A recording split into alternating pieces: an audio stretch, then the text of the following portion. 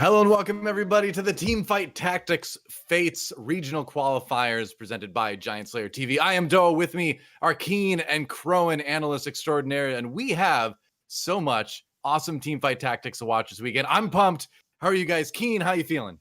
Feeling great. Ready for some set 4 action here. Hopefully we get a little more diversity than the old Ash Talon things that people are complaining about, Hey, play flexible, man. I don't know. Khroen, how do you feel? I'm feeling pretty good. I mean, this is what every single NA TFT competitive player is kind of wants to play for here. This is what's going to get you towards that, global championship, that big stuff. So excited to get this underway. Yeah, well, let's see who's going to be competing this weekend because we've got 24 players. They came from a number of different sources, ladders, other qualifiers run by TL, things like that, ladder snapshots. But here we are, and what a list it is. There's a ton of really awesome names on this. Like, I could go through and list them all, but I'd literally just be like listing every name. So like, Khroen, who stands out the most to you on this list? So I'm not telling you to pick favorites, just who jumps out. Yeah, I mean, you can't look at this list and not, gravitate towards mismatch socks. Always on top of the ladder. I'm sure everyone has mismatch socks and sort of one of their favorites to, do well in these qualifiers and then actually, eventually make or achieve a spot in the regional qualifier for that set championship in the end. True enough. How about you, Kien? Who are you most excited to watch this weekend? Oh, it's all about what you've done for me lately. And right now, the number 1 ranked player on the ladder is actually Bertosaurus, who has been playing a lot of Dusk and Cultist games. So I would expect to see the meta be shaken up a little bit. I'm kind of curious to see if that can hold up when it's in competitive play and you don't get a bunch of people just kind of memeing in solo queue. I'm excited to see how his style will work in this more competitive setting. It is going to be interesting. I've been a big fan of the Dusk all set long, but lately on the ladder, it does seem a bit more viable. So I'm curious to see if it's going to work out in a tournament play as well. But let's take a look at our format and our schedule for this weekend to see how exactly all of this is going to shake out. You can see, of course, day 1, that's today. Round of 24, we've got 6 games being played by each player. We've got everybody divided into 3 different lobbies. And then as you can see, those are going to kind of rotate and be reseeded throughout the day based on results. 8 people are going to be eliminated. That will bring us to day 2, which is tomorrow. 16 players play again. Then day 3, we've got our final 8, and the 4 highest scorers receive an invite to the second qualifier. There's a lot to talk about. And I like too that we're eliminating people incrementally, right? It's not a huge 50% chop on the very first day. You've got a pretty good chance, a 2/3 chance rather, to make it through to the second day. So yeah, it's a cool format. I like it. But let's take a look at our prize pool as well, see what everybody is playing for. Obviously, there's a little bit of cash on the line. That's always good. You always want to make a couple dollars so you can play a little bit more TFT, work a little bit less part-time jobs, but at the same time, there's also points that are going to be available as well, which we're going to look at in a minute. I'm getting ahead of myself a little bit, but how cool is it that we're seeing TFT esports grow like this? Because I feel like already in set 4, we're seeing kind of bigger prize pools than we saw in set 3. What do you think, Kien? I think it's great to see, every set. People forget that this game actually has only been out for, at this point, 1.5 years. It's not a super old game. We're not comparing ourselves against like a 10-year League of Legends thing. So it's cool to see the scene continue to ramp up. In set 4, I feel like the sets are getting better and better as we come along, and it still feels like people are still coming in fresh all the time. So I'm excited to see the scene slowly ramp up as well. Me too. Let's take a look at the tournament points breakdown, as this is going to be a big thing a lot of people are going to be keeping an eye on over the course of the tournament. As you can see, it's a big range. First place gets you 50 points, whereas 24th gets you only 11. And again, all these points are going to be very important when it comes down to qualifying for events later in the year. So there's a couple different ways to earn points, but this is a good way to get a big chunk of them at once, isn't it, Khroen? Oh yeah, no. If you get first place here and get 50 points, like just comparatively, that's 12 points above second place. It is huge to put you in the lead in getting towards that final NA regional qualifiers. Like there's 4 different qualifiers right now to get there, and so if you jump out on the lead, you're gonna be feeling really confident heading towards the rest of the year. Yeah, absolutely. It's going to be fun. I'm glad we have this system in place because it's going to be really cool to kind of like track the points totals throughout set 4, like get excited about who's close to catching who in the standings and all that. It's going to be neat. It reminds me of some formats we had in some other games. We even used a points format with League back in the day as well. So I've always liked it. I think it's cool that we have that in TFT as well. But we should mention Juked.gg, of course, our partner for this event, our amazing sponsor. They have done so much to support TFT Esports over basically the life of TFT on a lot of different Giant Slayer events. So shout out to them. And as you're watching today, make sure too that you register and watch on Juke for your chance to win up to $300 for free. You can type !GSTV in chat to go to Juke, where you can watch the event and answer questions to earn points towards the leaderboard. Prizes are going to be awarded for the most points earned per day throughout the weekend. And I had that all memorized. I didn't just read that off right now. Believe me. Seriously. Yeah. So we're moments away from getting into our first game. Both of you obviously have been slamming the ladder pretty hard. I've been hitting it hard as well, but I feel like I can never play as many games as I want to. But what do you find yourself kind of like gravitating towards in your recent games, Khroen? And obviously it's good to play flexible, but what do you end up kind of preferring to play if you get the chance?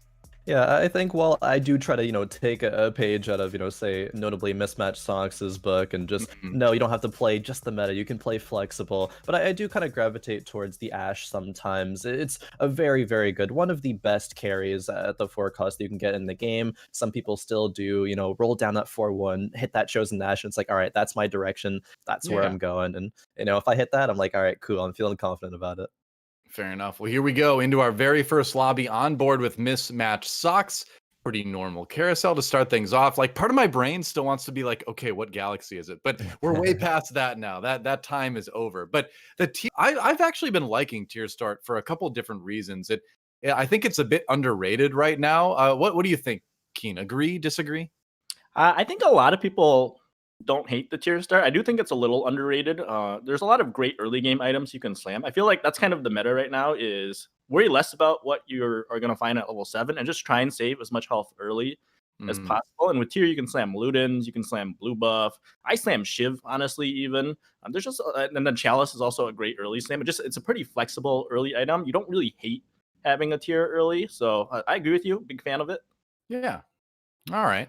Well, Khroen, in the early parts of the game, what units are you kind of looking at picking up right now? Obviously, I feel like there's, the brawlers that Sox has access to right now. You want to try to grab the pair above all else. But I feel like there's some other things like that people are ignoring. Like the early Elise is good with Cultist, but I like to pick that up in case I run across an early Jarvan, because Keeper can be a pretty strong, like pre-2-7 board as well. Like, what do you think? What do you kind of find yourself going towards a lot early? Hey, definitely. I mean, if you like to go, it depends on what direction you like to go. Because if you like to go sort of that dusk direction, then going cultist and keepers really gives you an easy path to go there. You can go like what we see in the shop right now, actually, the enlightened chosen Nami. And if we look at the items on the bench, look at the items on the bench there. There's the Ludens already. If you want double Ludens in that Nami, top putting up damage. Sox definitely is thinking about it right now. Sells the Maokai, does grab it. Already has the TF pair for the mages, just needs one more mage to get that synergy online. And Sox's direction seems pretty clear right now, honestly. Already slams the Ludens too. I mean, look at this. He's got a belt, and a belt is just one rod away from a Morelos for a Morgana later in the game too. So I'm just saying, hey, he slammed the Ludens. I think that's the right decision. What do you think, Kien? Do you believe in the Nami 3? Oh yeah, so there's 2 ways to play this. Is you can either slow roll at 5 to hit the 3-star Nami, or you aggressively level early. And this kind of depends on how many Namis you have. I feel like he's in a position where he can just sit, because a Luden's double or 3 mage Nami start is just so strong that this is like a pretty, like, if I hit this on ladder, I know I'm gonna get top 4. I think it's very unlikely he doesn't top 4 from this spot. Which that's just how strong Luden's chosen Nami start is. Just crazy to see. If you're him, you love to see this. Definitely. Now, he did level a little bit, so maybe not thinking of going for the level 5 Nami 3 search. Sometimes he just kind of set it up. Although I go back and forth, and I'm actually glad that this is happening, because this is going to help me with my own games, because now I can ask 2 people smarter than me about this. But I feel like because it's a level 1 unit, you generally want to avoid leveling to give yourself a higher chance of hitting those Namis, even if it is something as small as going to level 4 like 1 round early. What do you think, Khroen? Do you think it makes that big of a difference in the long term?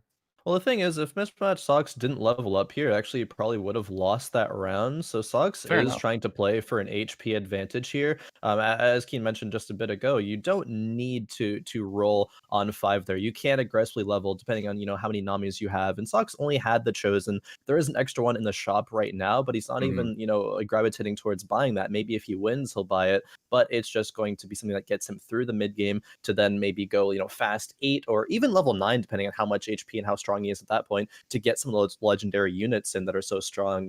I think legendary units, I think of Kien right now. Kien's a huge carry that can, win you a lot of lobbies.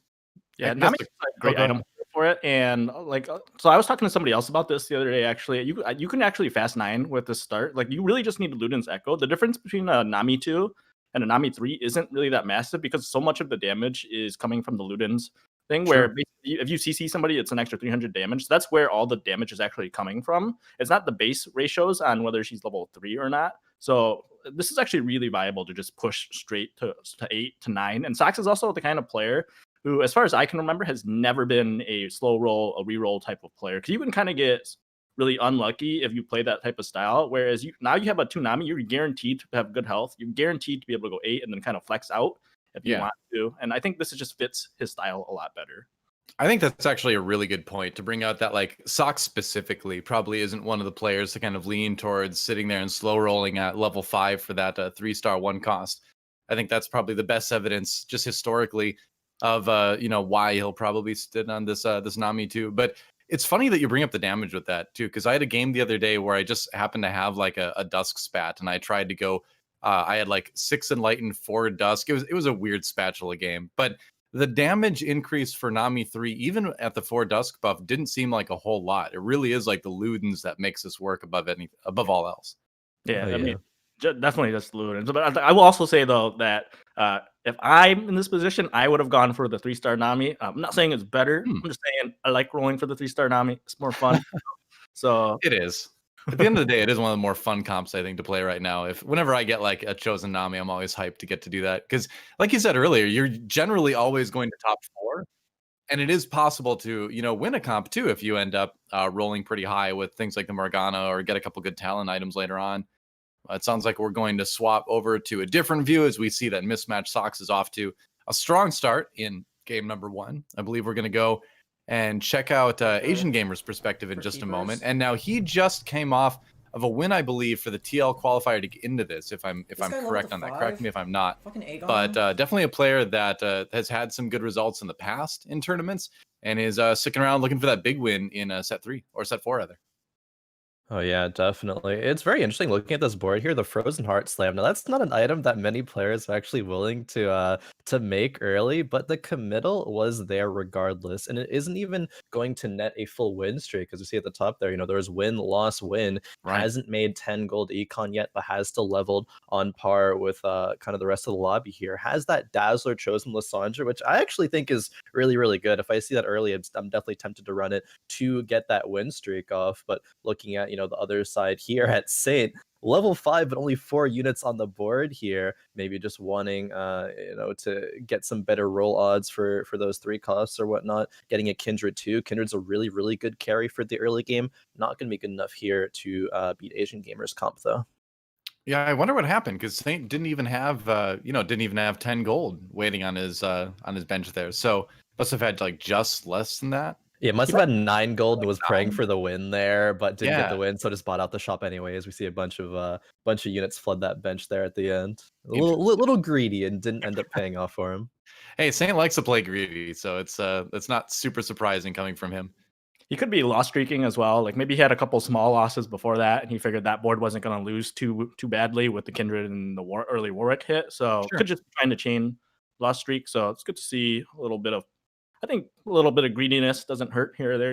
It's early enough where you can afford a couple health. I mean, yeah, especially if you can go into 2-7 at more than 90 HP, you're in fine shape.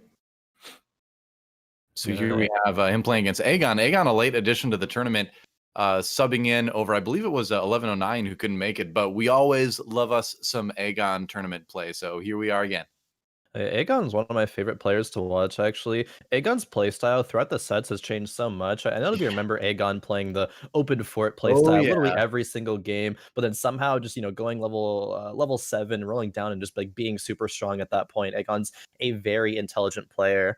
He came out with a lot of I guess like analysis on just like the game state recently, and he just has a really good mind for TFT in general. So always a delight seeing him play. And as we see, he's the only player in this lobby who's at 100 HP win streaking right now. So off to a really good start. Yeah. Aegon's one of those players where 3-2 especially will hit, and he will roll on 3-2. Yeah. Depending on his health, sometimes good health, sometimes with bad health, just kind of depends on where he's at. He's one of those players that I'll run into. I'll see his board, and I'll think, "Oh man, I'm gonna win this fight pretty easily." And then they'll like me, and I'll be like, "Man, I'd never even thought that board would be strong." So it's like he's a player that's really good at flexing and stuff that you might not expect to be good, and then just kind of clapping you with it. I feel like he's uniquely suited to this meta too that relies on rolling down and during the roll down identifying what strong things you're hitting. Because, like you mentioned earlier, Khroen, he did used to have that style of playing this extreme high economy, sometimes low HP open fort early game, and then going on a big roll down and putting together a very strong board out of this. So the game right now kind of does sort of suit the way he's played in the past, even, which is a little bit unique. Yeah, I do agree with you because oftentimes in this meta, if you're not off to a strong start, you'll find yourself low HP, 4-1. There's a conversation right now of, oh, do you, roll on 4-1, go 7, just find your chosen, or do you greed out into level 8? Sure, if you have high HP, you can maybe greed to level 8, but if you don't, that's kind of Aegon's comfort zone there, and he's able to identify all those things in that roll down so quick and just get a strong board. As Kien was just saying, it's like, oh, Aegon's comp looks pretty weak, but no, it's actually really strong, and Aegon's one of the best players at kind of achieving that. You haven't even seen his final form. Exactly. Asian Gamer just slammed the QSS there. I'm not sure I personally agree with that. I think QSS isn't really super impactful in stage 3, so I think I probably would have saved it and slammed something else after the carousel. But it's kind of interesting to see this full-blown item slam meta has everybody has embraced it. I think Sox in this lobby was the one to kind of pioneer that. So yeah, it's been kind of neat to see. I'm really greedy, so I like to sit there and maybe I'll hold this glove for an IE or for Jeweled Gauntlet or something later. So it's definitely interesting to see him slam the QSS there. It's definitely an item slam meta. I think more than it ever has been that I can remember in TFT in the past. I like the QSS slam, but only for very personal reasons. In that lately I've had like this weird run where I can never find a QSS that I need late in the game. So I started doing it just because I don't trust my luck anymore. But aside from that, I think you're absolutely right. Yeah, definitely. Looking at mismatch sucks there. He has leveled up to 6. Slammed actually a Zephyr.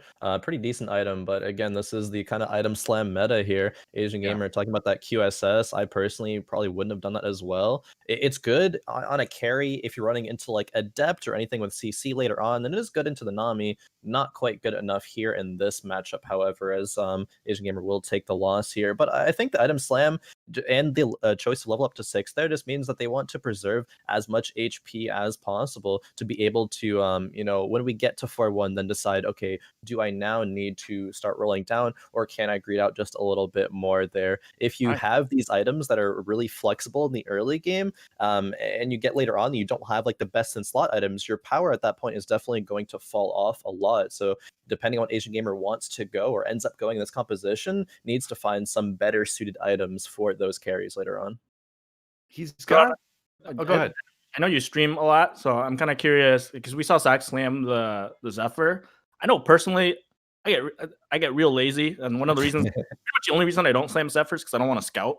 Oh yeah.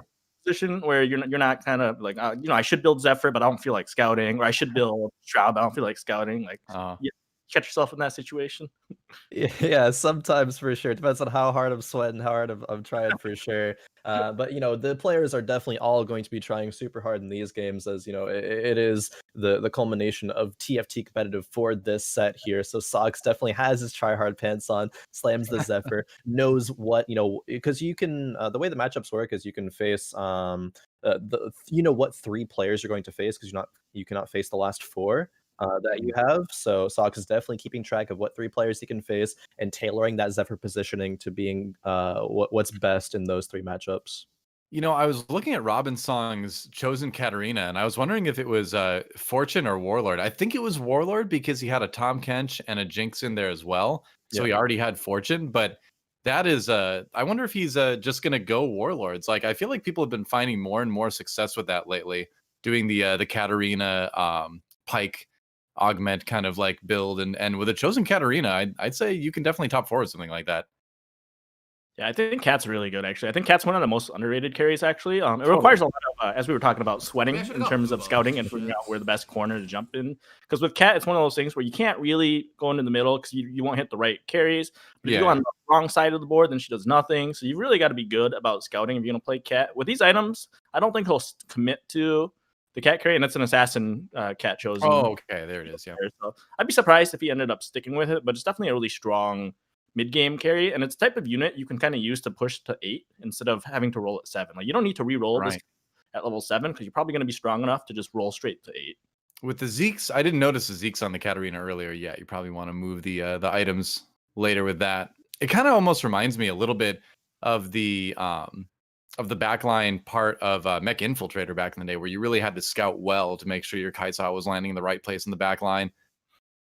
Yeah, it's kind of similar to this Katarina positioning for sure. Robin Song's also building, the two ZZ rots as well. But yeah, the items on this Katarina definitely makes it think that it's going to be swapped off later on. But Robin Song's had a little bit of rough early game there, dropping to 68 HP, but actually won all the matchups so far in stage 3 right now. So it is still really strong, and gaining that fortune gold to kind of catch up a bit, 2 to 3 gold per turn does start adding up, especially when all these wins are coming through. Robin's going to be able to be as strong as the rest of the lobby once we reach into stage 4, going level 7, and perhaps not even rolling at that point either. Well, he found the early Ash, and he has the Kindred on there, so he's keeping himself open to that. But if you look at those items, Ionic Spark, 1 tier. If he can make a blue buff, he's got the Vein. So he's thinking Dusk a little bit too.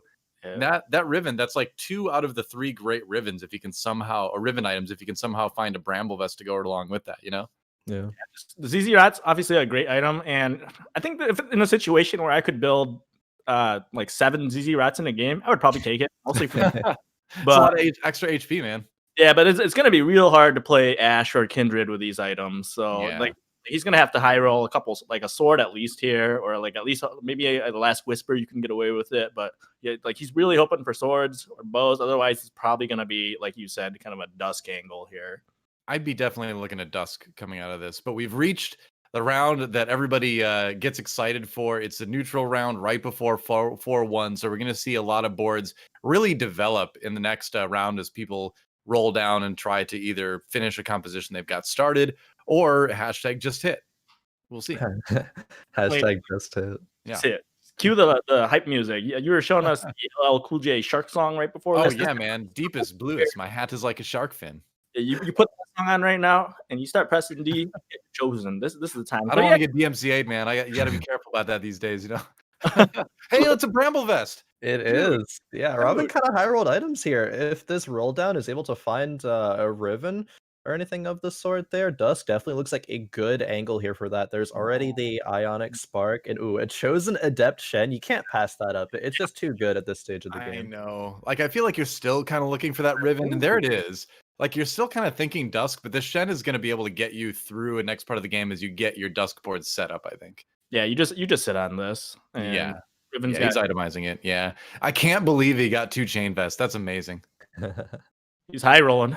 He certainly is. Like that, hitting that Shen to help him stabilize and hitting the great Riven items. Like he's waiting to see if he can maybe get another tier off Carousel. That would be like, quote unquote, what I think a lot of people would call perfect Riven items right now. But even if you can't find it, having 1 tier is still pretty good shape. You could do a Shojin, I guess, but we'll see what he decides to go for. Yeah, it could be a blue buff. I think optimally you might want like a, depending on the rest of the lobby, not quite sure what everyone's running, but it could be a thing like a Declaw, it could be a Titan's Resolve. Titan's Resolve definitely one of the go-to Riven items as well. But just going back to that roll down that Robin had, it was so good. The Adept Shen actually will save so much HP at this point, and with the ZZ Rots on him as well, because not only will he taunt everyone else, but when the ZZ Rot, Shen eventually falls, ZZ Rot comes out, it'll taunt and just buy so much time for the Riven and now the Jhin, because he found a Jhin as well in the roll down to just continue to deal damage. There isn't Mhm. that many items for the Jhin right now. There is just that one sword.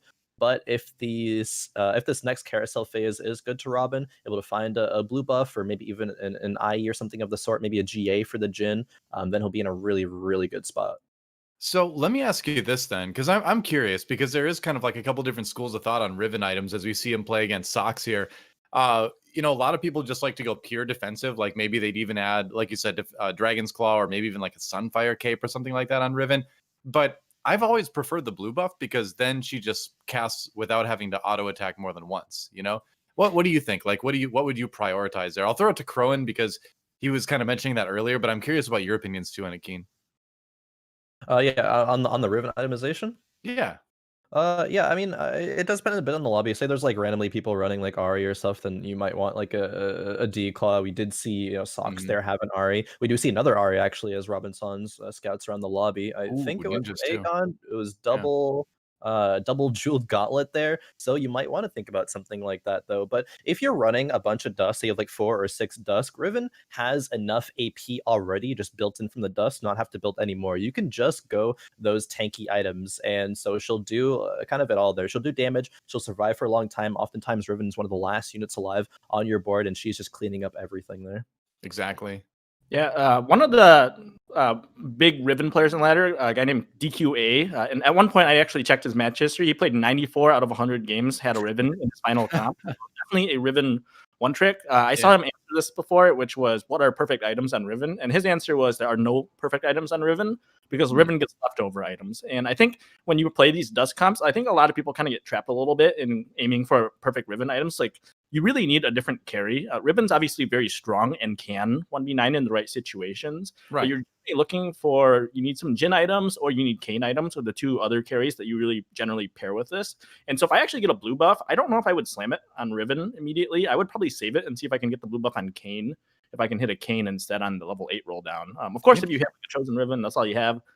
Obviously, always a good option to blue buff Riven. And in a perfect world, I do think that those 2 items plus blue would probably be my ideal setup for Riven. All right. That's really Yeah. interesting, actually, because I mean, at the end of the day, Riven does work with a lot of different items, so I can definitely see that. And it's hard to argue with DQA. Oh yeah, DQA is probably the best Dusk player. I mean, they've been playing Dusk this whole set. They reached rank 1 on ladder with just spamming Dusk. There's just so many Dusk games back to back to back, and Kane was definitely a huge factor in in climbing the ladder that way. We now move on over to Aegon's view here. Aegon is the player in first place right now and has that jeweled gauntlet on the Ari. I think there actually maybe is multiple Ari players, because I know I saw one Ari with double jeweled gauntlet there. So very, very interesting. Aegon choosing to level up to 8 here to put in 6 Vanguards right now. That's going to be good if anyone's running, Ash, Talon, or things of the like. Yeah, I mean, Ash is not touching this board. Like, Yeah. board, Ash is going to sit here and you watch your Ashes tickle frontline Vanguards here. And then if Talon gets caught on one of these as well, it's going to be pretty hard to get on with this Ari. This looks like is this a 4 Dusk or a 6 Dusk board for Boomer and Zapper? Because it looks like he's got the Dusk Riven and he's got the Lilia in there already. I think it's probably just 4 at the moment, but yeah, definitely with the cultists in there. But either way, it's strong enough. That Riven is just so devastating, and he's got the Jhin 2 with the IE, so that's going to be a lot of damage to contend with. Yeah, not what you want to see for Aegon leveling up, putting in 6 Vanguard, and you run into the dude playing a bunch of magic damage. It's like, oh, yep.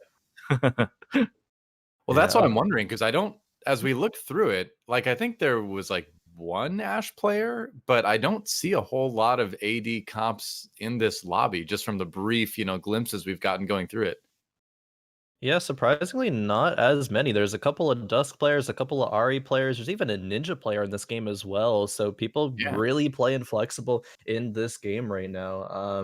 Looking on over to Aaron, the other side there, one of the Ash players, but it's only a Warwick 1, an Ash 1 with 2 items. It's not really that great, although Aaron does have a decent amount of gold to work with though. And as we, compared to say the last board that Aegon faced, Boomer and Zapper, they had Dusk, but they had 0 gold. So going to level 8 at this point, a round before Raptors is going to be pretty impossible. You need to wait up until like rounds like 5-5 or something to actually go in at that point.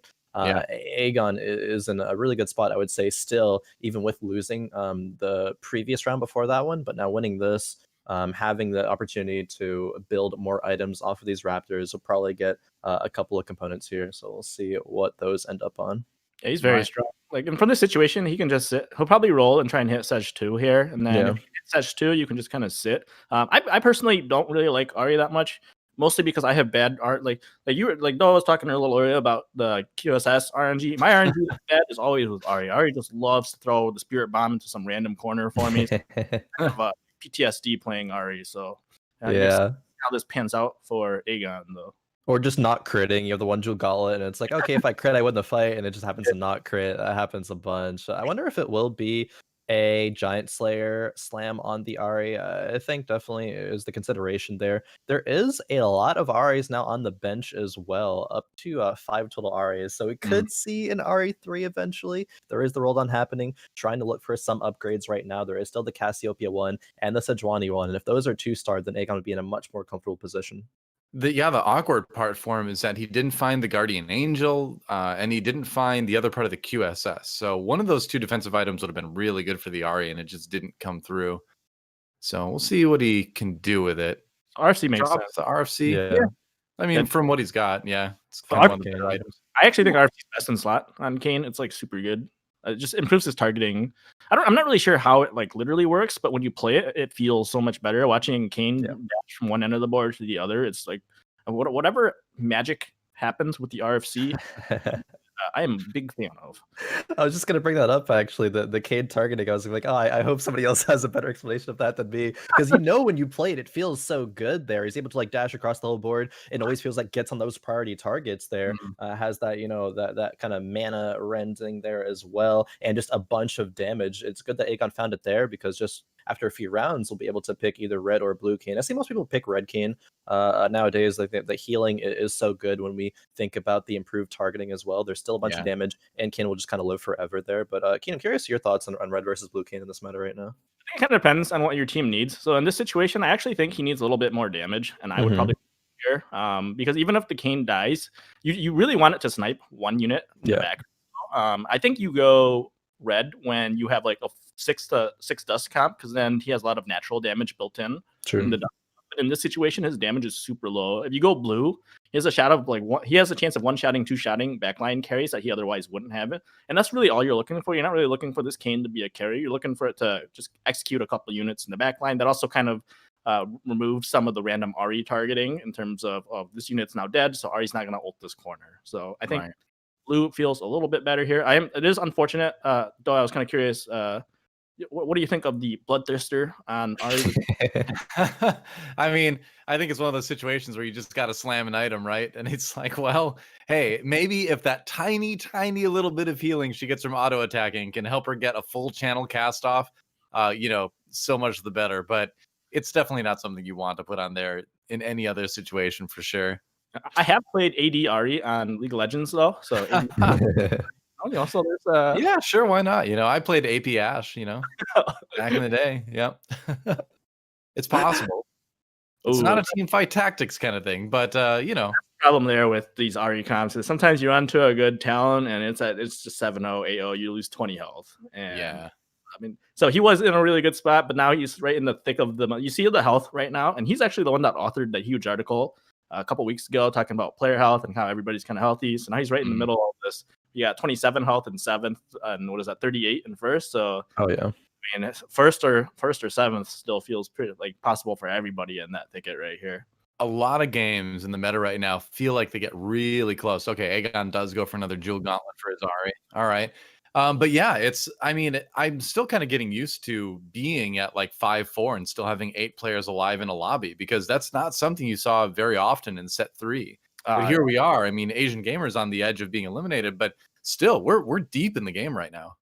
Oh yeah, this game is so close. If you talk about just 11 HP gap between 1st and 7th right now, not often do I think you see lobbies like with everyone this close. Usually there's a couple of outliers with someone very much in 1st place, or maybe one person already gone. But Asian Gamer, while they are at 7 HP right now, they do have a Z3 with a 4 ninja composition. It can pick off some wins if the positioning is good. We're looking at Spencer right now here, who is on a win streak, has bought this chosen Vanguard Sejuani. It's a good addition to this comp right now. now. There's a fully itemized Talon and a Morgana. If the Talon's able to find those key targets, then I think this should be some more wins for Spencer here. 7 win streak right now. With a health like this, he's in a situation where losing one fight could be the difference between like a 6 and a 3rd at this point. And with items he has like this, like without the Chosen, you have the 2 Talon, you have the 2 Morg. What possible Chosen could you hit at this point that is actually an upgrade on this board? So you might as well take the upgraded 2-cost frontline unit. The Sedge is always good to just slam in, and I think this Sedge basically guarantees him a top 4 with these items, with this health.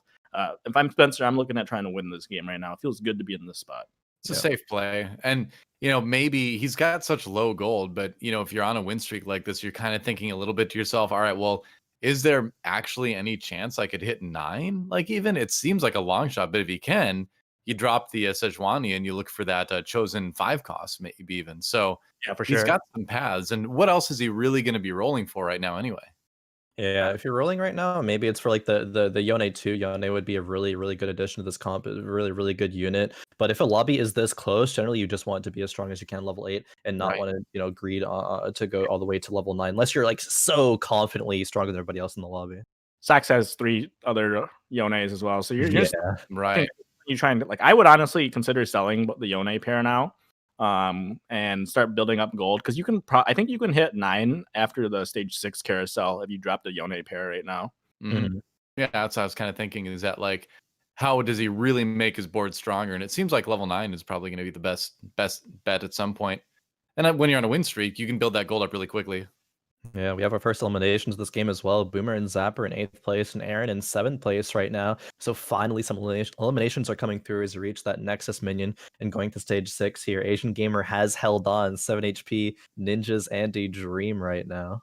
Yeah, man, he's doing it. Like, how many lobbies have we seen, right, where somebody hits that Z3, like throughout set 4, and now more recently with that 4 Ninja rather than the Shade comp that we used to see the Z3 in, and comes back and top 4s.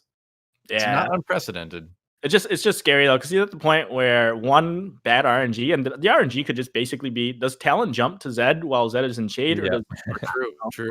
Because Talon will one shot that Zed if it doesn't catch him out of shade. But if your Zed happens to be in shade during a reset, then suddenly maybe you win that fight. So that's the one he's got to be really scared of. I think he beats the RE players pretty easily, so it'll be interesting to see if that matchup pans out in his favor. But that's what happens. You hit stage 6 and you're just kind of crossing your fingers, you're rolling your dice, you're praying to your little gods and trying to figure out, how do I get the good Mort Dog RNG for matchup here. Exactly. Well, Aegon down to sub 10 HP as well. He's sitting at 9, so definitely no margin for error. Asian Gamer's now playing against Spencer. Yes.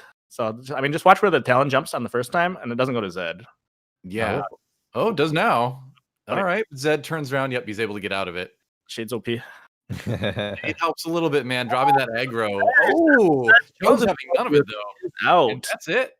That's the end for Asian Gamers in this game. He's going to go out in 6th. It looks like.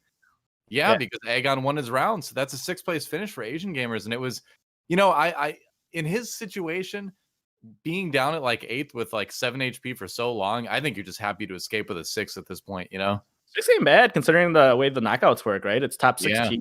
First day advance, so you're actually looking for about a 5th or a 6th on average to be able to advance to day 2. It's not even not even top 4 game. You're just trying to avoid 7th and 8th right now. If you're like me in high school and trying to get by with the bare minimum, yeah, sure.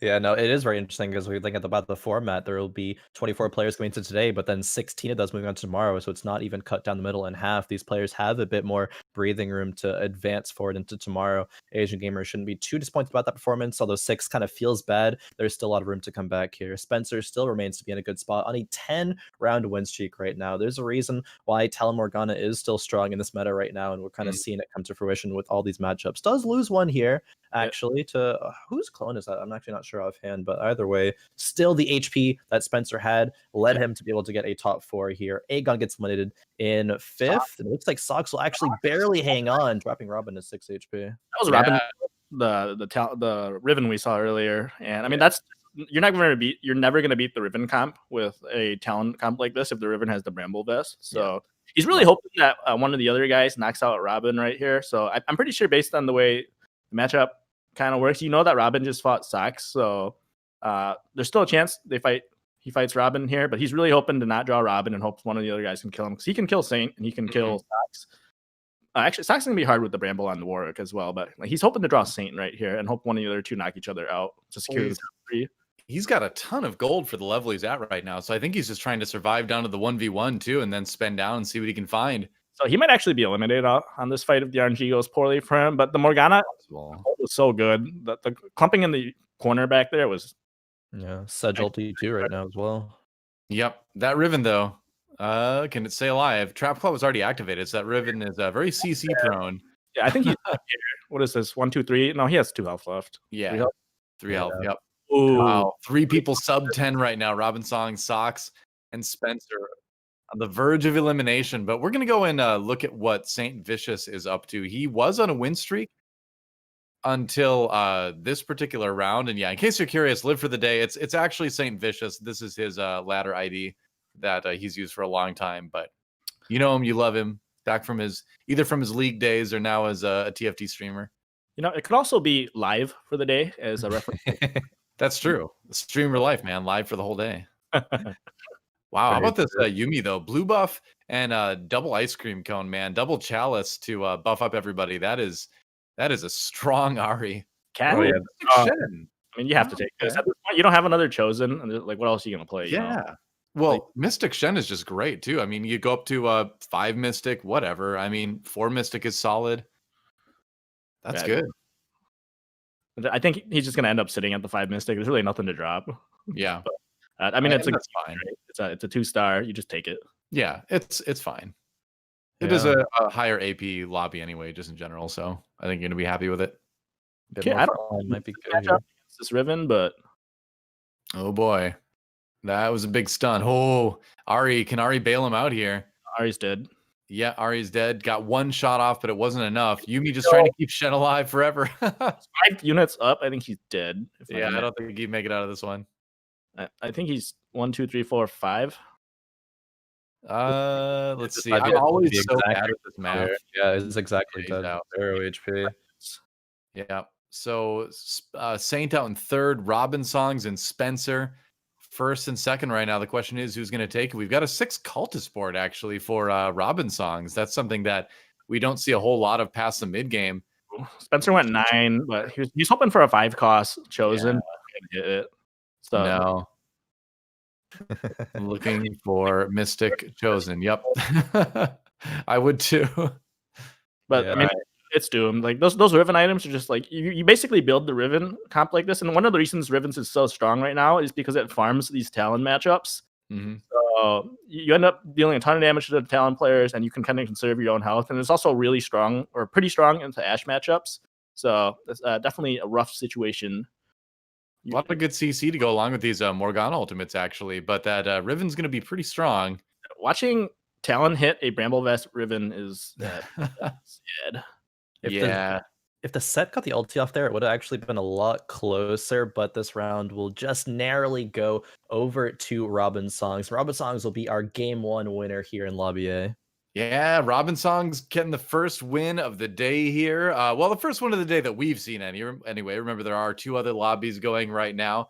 But that's a big one, again, because we're in that points breakdown where that first place spot in the lobby gets you the 10 points rather than the 8th for 2nd. So even in terms of just the points for this tournament, it's a big deal to take the first over the 2nd place. So a strong start for Robin Songs. But we've got a lot more games to play today, guys. We've got 5 more for everybody playing in this tournament. So we're just getting started.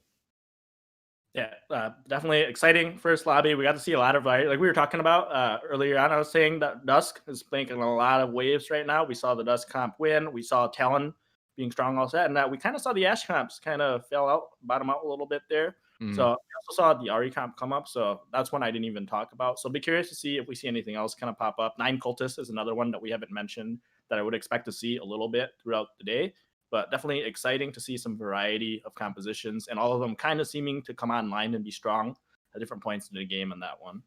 Yeah, definitely. And they all ended up kind of being to where the HP was so close in that mid game as we were, approaching that stage 6 mark. I wasn't really expecting anyone to play Ari, but there was 2 Ari players in this game, which for me it really stands out as something to take note of. Maybe people are being more willing to run that play style, given the approaches, everyone being flexible in the meta right now. We saw ninjas as well. We kind of saw it all in that game, and it was so close. So I'm excited for more competition as we go into more games here shortly.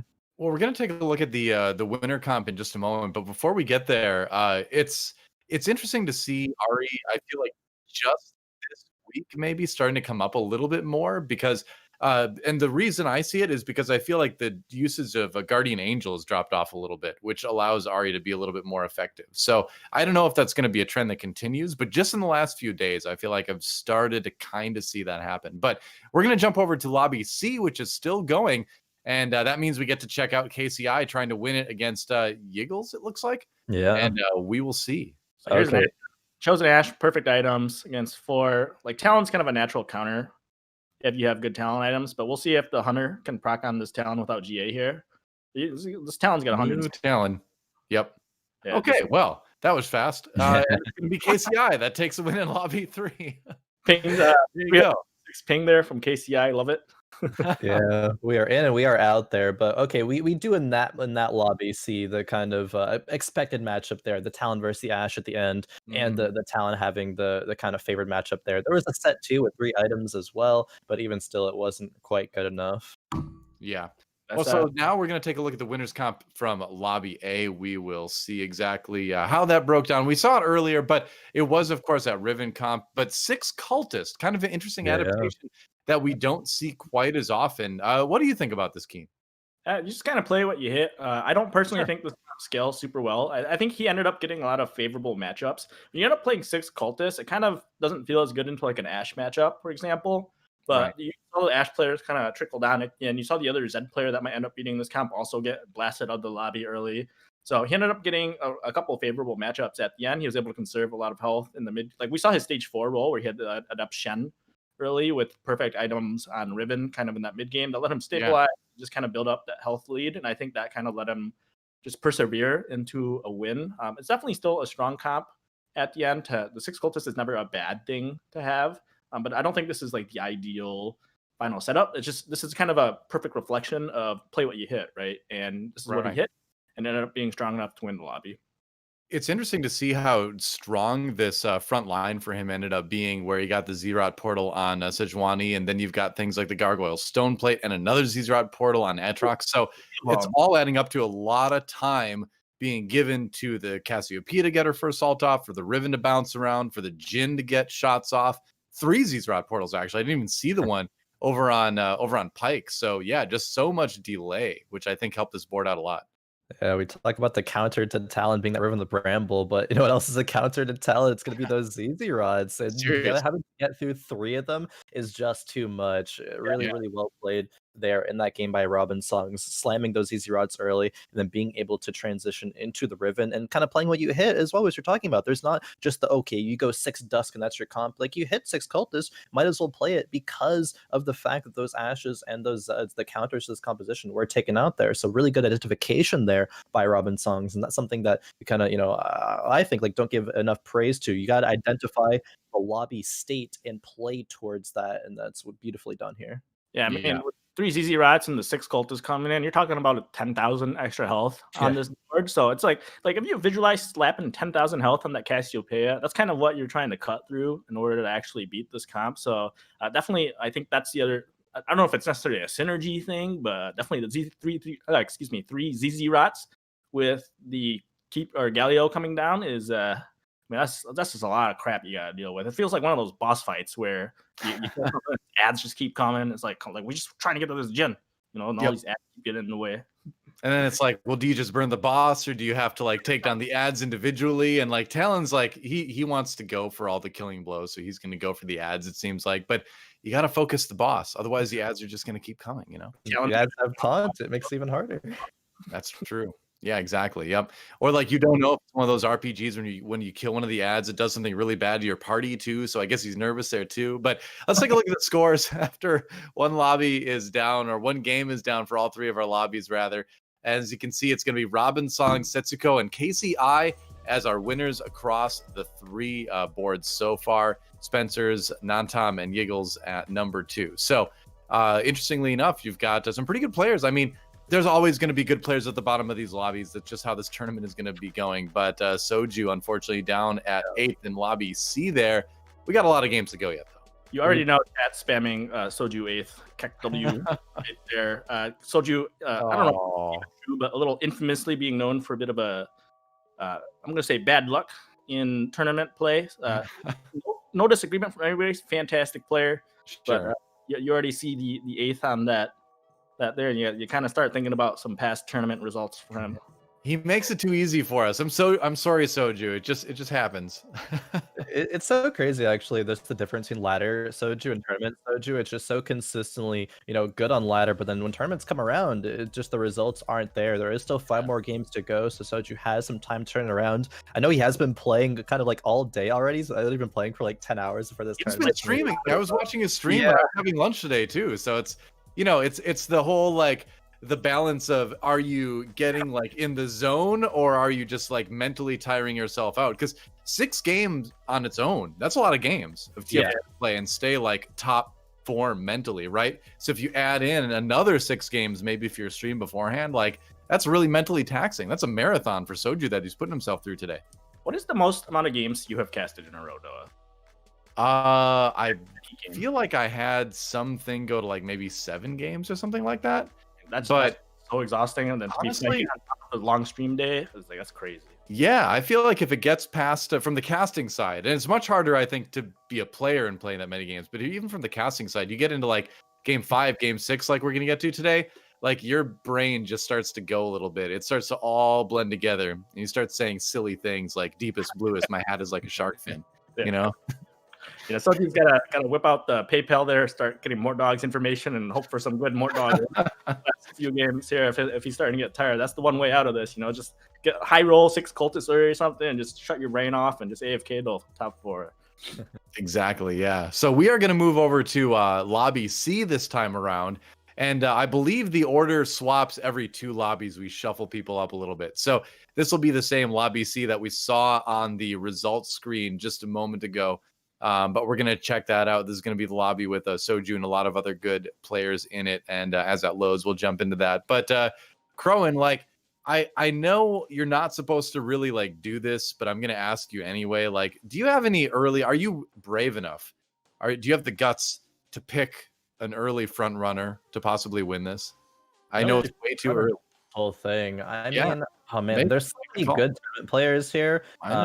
Some of them also do underperform a little bit sometimes as well. I'm going to go for, I think, if I were to pick a top 2, I'm going to go for either Robin Songs or Cottontail. I think they're both really good players. They do show up. I know a bit of, we just saw Robin Songs win a game, so it's, easy to say that, okay, win a game, off to a good start, more likely to win. But I think that consistency still will be there between those 2 players. We're gonna start off on game number 2 here on Lobby C with Kien's perspective. Kien has some really good tournament results in the past, so I wouldn't be surprised if Kien is one of the people to make it through as well. There will be 16 players once again making it to tomorrow, so the players that finished in the top 4 of game 1 are feeling good so far. I'm glad you brought up Cottontail, because I think he's been one of the players that's done well in tournaments specifically from time to time too, so I think he's a safer pick in that regard. You got to bring up players like Aegon, who's had a lot of tournament success, mostly in Mort Dog tournaments, but in a lot of the other ones too. But we'll see. Right now we're on board with Kien as we get our second game of the day started, this time with Lobby C. And speaking of Cottontail, you can see him there. KCI, of course, won the last game. We've got other great players like M35 in here. Kiting is hard. All these lobbies are so stacked. Yeah, I mean, this is going to be interesting. I love watching Kien play because he's very good at things that I'm very bad at. So he's always been an extremely effective assassin player, and this has been true across all 4 sets. He's always been extremely good at assassins. There's different positioning nuances you have to be really good at to be able to properly play it, and he's always just excelled at assassin comps. So this talent meta, I think, is pretty favorable for him. With the bow, Negatron start early. So this is a solid start, but the bow Negatron's kind of awkward. You're definitely never slamming the Runons first. So we'll see You know what's funny is I was watching Soju's stream earlier today, and he ended up, and it relates sort of to what we're seeing right now, but he ended up hitting a duelist Yasuo early and had like a cloak, bow, and like one other item. I think it was a belt or something. And he slammed runins on the Yasuo, and it worked really well. It worked shockingly well. So I'm kind of starting to like wonder about runins on Yasuo early is just something to kind of like get you through the early game. Something I never thought about until I saw Soju do it on a stream today. And now it's probably going to be polluting my own games on ladder. Maybe we'll get it here. I feel like maybe we get the chosen Yasuo. Hey, there's the belt. It's the same card. Wow. Zerot instead of Runans here, but yeah.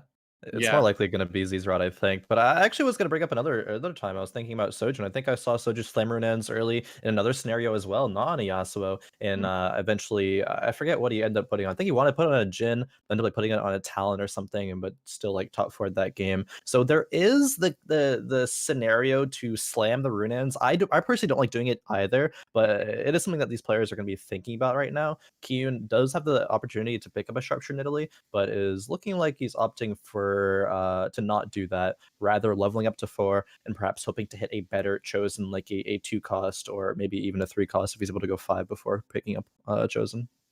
I love sharpshooters, but it's actually it's sadly easy to agree with not picking that up, because when you pick up an early chosen, I feel like you're generally looking for something that's going to be able to help carry you through the early game, and like sharpshooter in Italy just isn't enough of a carry. I will pick it up if I have Garens already, and and you can flex in like early, like if you can get, let's say, Warlord in with Nidalee, so sure, you get Nidalee, Jarvan, and Garen, then I think maybe that's worth playing. Or if you have like some good AP items, but with these items, it definitely feels awkward to pick it up. Yeah. Finds a Talon or the TF rather too. I was gonna say Talon 2. I'm like, oh, Talon 2 at 2-2. That's a high roll, but no, TF2.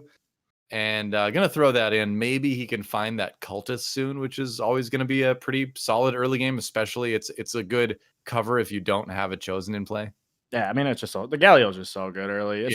I'm kind of curious to see what he's going to do with this item, whether he chooses to slam or not. He's always been, whenever I watch him stream, he's always been one of the more greedy players. Like if Sox is on one end of the spectrum of like Sox will slam whatever, whenever, then Kio is somebody that I do see hold and famously says first wraith with a few there.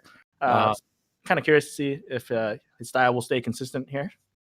Yeah, definitely a first or 8th player, and we might see that come to fruition here. I mean, losing a lot of HP in the early game here, getting, I believe, 4-0'd in both matchups there, facing Soju in this one. And Soju has an Enlightened, chosen Janna, and a GA slam already there. So going to be good items for a lot of different things in that mid game. And coming out with, like, Enlightened, chosen Janna early game, you're not going to get through those shields. It's going to be so much utility. And then also, like, offense, with them also granting attack damage as well. So really, really good start for Soju there. Maybe cannot go 8th this game, fortunately, but still. Wait, were there multiple Enlightened chosen Jannas I saw, or did I hallucinate that? I thought I saw multiple chosen Jannas across a couple different boards. I wasn't sure. I definitely saw the wall. I saw the chosen Zed as well. Yeah. Maybe that's one reason he's saving this bow. If you have a bow and a Negatron, those are 2 core items for Zed, and I know that Kien loves playing Zed, so could potentially be considering that. Fair enough. A little bit of a rough start either way for him, just in terms of who he's playing, what his board strength is. Here comes the Galio now, and yeah, Twisted Fate 2 on his own is just not going to be able to carry your board early on. One of these games where you have sub 80 health heading into the first carousel. These are the games when you Cursed Mort Dog is like, I just want to play the game, please. I mean, there's very little. Like, even if you took that chosen Nidalee, I'm not sure that would have made much of a difference. He's probably still sitting at 82, 84 health. Definitely not a good opener. So he's looking for a good 3-cost chosen here. That's why he's got the pre-level in already. So I mean, sharpshooter chosen Nidalee with runins early maybe would save him like a few HP. He probably would have gotten more kills during the rounds, but yeah, I don't think he would have won more rounds necessarily. Wow. That maybe increases your chances of avoiding 8th, but also increases your chance of being 6th and 7th, and you're not really looking for that right here. So True. Zed with a bow though. Yeah, grabbing Zed with the bow. So maybe as we're talking about, Kien is going to gravitate towards the Zed or Ninja playstyle there. I think that also speaks to the unwillingness to slam the ZZ rut. Talking about Kien being a greedy player, wants to get exactly what he wants and to move forward there. But I do agree. I think that even slamming the Rinins, taking the Nidalee would have also only really saved him like 4 or 6 HP there wouldn't really be good enough. There we are swapping over to K3 Soju here, who did lose the last round with having that Janna in. So someone else is stronger right now in this lobby. Yeah, he's got GA IE already. So when you're talking about flexible items, you want items that can go on multiple carries. And GA IE goes on Talon, it goes on Ashe, it goes on Jhin. There's just so many units that can hold it. And so he's feeling pretty good about his items. He got chosen Janna to mitigate the health. Akali's not the best user early, but not a bad user by any means of those items. So not a bad spot for him to be in. It's going to be his best option at the moment as far as what he has on the board. I would imagine he lost that round because despite having all the durability from the shields, it just isn't a lot of damage, which is why I think we see this semi-desperate move of putting in the Akali with this. But he's going to be able to find something strong later. Like, these items are way too good for him to not have a good finish this game, I think. Yeah, it's as long as he doesn't have just like a grief roll down on 401, you know. I'd say he's got to feel pretty good about the situation. Yeah, he might even win this matchup actually as well. The Janna shield's really coming through here. That just shows the power of it right there. And I mean, once Soju finds a Pyke as well, because Pyke not only give 2 assassin but also 3 cultists there, so that'll improve his early game composition a ton. Does find the Diana there for the assassin buff, so now Akali will be able to do just that much more, and these matchups will be a bit easier because of that. Yep, the Pyke spike is what he's looking for. Exactly. Yeah, the Pyke spike, true. You've got the Nami there too, just so that he can jump up to 4 and lighten quickly if he stumbles across like an early Morgana or an early Talon or something like that. So it's little moves like that, I think, that a lot of people can take from watching players like Soju and incorporate them into their own games, because you look like he's not losing any economy by doing this, but he's just kind of saying, what if, right, with building out this board. And he can sell it if he needs to, but he's also just so well positioned to go a number of different directions at a moment's notice. Yeah, and for the rest of the lobby, when you see somebody have an early IE like this, and you're sitting on a chain vest, and you have an opportunity to build like a Sunfire or something, and you think, well, should I slam this right now? When you see somebody else that has an IE, it's usually a sign. If you have a vest, you should probably save it to try and slam Bramble on something, because it helps so much with this matchup. And it's those kind of little things that I think when you watch people, like, they'll read like a guide online and they don't really think about the state of their own game, and so they'll just kind of follow the guide to a T instead of reading the board and saying, oh yeah, hey, this is what's happening in my game, I should probably try and build to itemize to kind of counter this lobby a little bit. And so building towards a Bramble vest should be something everybody is considering, even more so than they already had before. But there's the Pyke spike. He's in a very good spot now. I think the thing is, you can't think of, a lot of people think of like built like comp guides for TFT as like recipes, like they're baking cake or something, you know? And it's like, well, these are the ingredients I need to make a delicious cake. And it's like, well, you can't really think of it that way. You want the cake in the end, but the ingredients that go into it throughout the baking process in a game of TFT will change. Yes. If only it was that easy, right? So there's the last whisper too. I mean, there's just like insane items for him at this point in the game. Oh yeah, thinking about those items on either an Ashe or a Talon is going to be so good. And being at 94 HP right now, you have the HP, and as well with being able to go 30 gold here, potentially the econ to be able to do it as well. Soju's still in a good spot. As we talked about, the Pyke spike has happened. It has hit Evelyn there for just a bit of a better cultist as well. So Soju definitely in a good spot right now. Cottontail and Yiggles are tied at the top of the lobby at 96 HP. But looking at the bottom side, Kien is already at 62, and Marcus or M35S is at 68 HP. And actually hit a Nidalee 3 there. That's not a unit that we generally see people go for. I was going to say, like, what is going on that board right now? I think that's a good top 4 unit to hit. If you, especially if you, sometimes he's playing for top 4 at this point. You hit 68 HP. You're really trying to. You're saying, oh, I can't really lose much more health this stage. So with the 3 Nidalee, he should be able to stabilize and win most fights on this stage. I think that's kind of the play here. When you go Nidalee 3, do you find yourself like itemizing and playing into sharps, or like what do you usually go? I don't play Nidalee 3 very often. I'm pretty sure it's a sharpshooter chosen, and that's the only way you'd go it. But I think so. I haven't seen roll Warlord Nidalee in a while. Like, I've definitely done the sharpshooter Nidalee. So he actually slammed Runons instead of last whisper here. Oh, interesting. I was going to talk about that because I mean it's like a Soju thing. Soju does definitely like the Runan slam a lot on different. I mean, they could talk about the carries like Ashe and Talon. I think both of them do still utilize Runans well. It's a bit awkward if you go up against anything Vanguard oriented. We saw, I believe in lobby A last game, it was Aegon running 6 Vanguards. If anyone decides to go that route right here, the IE Runans won't really do too much into that. So people will be looking at that. Will be recognizing that no the last whisper is there, so could counter this choice here by Soju. Rambo would feel very good right now into the setup. But so one of those things like that when you with the recent buff to the Runan, it's kind of like having 2 of those units. So it's definitely one of those things that feels good to have. It just seems like it's one of his favorite items. I mentioned like watching his stream earlier in the day, and he put it on that Yasuo, but he also went on for like a long time about like how great Runans was. So I think he just really, really loves that item right now too, and he's just partially just believes in it, and partially just kind of wants to try it out in a bunch of different scenarios. He's a Runan salesman. So yeah, exactly. Oh, for sure. Finds a Zed there in the shop as well, so Shade has now been achieved and is able to sell the Akali to make exactly 50 gold, even if he loses this round as well. Nice.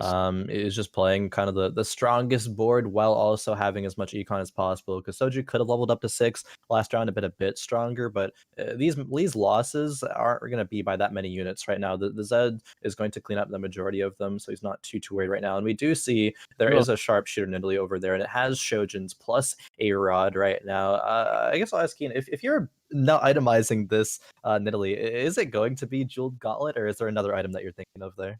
Definitely Gauntlet. I think it's definitely from this situation you go Gauntlet, and the third item probably defensive item. You're like if you see this Talon setup on Soju, you're probably looking at that vest on your bench and saying, well, I probably should slam GA on Nidalee so it buffs the armor so that Talon doesn't jump to the Nidalee.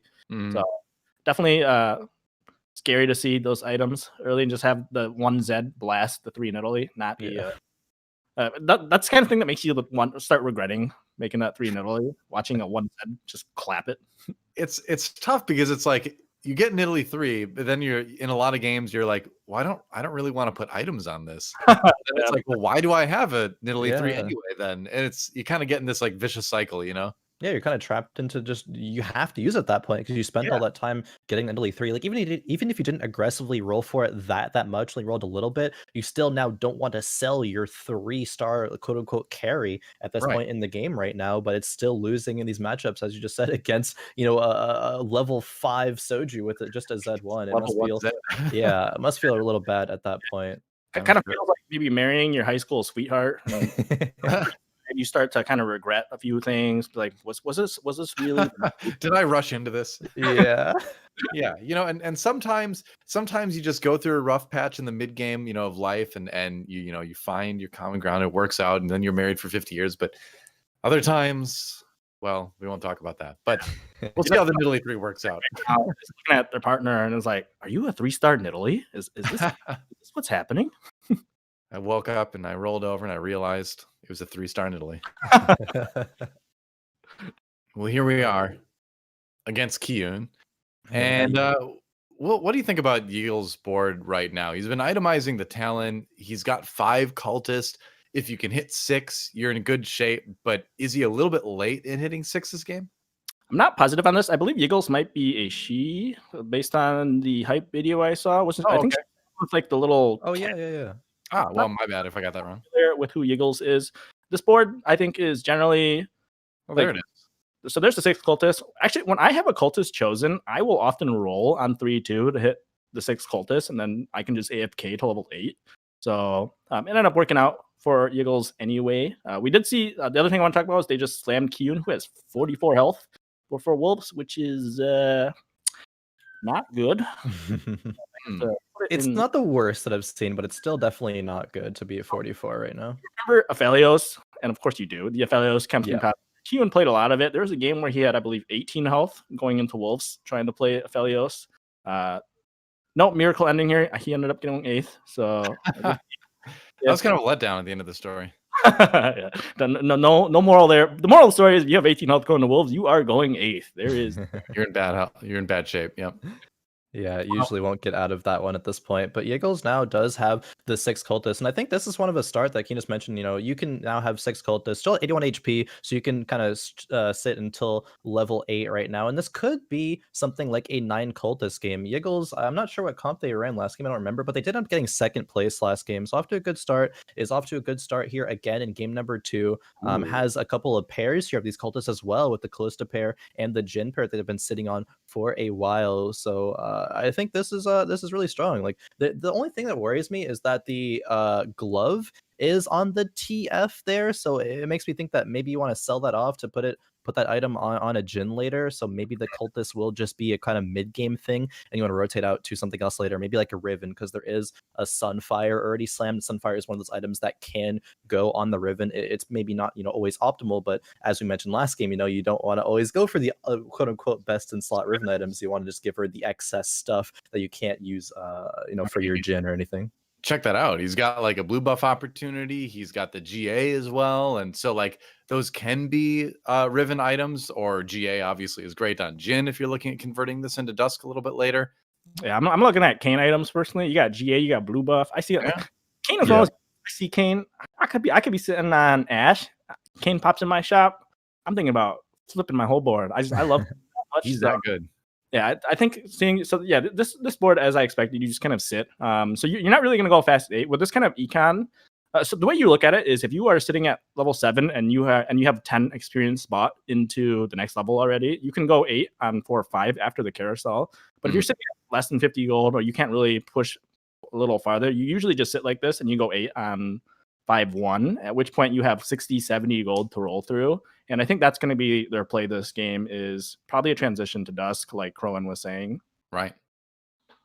Well, I like that she slammed just the sword on Jin as well, because that can either turn into a GA in an extreme situation if you need that Jin to come back, or it's something you can change into like an IE later or something too if you sell the TF. So just keeping it open, I think, is a nice play. So I rolled there. I don't agree with that play. I think so. It's one of these situations where I think people often look at the state of their board and like, oh, well, this isn't that strong. But I would look at this board and say, I'm probably not going to win that many fights in this stage. But because it's 6 cultists, I'm not going to get crushed in any of these fights either. Yep. I have 81 HP, which means I can leverage that in order to push to a spot where I can eventually spike. So with what you can sit, and you can have at worst, I think, 50 health going into stage 5, which to me feels great if you have full econ. So I don't expect them to roll that much more. And if they do roll, they'll stay around 40 health. So it's not like their econ's awful.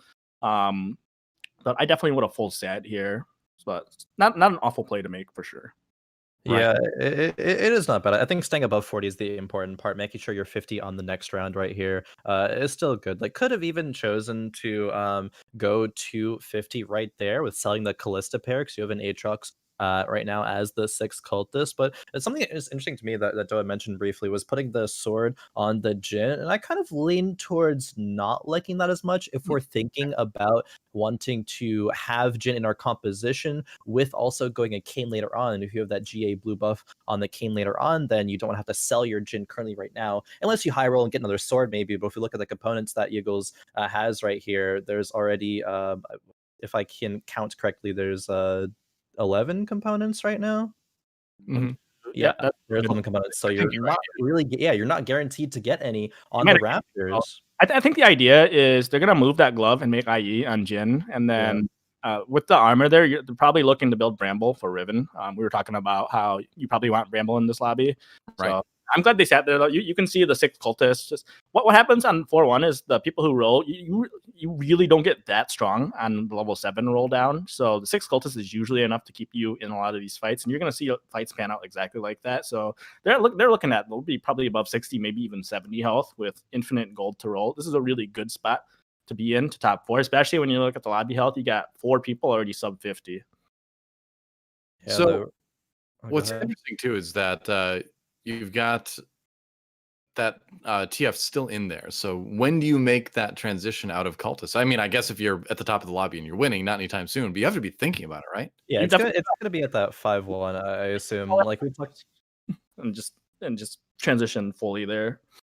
Yeah, we talked about the fact that Eagles might be even like losing rounds in this stage, but she's still winning rounds with not rolling that much. And there's a Riven right there, and there's a rod picked up there on that carousel that could go Ionic. If you high roll and get some like 1 or 2 components on the Raptors, it could end up being some good items as well for this and probably Dusk composition here.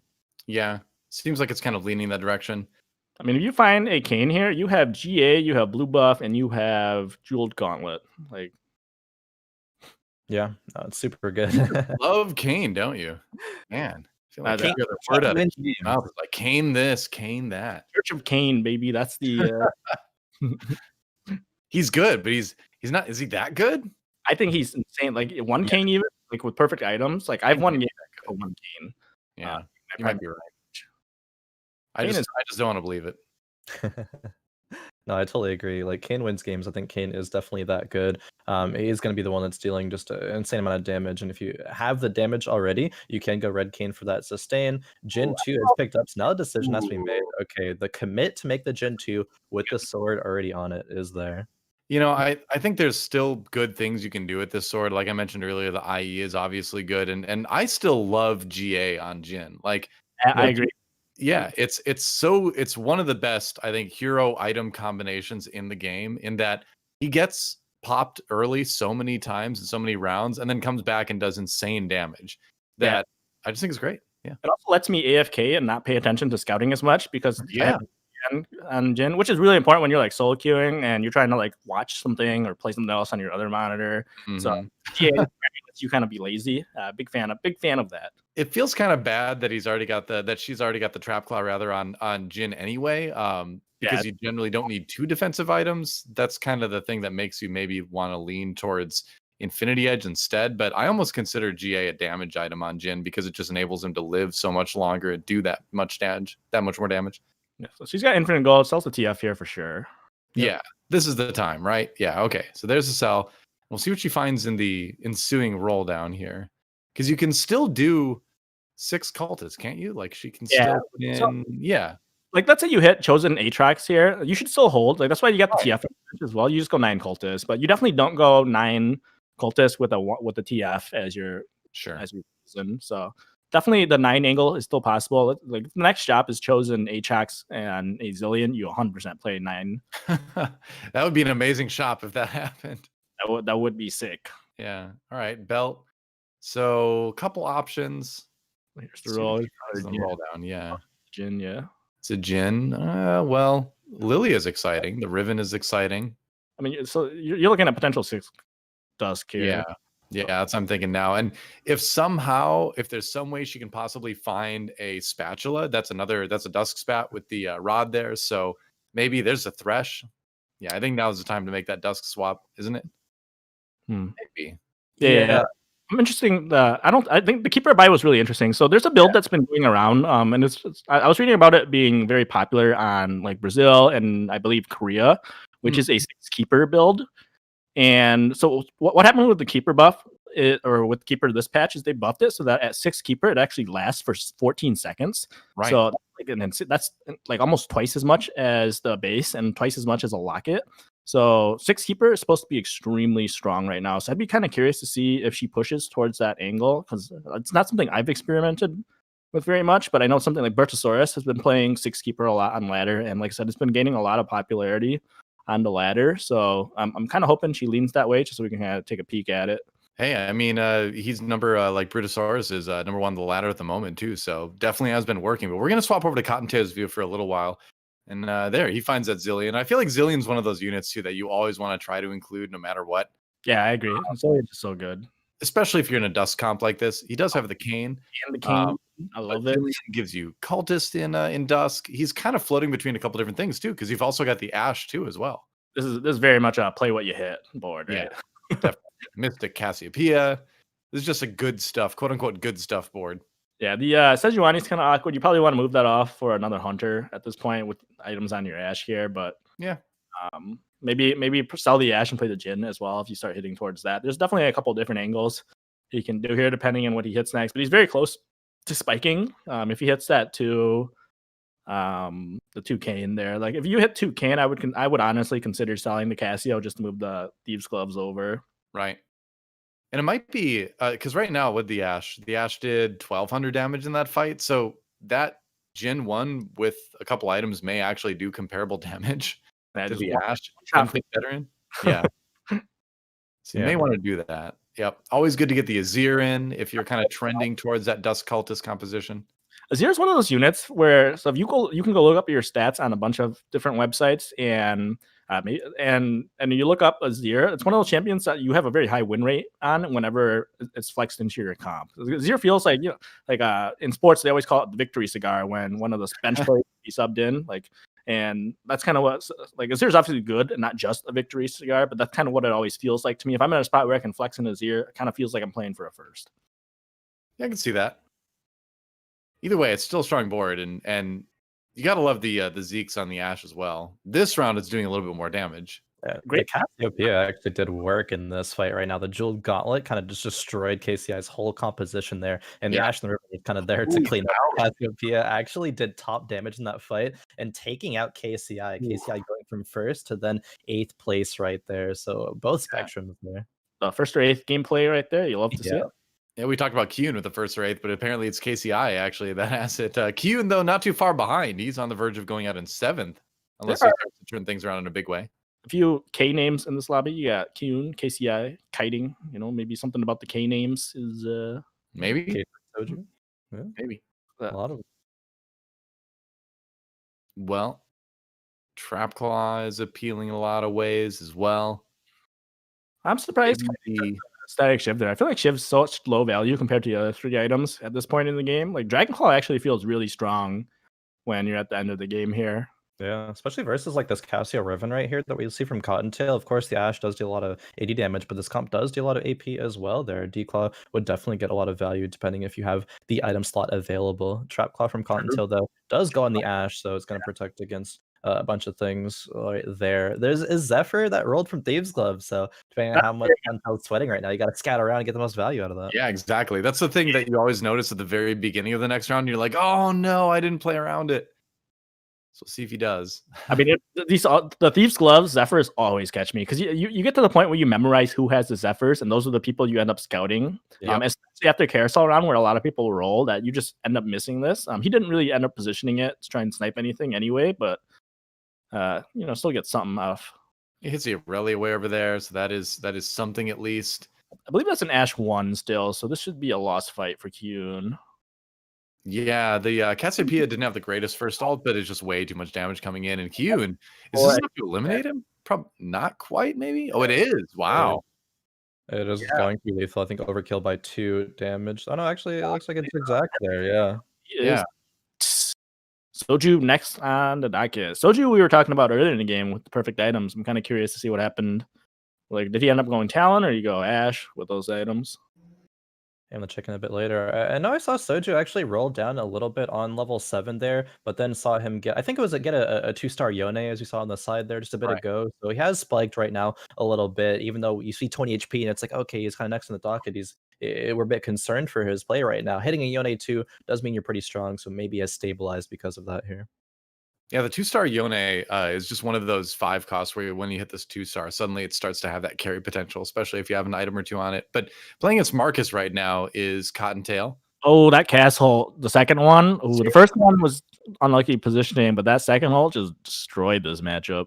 Yeah, he's doing some big damage to the rest of the people in the lobby right now. Yeah, just slamming them. We were talking about maybe selling that Cassio earlier, but nah, Cottontail's probably keeping this Cassio for the whole entire game here. It's not Dusk Chosen, but screw it. Like Mystic Chosen is still decent. These Thieves' Gloves rolls have been good. It doesn't even matter if the Thieves' Gloves roll is a Giant Slayer Renans because we're on the PvE round right now. So as long as the next one's good, then you're still chilling there. Cottontail is moving around the Cassiopeia as well, positioning into the carries. It got 2 ults off in the last fight because what are the DPS dealers in the last fight, right? It's like a Nidalee and a Jinx with like Thieves' Gloves there. Like that's not going to take down a Cassio or the second ult there. So super good. Cottontail's very strong right now. Cass heard me talking crap about her. She was like, "Oh man, my job's on the line. I got to start clocking up performance here. You know, good end of the year reviews, and she's getting S+ end of the year reviews for the last couple fights. Yeah, she's getting a raise for sure." All right. So here's at a point where if I'm Cottontail, I really want to hit that Jin 2 so that I can move those items around a little bit, get like a Last Whisper, IE, Trap Claw, Jin 2, and then move the Zeeks onto somebody nearby. Okay. But we'll see. You definitely don't move it. You definitely don't think about it until you have that Jin 2 opportunity. But we'll see. I think with this health, so it's unlikely that he loses 3 fights because nobody else is going 9.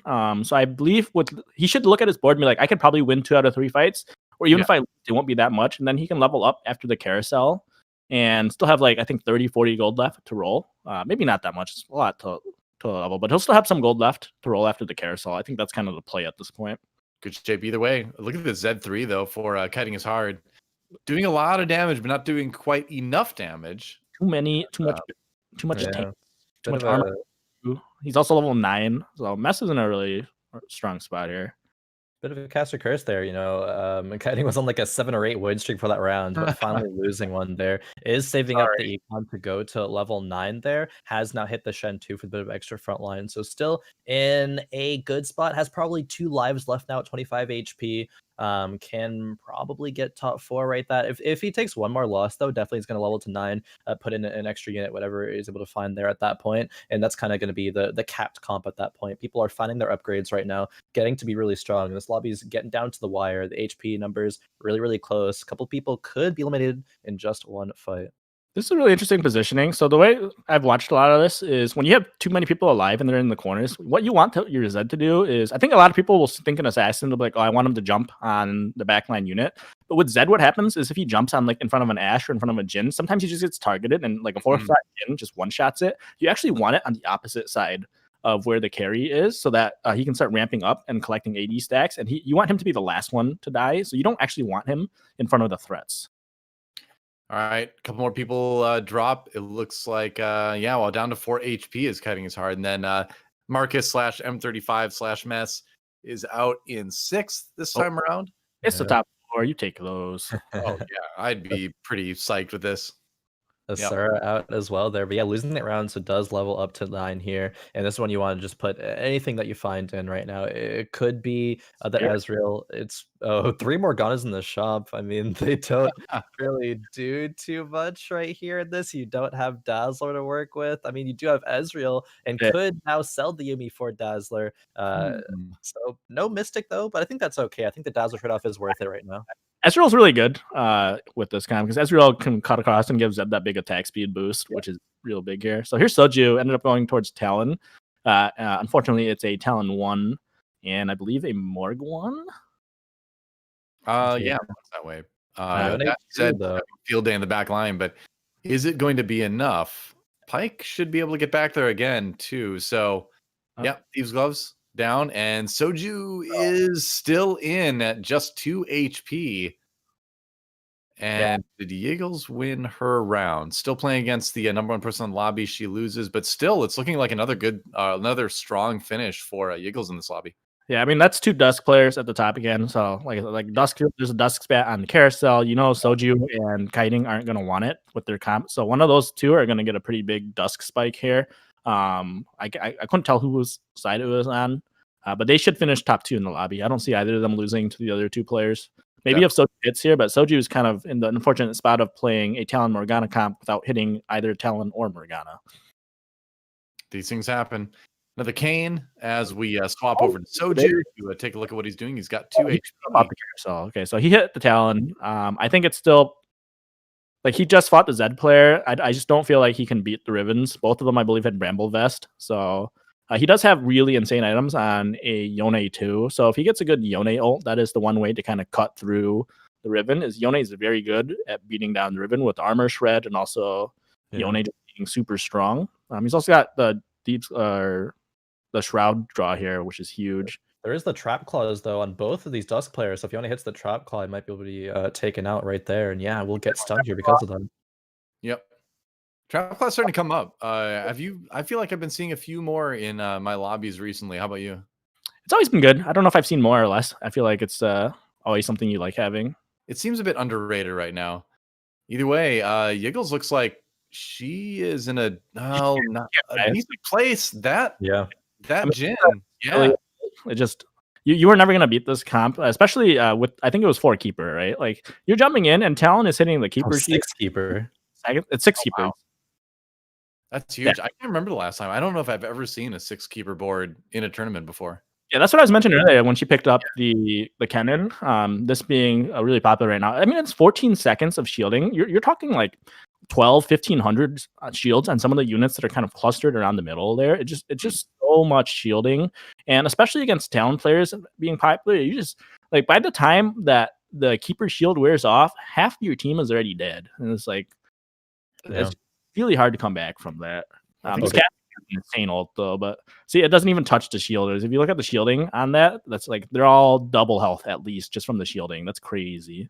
I love the Dusk Cannon as well. That's going to be a really good amount of damage, plus some Morellos and all that. And Eagles may be on track to win this one if she can handle this this set 2 here coming in from behind. I believe she Always got a danger. previous lobby as well. So definitely a great start for Eagles. Yeah. Either like regardless if she wins this lobby or not. This is somebody who I've run into the ladder a couple times, but don't know very much about her. So it's very exciting to see a relative unknown, especially compared to some of the big hitting names on this list. Make a show at it, right? And it does go to show that once you start getting to a certain threshold on the ladder, the difference between somebody that's like 700 LP or 1000 LP isn't necessarily going to be that huge. So very cool to see her perform well in tournament play, busting out 6 keeper comp that I think is going to start seeing more popularity as this patch winds down.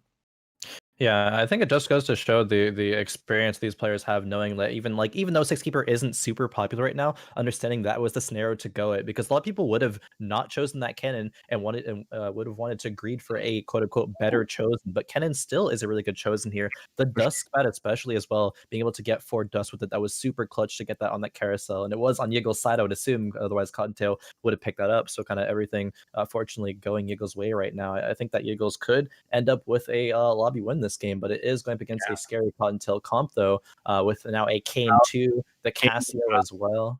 The Shroud is going to be nasty. Oh yeah. Yeah, there's not much you can do to avoid it, having to move the entire board over there. It's going to be the Morgana getting the Cassiopeia rather, getting the Morellos. Oh, and she ulted the Kane. She turned around and ulted the wrong way, so a lot of those missed. As you're trying to shore up. Kane doesn't even cut through the shields here, so not. But this is a really close fight still. Both ribbons are down. Yeah. It looks like Cottontail actually wins this. Yeah, I was gonna say. I think a lot of that came down to the Cassiopeia just ulting that Kane that jumped the back lines, not hitting anybody. And Yiggles with 2 second place finishes in a row, which is a lot of points for her. But it's gonna be Cottontail that wins lobby number 2, or game number 2 rather, in lobby number 3. We got some strong starts across the board, and we're only 2 games in, so really as the day develops, we'll start to see the pack kind of separate a little bit. Remember, the top 16 from today move on to day number 2, and the bottom 8 will drop out, unfortunately. But some interesting stuff in our second game here, like 6 keeper taking second place in the lobby. That gives you all sorts of ideas to try on the ladder, doesn't it? Yeah, I mean, it's one of those things, though, that you were mentioning earlier, though, about, don't treat TFT like a recipe book. You can't watch the stream and be like, I'm gonna go force 6 keepers now. Yeah. First off, find the keeper chosen. So good luck with finding the right chosen. But definitely, as you mentioned, if you see the keeper cannon, maybe consider running it. It was a good choice. Yeah. She made it work. Getting to second place and nearly winning the lobby. I mean, 2 seconds in a row, a really great way to start off the day. I was talking about, don't ask me the favorites to, move forward and maybe win this whole qualifier tournament. And I named Cottontail. Cottontail start off with a 3rd place in game 1 and now a 1st place game number 2. So some really impressive play there as well. We see, the tournament greats, I suppose we'll call them, still keep impressing right here as well. Yeah. So we're going to take a look at the winning comp in just a moment, but that was a really close game. And we saw Yiggles try to front line that Cassiopeia sort of in the middle. That surprised me a little bit. I get what she was trying to do as far as like making sure the Cassiopeia could hit both kind of like sides, depending on where things ended up. But I feel like I see so many situations where you have like a Kane or a Talon jumping in the back lines that a lot of times, if you have that Cassiopeia isolated a little bit like she did, it'll turn around and ult the wrong way, quote unquote, because it'll draw the aggro from that one. So I always like try to keep it more on the sides. What do you think about Cassiopeia positioning specifically? Do you feel like that was the right move, or would you put it a little bit in a different place? I agree with you. I always put it on the side. I think what happened was she saw the Shroud and she was trying to avoid the Shroud. And that's a good point. Yeah. Like a last second thing where she saw the Shroud and then maybe had a brain fart for a little bit and kind of moved it into a really awkward spot. But I think I would have lined it up far right. And if that point, you still get unlucky with the way Ribbon dashes, then that's that. But I think the far right one would have gotten her a good ult into the back right corner. And I don't know if that would have made a difference because the fight really wasn't that close. But it might have. It's hard to say. Yeah, it's one of those little things where it's like whenever you're looking at a 1v1 in TFT, you're always going to be sort of like breaking down the minutia and like, was it going to matter enough? But it's important stuff to think about it, because when you run into that situation in your own games, you can be like, let's check it out. But speaking of checking things out, let's see what the winners comp looked like from Cottontail. as you can see, it was a bit of Dusk action, but just frankly, a lot of really good 2-star 5 casts. Or costs, rather. I mean, just great board. You know, Yeah. I'm just looking at this. You know those recipes on like New York Times? It'll be for like, let's say it's for like a spaghetti or something, and then there's in paragraphs at the beginning talking about their dog. Oh, Like, I hate that. like the TFT recipes now, where like before you get to the guide on how to play this, you've got to read an 8-page paragraph on how my pet fish died 7 years ago. You know? I mean, I guess if we're gonna stay with the food analogy thing, which why wouldn't we, right? It's TFT is not baking, it's cooking, right? Because when you're baking, it's a specific formula to lead to a specific result. Whereas cooking, you definitely adapt as you go along through the process. And sometimes things don't turn out the way that you initially planned, but they still end up tasting good, right? So I think that's TFT, where you have a direction in mind, but how you get there and how it actually looks at the end can be different. But hey, if it's delicious, right? And that was a delicious comp from Cottontail at the end of the day. Yeah, just looks great. Yeah. I agree with that analogy a lot. I think when you have a direction in mind, sometimes you need to add a little bit of something else because things didn't quite go your way or it tastes a little off. But no, I think definitely once you make those decisions at that point in the game, with having to then recognize where everybody else is at as well, it's going to work out really well. And I think it worked out extremely well for Cottontail in that game, specifically. Going those 5 costs, you don't need to commit to something like 6 Dusks when you have like a Kien 2, a Zir 2, Set 2 as well. Like Set 2 actually did a lot of work. I think he's one of the kind of more, I guess, disagreed upon 5 costs in terms of just power value. So people are like, oh no, Set sucks. But I actually think personally, and some other people think as well, that Set's actually still pretty good and still in a good spot. He doesn't really need items. If you have a very tanky comp that survives for a while, like Console did in the last game, as long as Set goes in the corner, does push-ups, and comes back, he can swing the fight pretty hard. Yep. He's been up, he's been down. He was like hyper OP for a while. Then he was like, nobody should play Set. And I agree with you now, where he definitely does have his place in certain compositions. But I think we're going to take a look at some of the scores from earlier to see where they were at. There's a lot of players and a lot of lobbies, so calculating all that on the fly can take a few minutes sometimes. But let's see what we've got here for now as we go through our beautiful animated background. So these are, again, the scores after game number 1. We're going to see the scores after 2 games in a little bit, but here's where things were as we started out to look at the scores here. So again, this was after just the game 1 scores.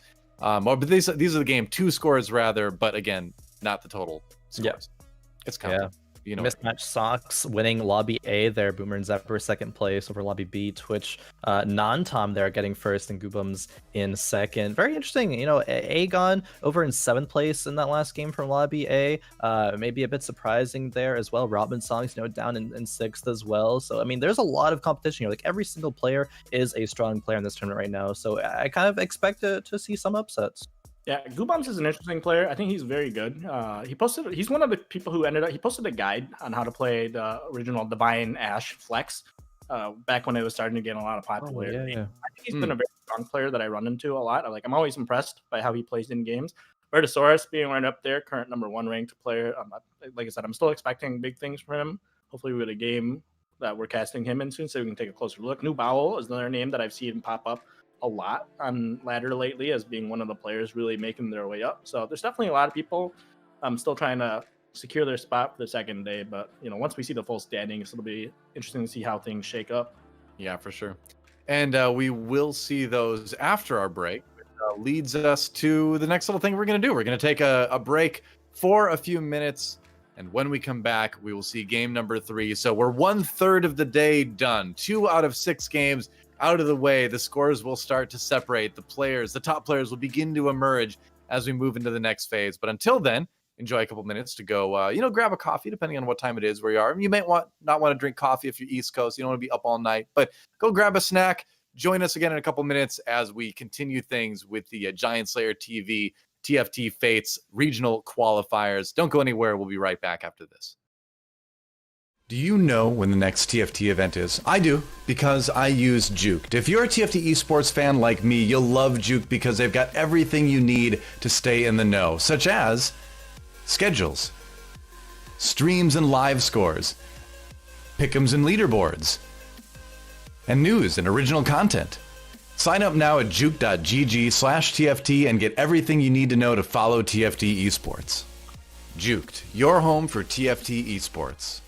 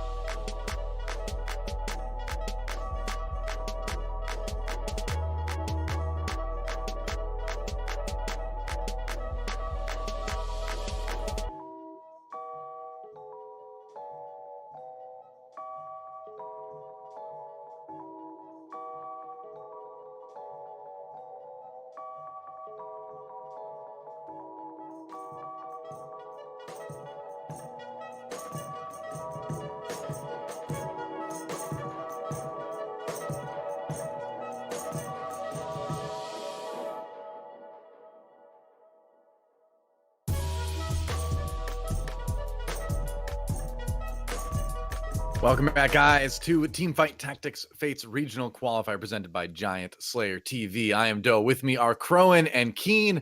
And guys, we've seen 2 games already. We're going to see a lot more, but we got to take a moment to shout out our partners over at juke.gg.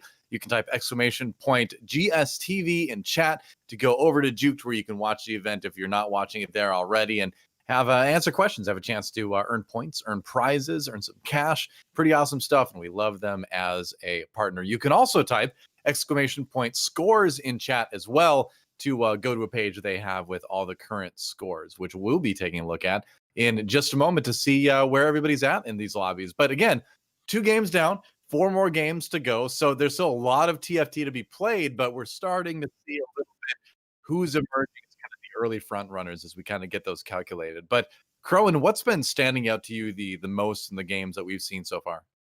Something that stands out to me the most, I think, is actually the willingness to run compositions that we don't, I guess, consider as like the top of the meta. Of course, this is a meta where you can flex and run whatever, but there's multiple people running that Zed focused ninja composition. There's multiple people running the Ari in game number 1, and we didn't get a chance to look at all the lobbies, but I'm sure there is some, maybe a bit unorthodox things we've seen as well. Unorthodox, talking about that as well, the Nidalee 3 that was ran by Marcus.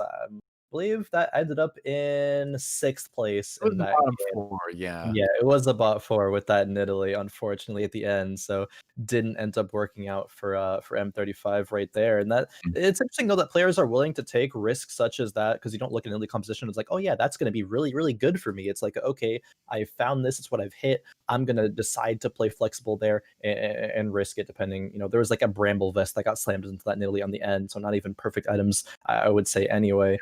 But what are perfect items for Nidalee? Because no one ever really runs that though.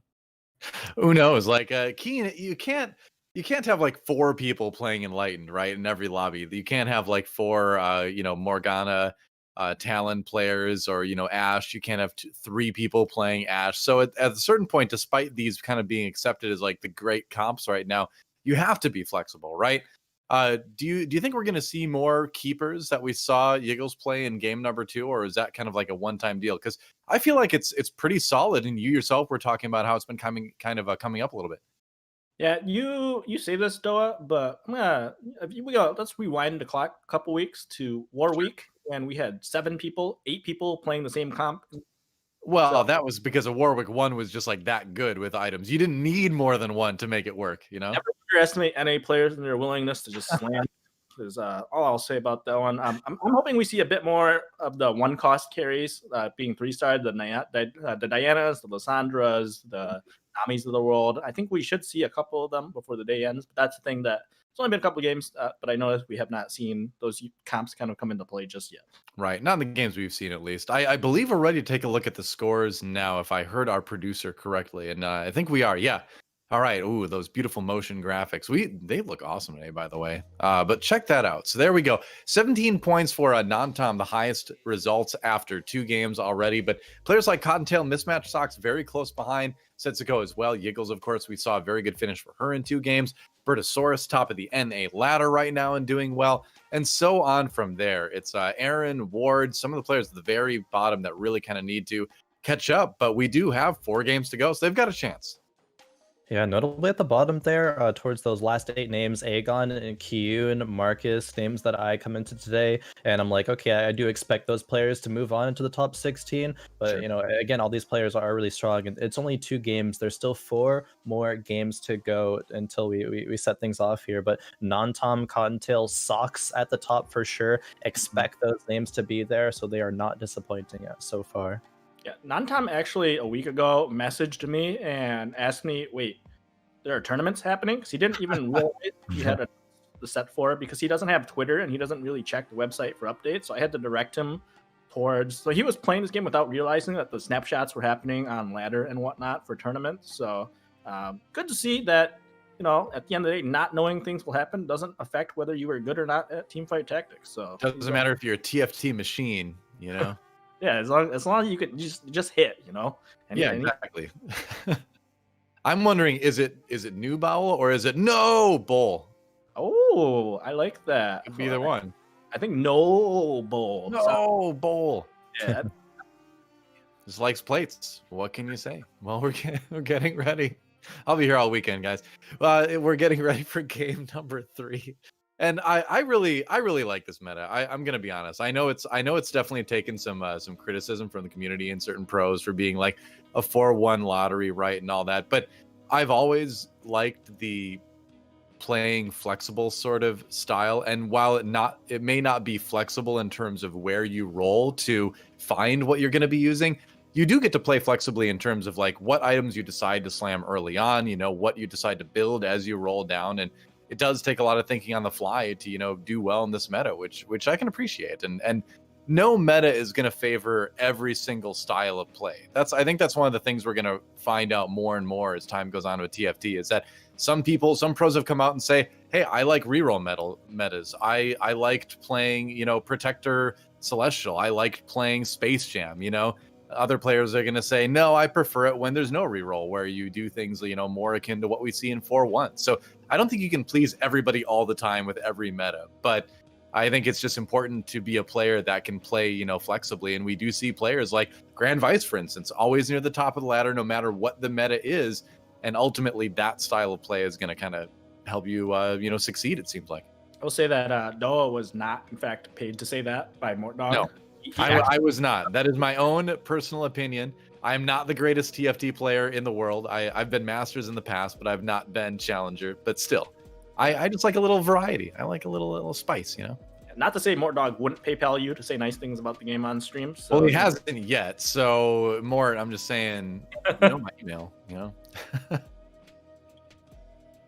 Yeah, no, very true. The more dog blessing can be bestowed upon many, even us casters here, not just players. We've casted tournaments together, Mort. Come on. Yeah, true. I think I think the lobbies are gonna be switched up right now based of seeding because we are 2 games into the day, and we're gonna be following lobby B next game. Not quite sure who's in lobby B yet, but I actually think the updated list is there. If we read it real quick, maybe we have a graphic for it.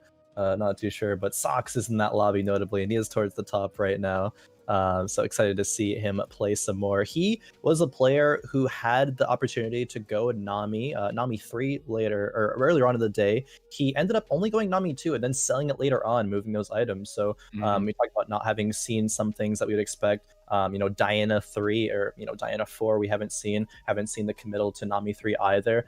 These will be things that are on players' minds, but it is still curious to see that you don't have to commit once you hit those early. You can go a Sox play style, still level up, play with your just strongest board, preserve your HP, and still flex later on to achieve a very similar result to if you were to keep with that Nami.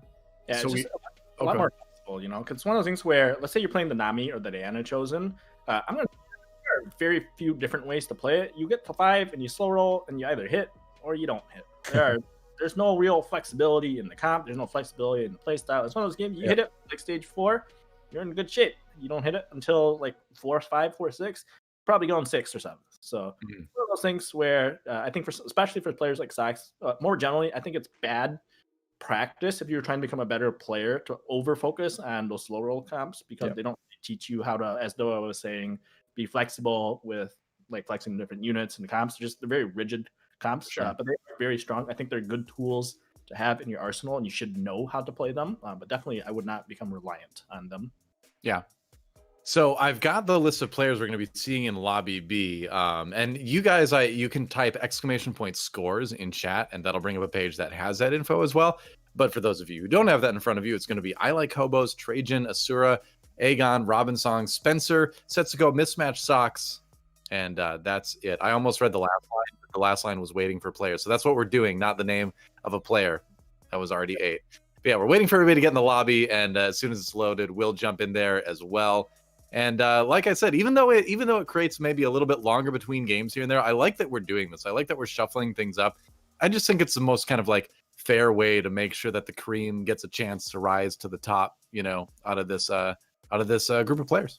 Yeah, definitely. I like the swap up as well. It's kind of unfortunate we have to play versus the same players over and over again throughout the whole tournament. Right. I do like to swing things up there. But a player that I actually want to look at some point in this lobby is I Like Hobos. They have played They have played in Fight Night Risings, which cast on Thursdays here on Giant Slayer TV as well. But LA Kobo is kind of is rising up as one of those kind of like newer, really great players that contest the likes of not here in this tournament, but New Mono is a 5-time Fight Night champion over 6 weeks at this point, and LA Kobos is kind of always neck and neck there at the top, and we have a lot of great competitors over there. A lot of them competing in these TFT tournaments as well, these qualifier matches. So LA Kobos has not had a good start to today, which is a bit worrying for me because usually over on Risings, LA Kobos starts off strong but then falls off towards the day. Maybe today it's going to be the opposite. Maybe it's starting off a little bit slow but then ramping up as the day does go on there. The scores so far for them have been 3 points, so then a 6th place and then an 8th place after that. So definitely some catching up to do right now. Right. We'll see. Yeah. Oh, go ahead. He's always been good in the lobbies I've played. I'll just say quickly that until you literally just said it just now, I thought his name was I Like Hobbs this whole time. I've played a lot of games with him. Like Calvin and Hobbs was on my mind. So big fan of Fast and the Furious spin-off movies. Yeah. I'm glad you spoke before I did on the name here. That's what I'll say.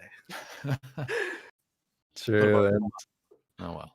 Yeah, the Elise pair here, going towards Cultist in the early game, something standard, something still really strong right now, gets 3 gold in the form of an Akali as well, sells the Vayne there, wants to keep the Akali actually, over, getting the Vayne pair, doesn't want to keep that glove on the Vayne. Akali, I think Akali is actually an interesting item or interesting unit, sorry, to keep in the early game there. She can do great. We saw K3 Soju earlier today have a IEGA Akali want to carry until he sold it off for the Zed, but she's still a decent one to carry out. Now there's going to be 5 Lissandras though, so maybe a different direction and perhaps the first Moonlight comp of the day. I was about to say, yeah, when you get 5 Lissandras in the shop, you at least have to give yourself the chance to go for it. You got the jeweled gauntlet already as well, so yeah. I think the Lissandra carry is actually really underrated. I think a lot of people know about playing, and there's a freaking Silas early too. Like people know about the Lissandra or the Diana version, but I actually think the Lissandra carry is also super potent. It might not be as good at getting top 1, but I think if you slam items, like if you slam the jeweled gauntlet right now, then you have a pretty decent chance of hitting top 4 just from the start. Yeah, well, like Dazzler Lissandra or Moonlight Lissandra is definitely a unit that you can build around that can carry you through all of the early game at least. It's definitely one of the more solid, I think, chosens you can run into. 10 gold already too. It's just that's the second most important thing beyond having the units themselves is having a good economy so you can slow roll for this. This screams a slow roll game to me with these items. Just slam the gauntlet here. Yeah. Okay. I agree. I was wondering because if you think about Moonlight compositions, traditionally people will tend to want to run Diana over the Lissandra for the main carry there. And, you could go like QSS, Gunblade, and like a Bramble or Titan's Resolve and Diana later on. Or you can have the power spike right now of going for the Lissandras, and you already have 5 of them already and only, 1 Silas, 1 Diana at this point. It didn't end up making too much of a difference here in this fight. It did kill 1 unit there. On the other side, so preserves just a little bit more HP, and there we go. As another Lissandra. Even could run 5 Moonlight actually during the mid game up as well. 5 Moonlight? I actually have not tried that. I have not tried it personally. I have seen it run in the mid game, but not carry on to the late game. I actually do think that it is correct to run in the mid game with a style like this, though. Being able to buff up, 2 of your units to the next tier actually is, pretty good in the mid game to preserve HP and you win streak, even win rounds. Yeah. I mean, I think it's one of those things that if you want to play it any longer than that, you have to really high roll to find a lot of Moonlight champions. I've seen 1 lobby ever where it was strong 5 Moonlight and it took 2nd. Oh, but it was it did that, but the guy mega high rolled. Sounds fun, at least. It's definitely one of those comps if I'm on a Smurf and I'm trying to climb my way through again, then that's definitely a comp I considered running on a Smurf account. It was scary. Or if I was streaming and I needed a sick YouTube highlight video, The one I saw was a Diana based one too. So they had the Diana 4 and it was strong. It just was not strong enough in the end. Yeah, do you remember what it lost to actually, out of curiosity? It lost to me, and I have it written down somewhere. Let me see. Okay, if you could find that one, I would actually be interested. And LA Kobos now has the opportunity to run To run the 5 Moonlight right now. I think I would actually run 5, but Yeah, choose to have the double Lissandra and Brawler in the. you would just end up. It would just buff a couple of useless units. This is probably better because you have Yeah. the Lissandras. If the Lissandra wasn't already, the second Lissandra wasn't already tier 2'd, I might consider it because it would still give you just that much more stats, that much more HP to have to go through. But Robin songs, hey, talking about the Nami, there's one right there. Looks like, I mean, I was asking for them, and looks like we might get 2 of them. Robin is a player that will definitely commit to the slow roll style. Yes, for sure. I wouldn't complain. Oh, I found that game, by the way. I had 6 Enlightened, and then I actually had 4 Divine because I had 4 Divine and 3 Adept because I had 2 Divine spats. Oh wow. So I had Divine Shen and Divine Yone. It was a crazy game. I had a bit of an insane board too, but yeah. Oh, I Not like how your much. normal TFT. Yeah, So I he's like he should have gone for 20, but he's holding it to play the 5 Moonlight instead. if he won, he could have been able to make 20 with just selling the units that weren't Moonlights, but has chosen to not make 20 and go for the 5 Moonlight. So I think we actually will see that when Alikobo's levels up to probably to level 5, we might see those be put in. I'm about to actually see this. This is great. Like the tier is so critical to have on Lissandra if you're gonna play the carry. So he's taking up now. So like, I mean, the optimal build is IE plus Jeweled Gauntlet into the blue buff, but the blue buff super important to have in the mid game. Yeah, for sure. Yeah, having 0 tiers here is a bit worrying. Hopefully one drops off of Krugs or something, because if you don't have it by the time the wolves roll around, then you're gonna be pretty concerned for your well-being. There is a Philios 2 potential right now. It does pick that up, so now the 5 Moonlight will go in. I mean, that's 4 upgraded units. Not bad. Still can make 20 gold here as well. I mean, I think it's hard to argue that it's not his strongest board right now too. So yeah, why not? You know. I mean, 4 upgraded units. You got to carry. You got backline damage. You got frontliner. You got backline access. Let's see how this works out. I'm really curious to see how this performs, because I think you brought up a really good point earlier where the lack of any tier items is what's going to hurt this comp the most right now, because having this Lissandra cast so late is just bad.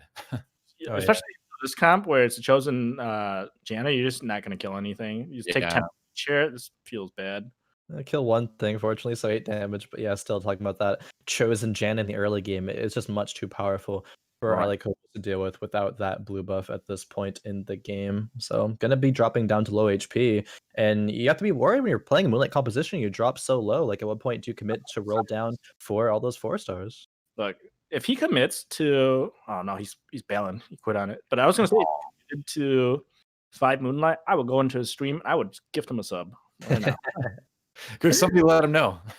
Just tournament play, be like, oh man, this is the time to play 5 Moonlight is in this tournament. When it's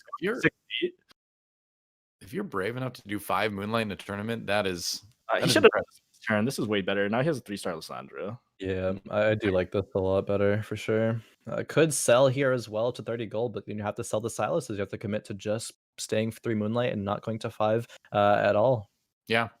Man, there's just no front line though. So this is where the lack of any tier items really hurts you, because if you don't get like at least 2 casts off early, this is what's going to happen. You're just going to get run over. Completely. He just lost 18 health the last 2 turns with no tier. Yeah. But big decision here is, I mean, do you commit to this? No, because usually if you commit, you got to have a little more Dianas than this. I think it's a bit too late. Yeah, I think you need to pivot, or at least think about pivoting here. I think just use it as like a mid-game item holder, because you already have you can easily pivot. Like, that glove can become like an IE or a Last Whisper, and you can kind of pivot to more standard Ashe carry comp here. Yeah, for sure.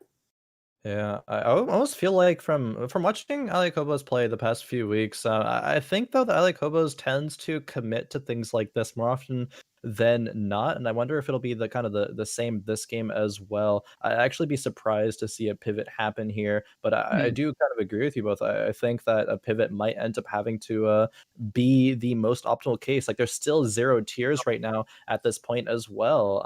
After the Krugs, even if you get one on the next carousel, you're not guaranteed to get one on the Wolf PvE round as well. So 2 gloves and a cloak to work with could end up being pretty good for other carry item or other carry units down the line. Yeah, definitely.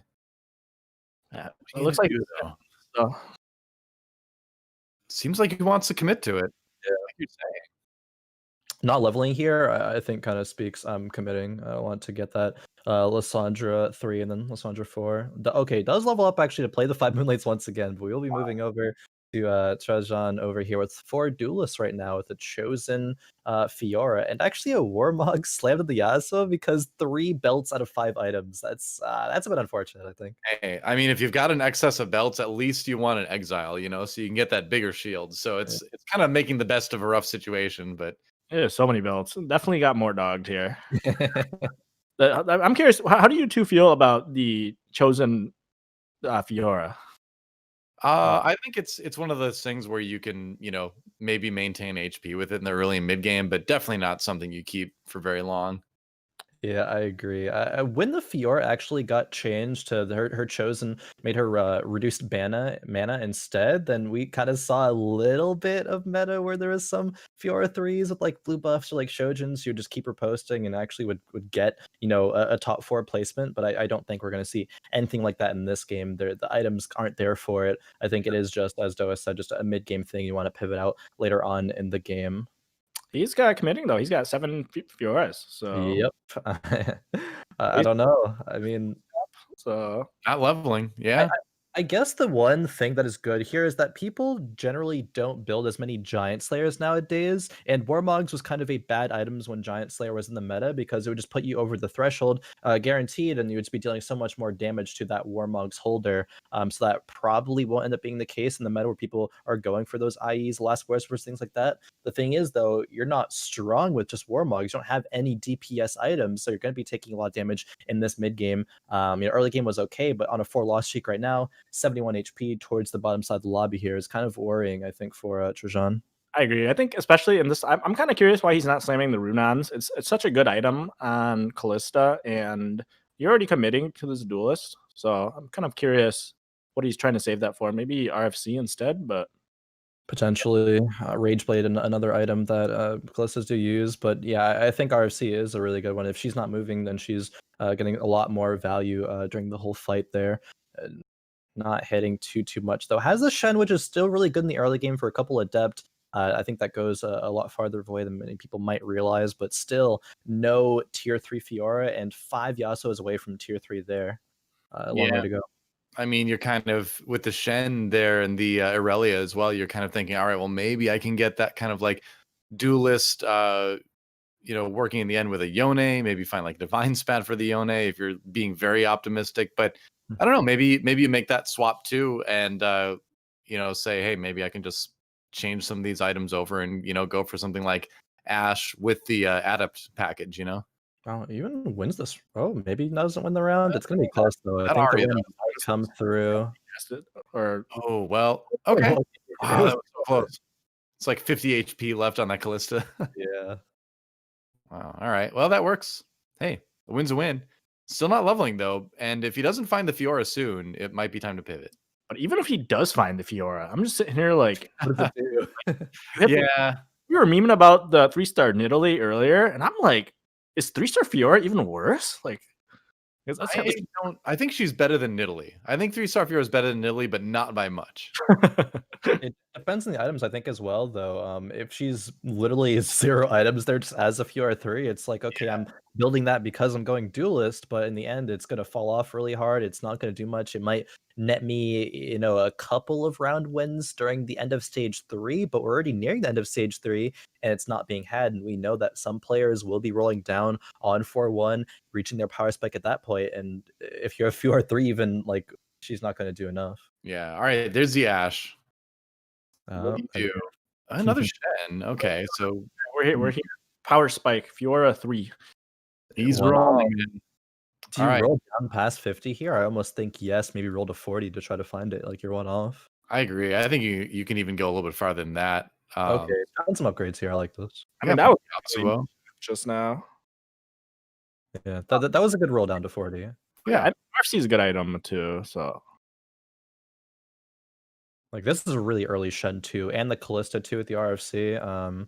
it makes me a little bit less worried, but still, I'm worried for like the late game once we get to like midway through stage 4 into stage 5. I think that this will fall off pretty hard if maybe like a Callista 3 isn't found by then, because Callista 3 can still, I think, carry for the lack of other DPS that seems though will be happening on this board. I agree. Why did you pick up the Yasuo here? It's in the shop. Oh, okay. Grabs the My heart. I was like, dude, that's your 7th Yasuo. All right. Well, paying attention, you know. Yeah. We all pass. He's laughing about it. Maybe he didn't see it until the end. Maybe it was one of those situations because like I know when I'm playing on stream and like obviously he's way better than me, but like chat finds half the things in my shop that I miss. So yeah, that's happened to me before too. It's like, oh, chat's like, hey, you're not gonna grab that. I'm like, oh, that's in the shop. Thanks, chat. Like I didn't realize. Yeah, I was just building suspense. No, I was gonna grab it. Yeah. Well, he's on the verge of the Yasuo 2 or the Yasuo 3, the Fiora 3. So if you can hit it, sure, maybe it'll be okay. And then you hit an early Yone, and then you're like, yeah, I saw this happening all along. But we'll see. I've got my doubts. The Ren comes through, doesn't even get Warwick into the GA state there, though. That round was so dominant from Spencer. Spencer just playing the Warwick as a kind of item carrier right now. You're not going to want Warwick with those items in the end game, though. But Trajan won one round in stage number 3, but lost every single other round. If you roll down to 40, you will probably want to be with that Shen and Callista upgrade, winning those next subsequent rounds. But still losing there, I think, makes me once again a bit more worried. Rolling down even right now a little bit, you don't really need to. You can roll down next turn. Hopefully gold will be gotten here to get match that 50 again. Yeah. Well, we'll see what he finds. I mean, I guess you're maybe looking for runes here for the Callista. Yeah. Looking for a bow.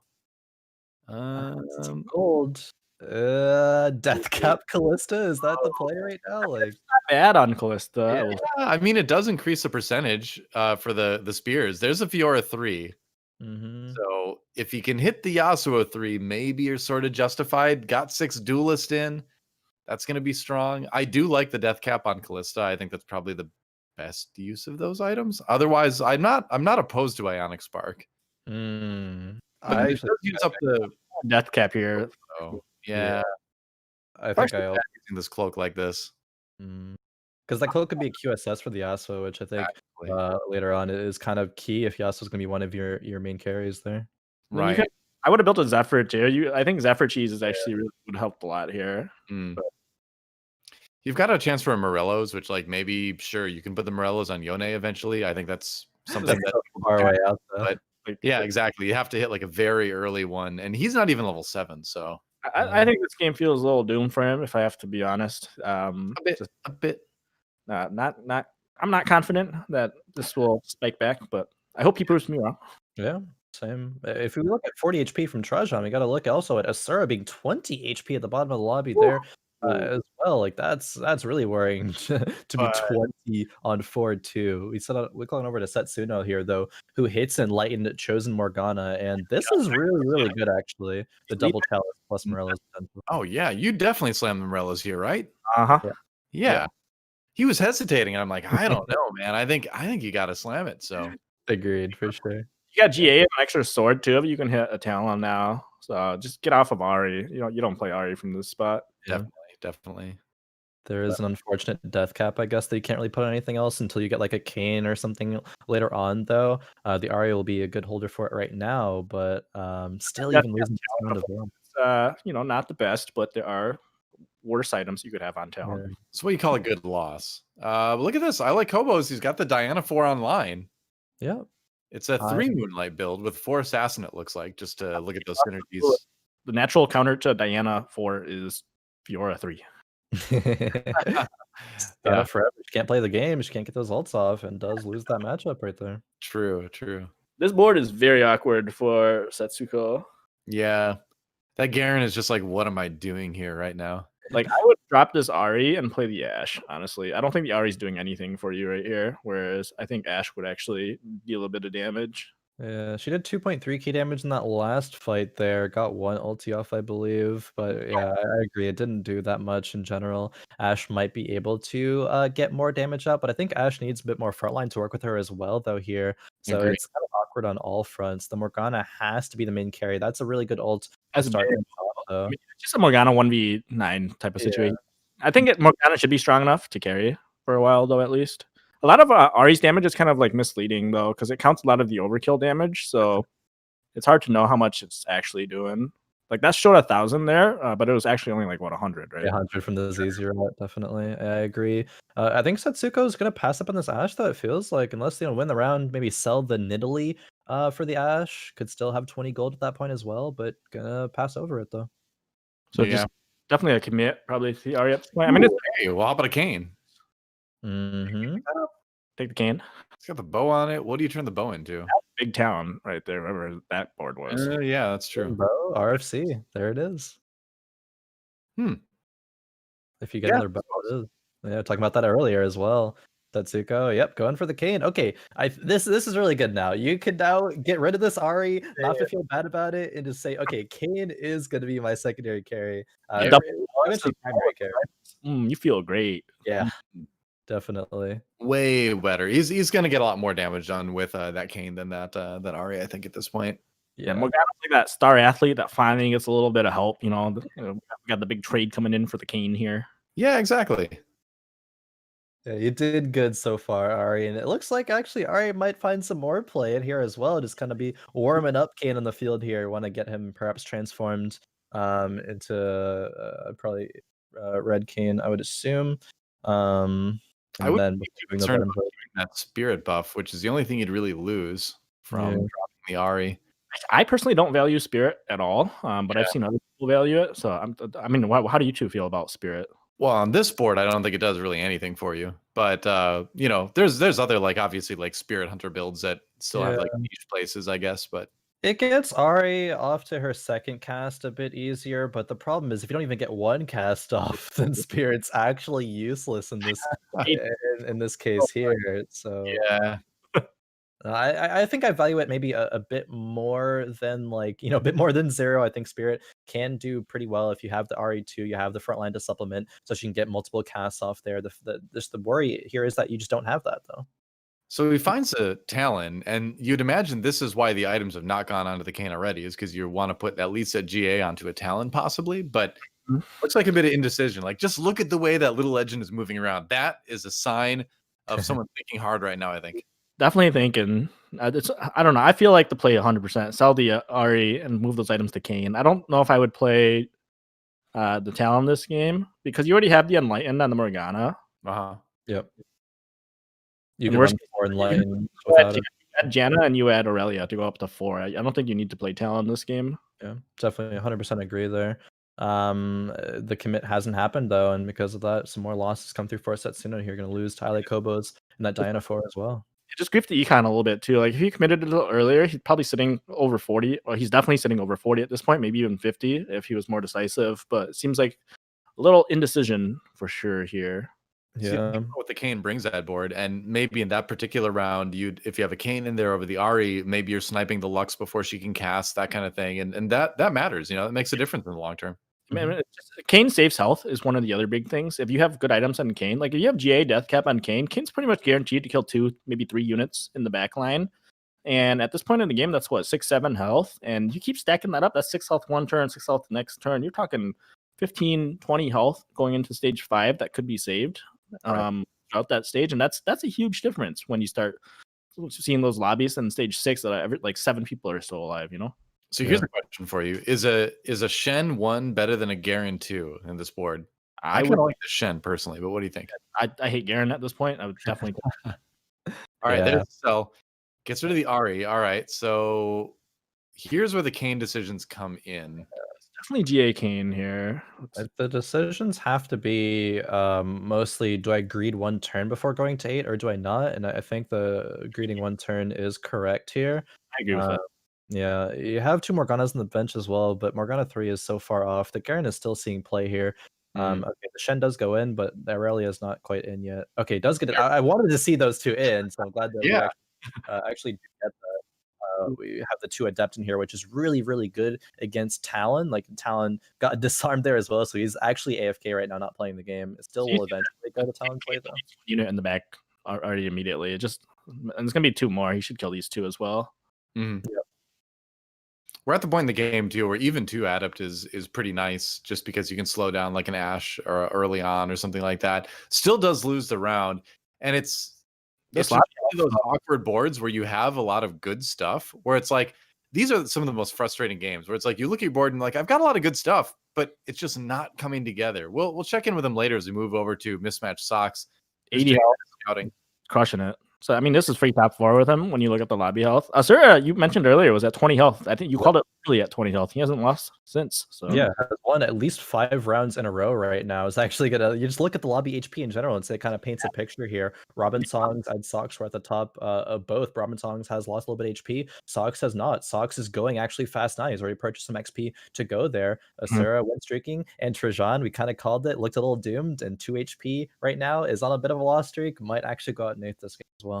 That should get worse in this game. Like a player this good in this kind of lobby, you're with this type of situation, you really only lose these games when somebody hits like a 3-star 4 cost. Like, and as long as nobody's close to that, this is a pretty likely win period for Sox here. Lobby health is just too disparate. I just win or second place or someone else. Yeah, high rolls. I guess you can high roll a little bit more as well. There might be a couple other scenarios that Sox to be beaten, rather than just a 4 cost 3-star. But that is definitely the most likely one. Yeah, Trajan actually does get eliminated the last round as well. So the duelist with the 3 belt start did not end up working out here. But Fiora feels bad. Fiora 3 wasn't good enough. Who would have thought? If Sox does go on to win this lobby too, that would be his 2nd win in 3 games. So if you want a good way to start a tournament, that's definitely it. Yeah, it's almost like locked at that point to move on to tomorrow. I would assume. Certainly, a really awful second half of the day. Yeah. I don't see him like of all players. I don't see him having a bad. Don't say that. That's curse right there. Like you got to be careful saying those kind of things. What are you trying to do to him? Everybody has a first time for like curses and stuff. I'm still looking at my first real caster curse, so I'm trying to put myself out there. I'm just warning you. I don't know what your relationship is with Mismatch Socks, if you guys are like good friends or not, but if you do this, it might jeopardize that. I'm just saying. I will gift them subs to apologize. I see. There you go. A worthy apology.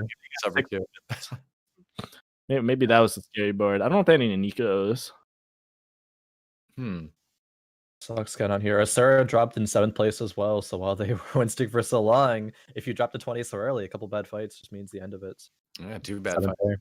Yeah. What do you find? Oh, he goes for the redemption. Did he get it? No, didn't quite. No. You take Death Cap or Ludens actually. That's interesting. Actually, I would really want to go for the Death Cap as well. There, that would have been so good on the Riven. I'm a little bit surprised. Ludens on. Okay, so it's good on Pike, but it's the Nami effect again, right? So yeah, it's gonna go on to someone else later on. Once we go to level 9, and I guess just go for legendary team. Maybe a Kien at that point. It's still pretty good on him. Sit and then he'll roll down. He'll sell his Evelyn on the neutral round and then play a 5 cost chosen. Right. I like this decision actually a lot to go to 9 right now and not roll, because it gives you a couple of like small power spikes, but they are still relevant. You have the Lee Sin, which can delete a unit just by himself, which might actually happen on this Riven right here. But then getting 2 duelists as well, close to having supplemental damage in there. I do like it a lot. You'll still go to 30 gold here, no matter what happens, and be able to roll down with 50 after the neutrals. Preserves his win streak too, but Robin's sitting on 7 ribbons right now. I think that's the scary. But Sax has 3 of them, so as long as he can find the next ribbon, then that's 3 ribbon on the shop. So as long as Sax can find 1 and hold it, he can't die to the 3 ribbon. Yeah, because that's a real danger. Because we saw that the way that round just broke down, he would have lost if that was a ribbon 3. For sure. Oh, yeah. I think Sox also would have lost that round if I didn't level up as well. So preserving the win streak, making more gold, and preserving HP most importantly. Setsuko goes down, so we're down to our 5 right here, soon to be top 4. But that Pike did top damage for Mismatch Sox, did nearly 4k damage in the last fight. Wins was a bit of that, I suppose, as Pike survived until the end. So I guess, you know, if Sox goes it, you can't fault it. You can't say it's wrong. Yep. Hey, if it works, right? I'd like definitely. I don't think it's the wrong. I don't know if that's correct. I don't know if it's not a bad play for sure. Whether it's wrong is a different question. But certainly, it is still effective. Yeah. I bet if you sent out that carousel position to the top 20 players on ladder, I bet you 18 of them at least would have taken the death cap. Yeah, I agree. Oh, for sure. Yeah, no doubt. Wow, look at that Kane 2. Kane 2, Kane 2 for Aegon. Dude, Kane 2, set 2. Set 2 with the Thieves' Gloves is going to be incrementally strong. Yeah. Aegon a good spot here. So 24 HP, but still, I think it's going to be a pretty guaranteed top 4. And Alakobo's lost, but didn't fall. Yeah, Spencer down to 21. So it's the triple item for everybody. Wow. I see. Oh wait, you can itemize a Riven with another death cap and challenge there. Good items as well for Ashe. Get a giant slayer on her. Yeah. 2 bloodthirsters and the last one. Bloodthirster. That's awkward. Awkward. Not good. That's not good. Yeah. The pings come in. So double bloodthirster Lux. Let's go. Yeah, double BT Lux. This is the tech. This is dark tech that they don't talk about in school. Hey, it's like the set 3 Lux, man. All the extra 80 items go on the Lux when you're playing Star Guardians. Yeah. Hey, you know what Bloodthirsters give? They give MR there. So you just give a unit, 40 MR that you want to survive just a little bit longer in these fights. And that's so good. Oh, oh, dude. Chosen Cillian so strong. Also getting into this lobby. This helps so much against the Kane and against Robin's Rivens. Yeah. What do you think about GAing the Zillion though? Over GAing, say something like saving it for Kane or putting it on the Riven. I think it's good. GA himself anymore, so I'm with Zillion already. This Zillion cast a lot. Yeah. I think one thing I would have done is sold the Pike and moved the blue buff over instead of the second locket. Yeah. So he puts the shroud on the Riven, interestingly enough, which is stats, and it also was a good shroud for that particular round. Mm-hmm. Can he handle this Diana 4 though? It's a tall order, but he has Calista. Zillion ulted now. Calista's very good into this as long as Calista can stay alive. She gets the rend from Zillion there though, so still, there we go. The rend comes through, and that's gonna be elimination. I like Hobos goes out in 5th there. It was a strong Moonlight board, but just barely not strong enough to break into that top 4. It was close. So we're going to move over with Aegon now and check out the game from his perspective here. I'm like rolling at 9, which is crazy to me. Yeah. Sox actually has one of the slower APMs among all the people I watch. So I think he takes a little more time because he has to. And I think he's adapted his style to kind of adjust for. Yeah. Oh, definitely agree, because he puts himself in situations where he can't do that. Like he just has so much HP from playing the early mid game so well to be able to, calculate and think about those late game sessions a lot more and come up with more lobby wins because of it. So I love that play here from Sox. He's just weighed down by that gigantic brain, man. That's what slows him down. Oh, that set deleted. Oh, didn't right. That Riven's just gonna be unkillable. Seems that way. Well, juggled. A lot of CC, but yeah. Oh, the set actually comes back. And boom. Oh yeah. Yeah. I don't. Look at that Kane damage. Yeah. Cool. 8,600. Yep. Not bad. Joey, you're saying, oh yeah, we're talking about Kane a lot. That's why right there, Kane. Yeah. Is what wins games. They got just high rolled super. Like to have that board at 8 is kind of nasty. Right. He's got it so early on too. Like generally, if you have this board at 8, it's gonna be like end of stage 6 maybe, but had it like during the end of stage 5. So that is kind of a high roll there. I just need so many situations too where you have the items, but you just can't afford to take them off of things to itemize the Kane. So the fact that he was able to actually get the items on the Kane too helps a lot. Yeah, definitely. Slow rolling. Interestingly enough. He's doing what he wants right now. 40 gold. Okay, hits a set too. Slowly, all right. As soon as he gets to the legendaries, I mean, he's just trying to get to the point where he's playing like 7 legendaries, which is a comp. There's no reason to spend all this gold right now. You've got like 3 lives left probably, so you wait until that last one before you really roll down. I actually do think there's a reason. The reason to do it is so that you can punish the lobby and kill them before they spike. And he just lost the previous round, and I think maybe both rounds on this stage. And I feel like if you had faster APM and rolled and hit everything, he could have just killed people before they were able to spike. I agree. I love the Kane instant heal, right? That Kane was about to drop, and then it just comes back, hits one person, and full life again. Just nasty. It's gonna be hard, really hard to beat that Kane. Yeah, that Hex tech. Aegon gets the free upgrade on the Zillion or the Azir here. Wow, multiple GAs on this carousel. That's kind of crazy. He's gonna pass. Okay, all right. Robin Song gets a spat, which What does he want that for? Dusk. It's gonna go on the Dusk. There's Oh, a spare Dusk. in the Riven there. To Yeah. maybe give. I'm not sure if Robin Song had 4 Dusk there. Might go to 6 eventually with that, or just Either way, 4 yeah. but only unit. What can he make Dusk though? That's the question. We'll have to check out his board. Jin is a great target. Otherwise, we'll see. Yeah, I mean, Aegon literally for real at this point. That's just Jin there for Robin Songs. Keeping in the 4 Dusk. generally it's Jin. Yeah. Robin is 1 Riven off from hitting now, but no, like the rest of the lobby isn't seeing it or just not holding it. But you need to hold that last Riven now. If he gets that, that's gonna be like a pretty good odds for a lobby win. Yeah, I'd say so. Aegon, though, we saw him take the RFC because that ended up giving him the Azir 2. So just yet another 2-star 5 cost. Playing against a Ghost this time, but it's a Ghost of Aegon. So Did you see that Kien just swing from the left to the right side completely there? Whew.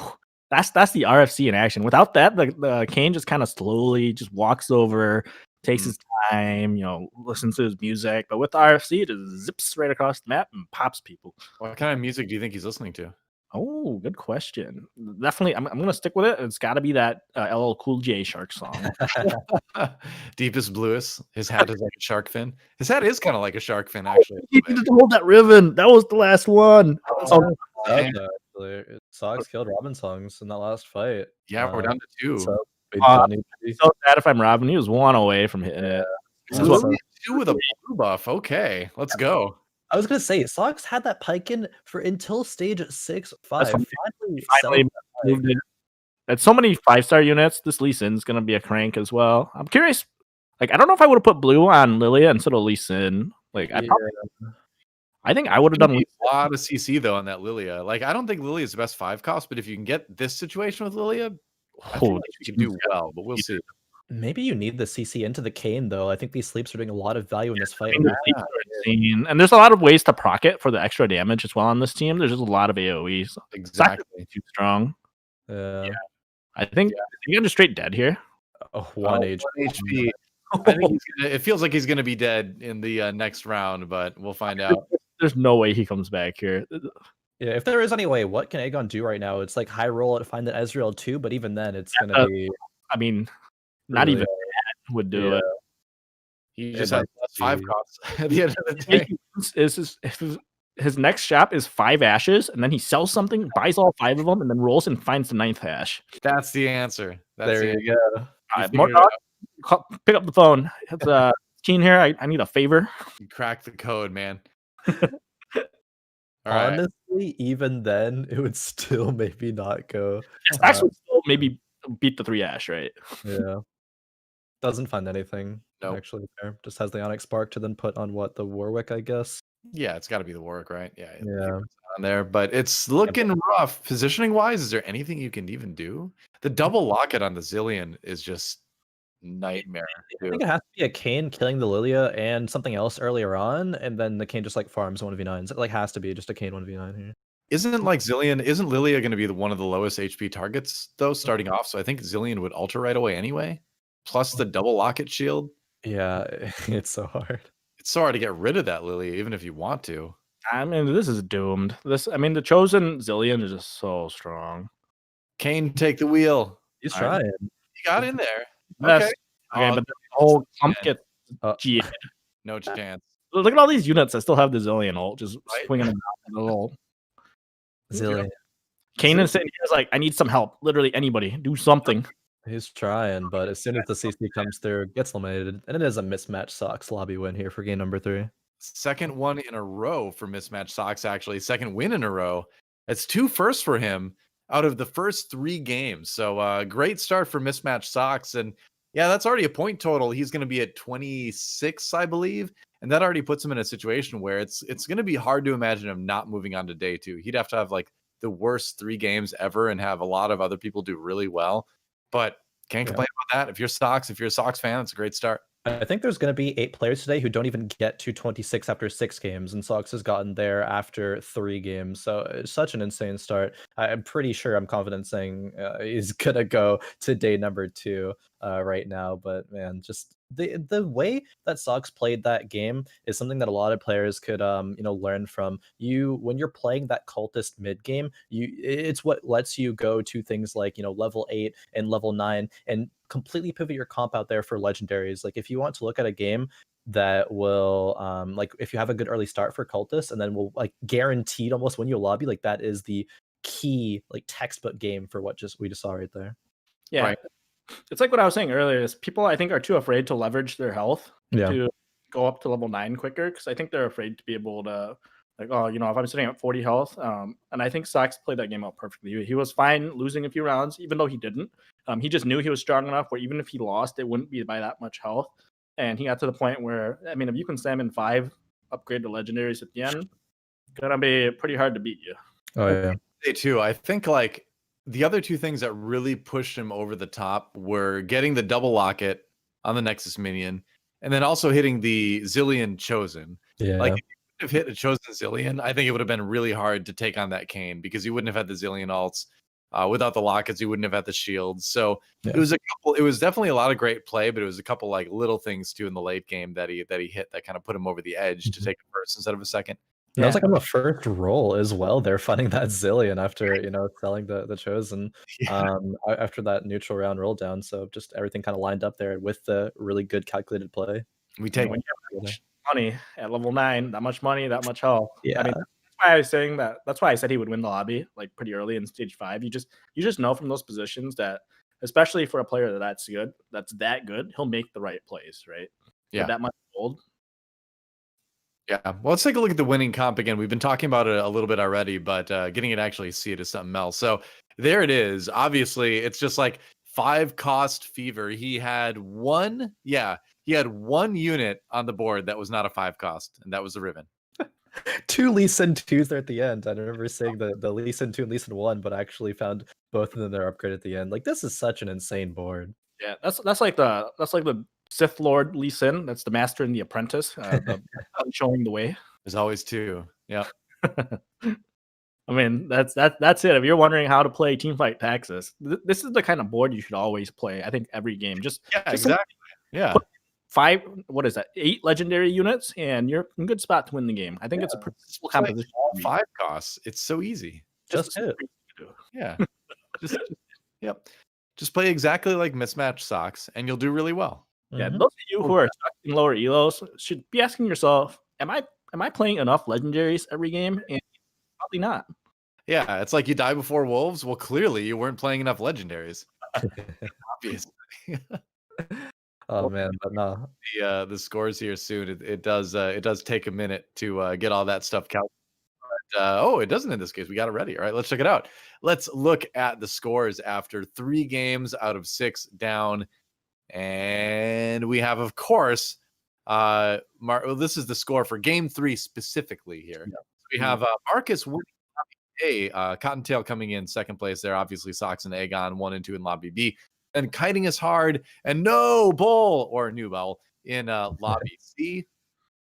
And Yiggles, who we've been keeping an eye on after 2 good starts in lobby C, takes an 8th in A, but still a good amount of points to build off of anyway for her. Yeah. Eagles. Sorry. Yeah. Big sorry. Soju with another bot 4 finish. Ouch. Lack of sleep, perhaps. And KCI, isn't this a first and then 2 8ths now for him? Yep, it is. Very first or 8th. You're talking about it after last game, and it's still going to be right the same thing right here. And actually move over to the overall top scores for today here as we get a bit of a better picture moving forward. Mismatch Sox at the top still, 26 points, Cottontail 25, and then Kiting in third there. Yeah, and then you got players like Bertosaurus, Boomer and Zapper, Marcus, Aegon, Asian Gamers, all kind of on the bubble here. We're going into the second half of the day, the latter 3 games. They're going to need to step it up a little bit, because remember, we're only eliminating 8 players today. So for the moment, they'd be safe. But you're really close to getting knocked down to that bottom 8, and you don't want to be there if you want to make it to day 2.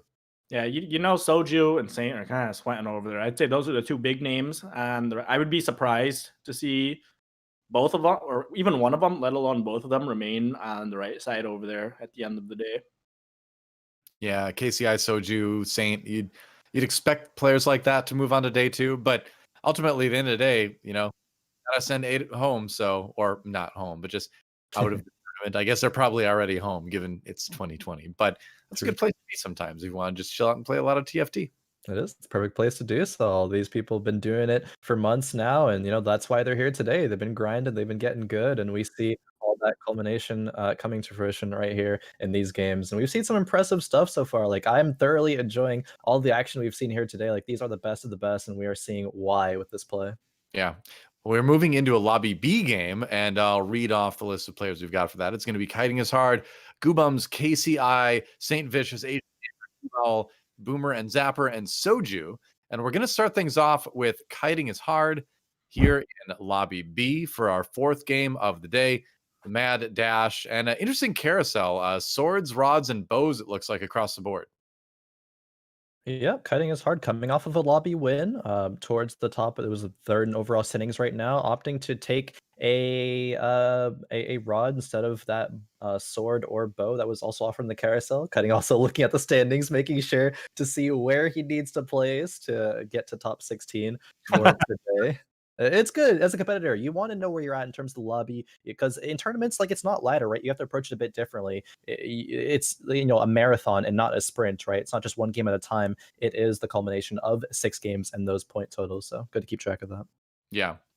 Yep. Because you don't. Oh, go ahead. Oh, sorry, I was just saying it was 4-4-1. Great scores for him. You see the Moonlight Diana, also a great pickup here. Absolutely. Yeah, might see. You need to know when to go all in, right? When you're in a situation where it's like, I need to take first in this game, but until you need to take those chances, good to keep an eye on the scores. Yeah, wow, you can play. This is crazy to me. He has a Gunblade already, and he's skipping the Moonlight Diana. Interesting. Yeah. Okay. This is favor that. This is the best This is the best chosen you can find at this point in the game. Even if you're not using it long term, it's like still a pretty good transition unit. So pretty surprised to see him not take this. No gold, no lock, and he's gonna let it go by. All right. I suppose you do have now you have a Nami with a Ludens. It's not chosen, but it's still there.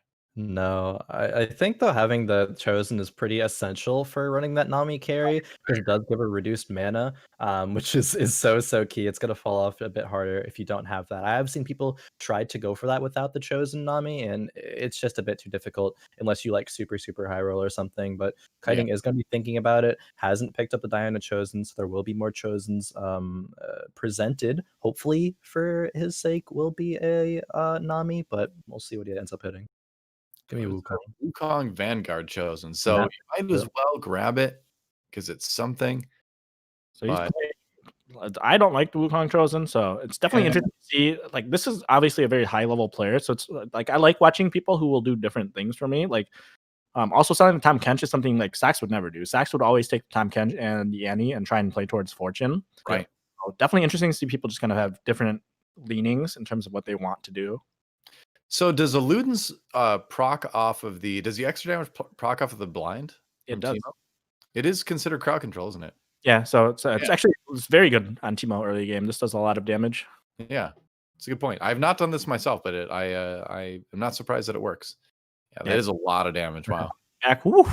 Yeah, it's like these damage numbers as the fight comes to an end here. Actually, Wukong did more, but 1k for the Teemo there. Or there was no true damage there actually from the Teemo. I don't think it is true damage, is it?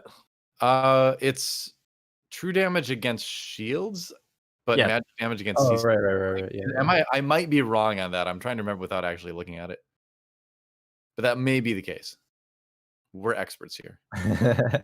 Either way, there's still a good slam on the Teemo. It's going to do a lot of damage. Yeah. And, going back to the Wukong chosen thing, I actually myself don't really like the Wukong chosen as well. I know towards the beginning of set 4 with the the Bonky Kong play style before people kind of figured out what is good and ends up outscaling it was pretty good, but it feels as though it kind of doesn't do not nearly enough in the early game. It kind of gets taken out before it's able to get too many stuns off, and unless you have a lot of backline damage, which fortunately Kiting does have backline damage with this Teemo, then it would fall off. So I guess it's okay here given what Kiting was presented with, but it will still fall off pretty hard. Right. Yeah, I would be surprised to see him keep it through, say, Gromp even. I like would not be surprised to see him sell it there. But maybe, like I said, maybe I'm wrong. Maybe he knows something about Wukong that I don't. Wait, what do you mean Gromp, dude? They're Krugs. Oh, Krugs. They're Krugs. How dare you get your Gromps and Krugs mixed up? That wasn't in the caster prep book, you know, the official terminology. So It's just basic knowledge, man. Come on. They're back to kind of like normal names this set though. Like remember in Galaxies, it was all like Terra Bursters and things like that. Now we're back to the standard. Yeah. Well, it looks like he's setting up for a little bit of an enlightened board, possibly. But I agree with you that I think this is going to be like a 2-7 sell for the Wukong because it is going to drop off then anyway. So you might as well give yourself a chance to find like a 3-cost chosen possibly. But for now, it certainly is giving Teemo time enough to cast and get the Luden's proc. So it's worth it in that regard. I mean, this Luden's Teemo is like clapping. This is something I am writing down in my own little book here. It's like Luden's Teemo equal good. Make sure to build. Yeah. Yeah, a ton of damage throughout all these fights here. The thing is though, talking about if kiting will sell the chosen Wukong, if another chosen isn't found and there's no front line there, then the Teemo's not going to get to do enough work at that point because units will just get to Teemo too fast and he'll fall over. So it needs to kind of get a bit lucky there as to weigh the pros and cons of how much do I want to roll pre, level 7, level 8, or how far is this Wukong going to take me? How much HP will I lose if I do stick with this Wukong? I think it will be a lot though once we get into stage 3. Probably have to put in like another 2 Vanguards temporarily, just over the Aurelia and the Wukong just to shore that up. Mm-hmm. But you are right. It does. His whole winning board right now is dependent on Teemo casting. Yeah. I mean, Teemo's just so good because it has backline access, which is I think difficult to have good backline access at this stage in the game. And Teemo always hits the highest attack speed person, so just shooting at somebody in the back, like in the back line, get the Luden's proc, you can just blow up a lot of damage. Which it's one of those mutual relationships with the Wukong, where the Wukong gives Teemo time to deal damage, but Teemo can also kill the back line to give the Wukong time alive. Right. Well, the blind helps the Wukong live longer as well. Mm-hmm. So we have Fortune in for Boomer and Zapper. I'm wondering how long he's had it in for, because if he's had it in since that first loss, and he just keeps chain streaking these losses, you can definitely look towards a big pop later on. Yeah, I always love seeing those Fortune cash ins. It'll be exciting when it gets to that point. And it might come in pretty soon because taking the Vanguard Chosen Thresh is really, really good in stage 2. It might not be enough because the Jinx doesn't have Sharpshooter to deal quite enough damage, but eventually Boomer and Zapper will be able to find a win and cash in at that point. There's another Jinx in the shop as well, though. So once that's a Jinx 2, even better. Might even win this round actually right now. Shield, dude. Like the shield between the Annie and the Thresh, it finally went down, but just Thresh was giving Annie time to get the shields and vice versa. So we'll see. Oh. By the Jinx. He might just pivot out of it. Yeah, well, I was looking at the Veigar, and there's the GA. So, okay, I was gonna say like that Kindred would make probably better use of those items than Jinx would, but you don't want to give up the Fortune quite yet, I think. I don't know, why did he hold the Veigar instead of the Jinx? I'm not sure, to be honest. Maybe wanting to go for 3 mage for some, Annie frontline, but you don't really need it at this point because you have the Thresh frontline. Maybe just a bit of oversight there. I think Jinx 2 would be really, really strong going into the mid game. However, that's not going to be the play here. Boomer and Zapper cashes in, and after only 2 losses, does get an end component. So that's pretty good, having creative components. Yeah, that's a big roll for just a 2-loss streak, right? Yeah. Pretty sure. Jin with Cultist, right? It's a pretty good start for him. Soju needs some of that anime music to kick in if he's hoping for a comeback here. It's been a rough start for him, but this feels like a pretty good opener if you got Jin with Cultist this early. Especially with the GA, like those are good Jin items. For sure. Yep. But not enough to cut through this Thresh. The Chosen Thresh is just so strong early. Yeah. Did he not have Sharpshooter in with that? It didn't seem like things were bouncing. I don't think Soju had the sharpshooters. Okay. That's a little bit rough. Yeah. Jin without sharpshooter just does so much less damage, obviously. So at this point, for Boomer and Zapper, you've cashed in on a couple of fortunes already. And the only reason I feel like you would run it still is if 1, you're confident you can win streak. And I don't think this board is good enough to win streak. Or 2, you have been lose streaking and you still need to pop it. And since he's already popped it and his board is weak, I feel like the right place to pivot out of Fortune. So I'll be curious to see if he decides to stick with this or not. It depends. Sometimes if you're confident that you keep winning the board, you just kind of pretend it's space, 2 space pirate, controlled that way. Oh, Nope. the Hand of Justice possibly, though. Yeah, I mean, it probably should be a Hodge Slam here. Yeah, I was going to say with the Kindred already. In fact, if he is willing to give up Fortune, those are 3 pretty great Kindred items. Could be a Chalice Slam as well. There is the cloak, and Yeah, exactly would be really good to as make. Yeah, I actually think I personally lean towards making a Chalice over a Hodge here. Hodge still is good, however, so I could see justification for both of them. Might not end up doing either, but okay, it is going to put the Chalice on the Thresh there, actually. I think you're right. I think it should be Chalice just because you'd rather have the hanging glove than a hanging Negatron. That's a good point. That's a good point. Because now we can still build the QSS later, and Chalice is more versatile as well. Yeah, it could be QSS, could be IE later as well. A lot of different options there. Yeah. So he actually felt like he rolled somebody really weak here, and so he'll be fine. I'm kind of he's just gonna stick with the Fortune. He's gotten 3 wins with it. It's a lot of gold. Yeah, it's a strong Jinx on the other side, but I think he's got enough shields with the Thresh. Oh, maybe not. Looks like the stream is stuttering a little bit for us too. It's Jinx v Jinx, but it looks like the sharpshooter buff with the Nidalee on the other side is a little bit too much for handle. But hey, you've got Fortune in, so why not? Yeah, I think we're gonna swap views. There we go. KCI a little bit smoother here, and 5 cultist in, so close to that 6 cultist. How about the job?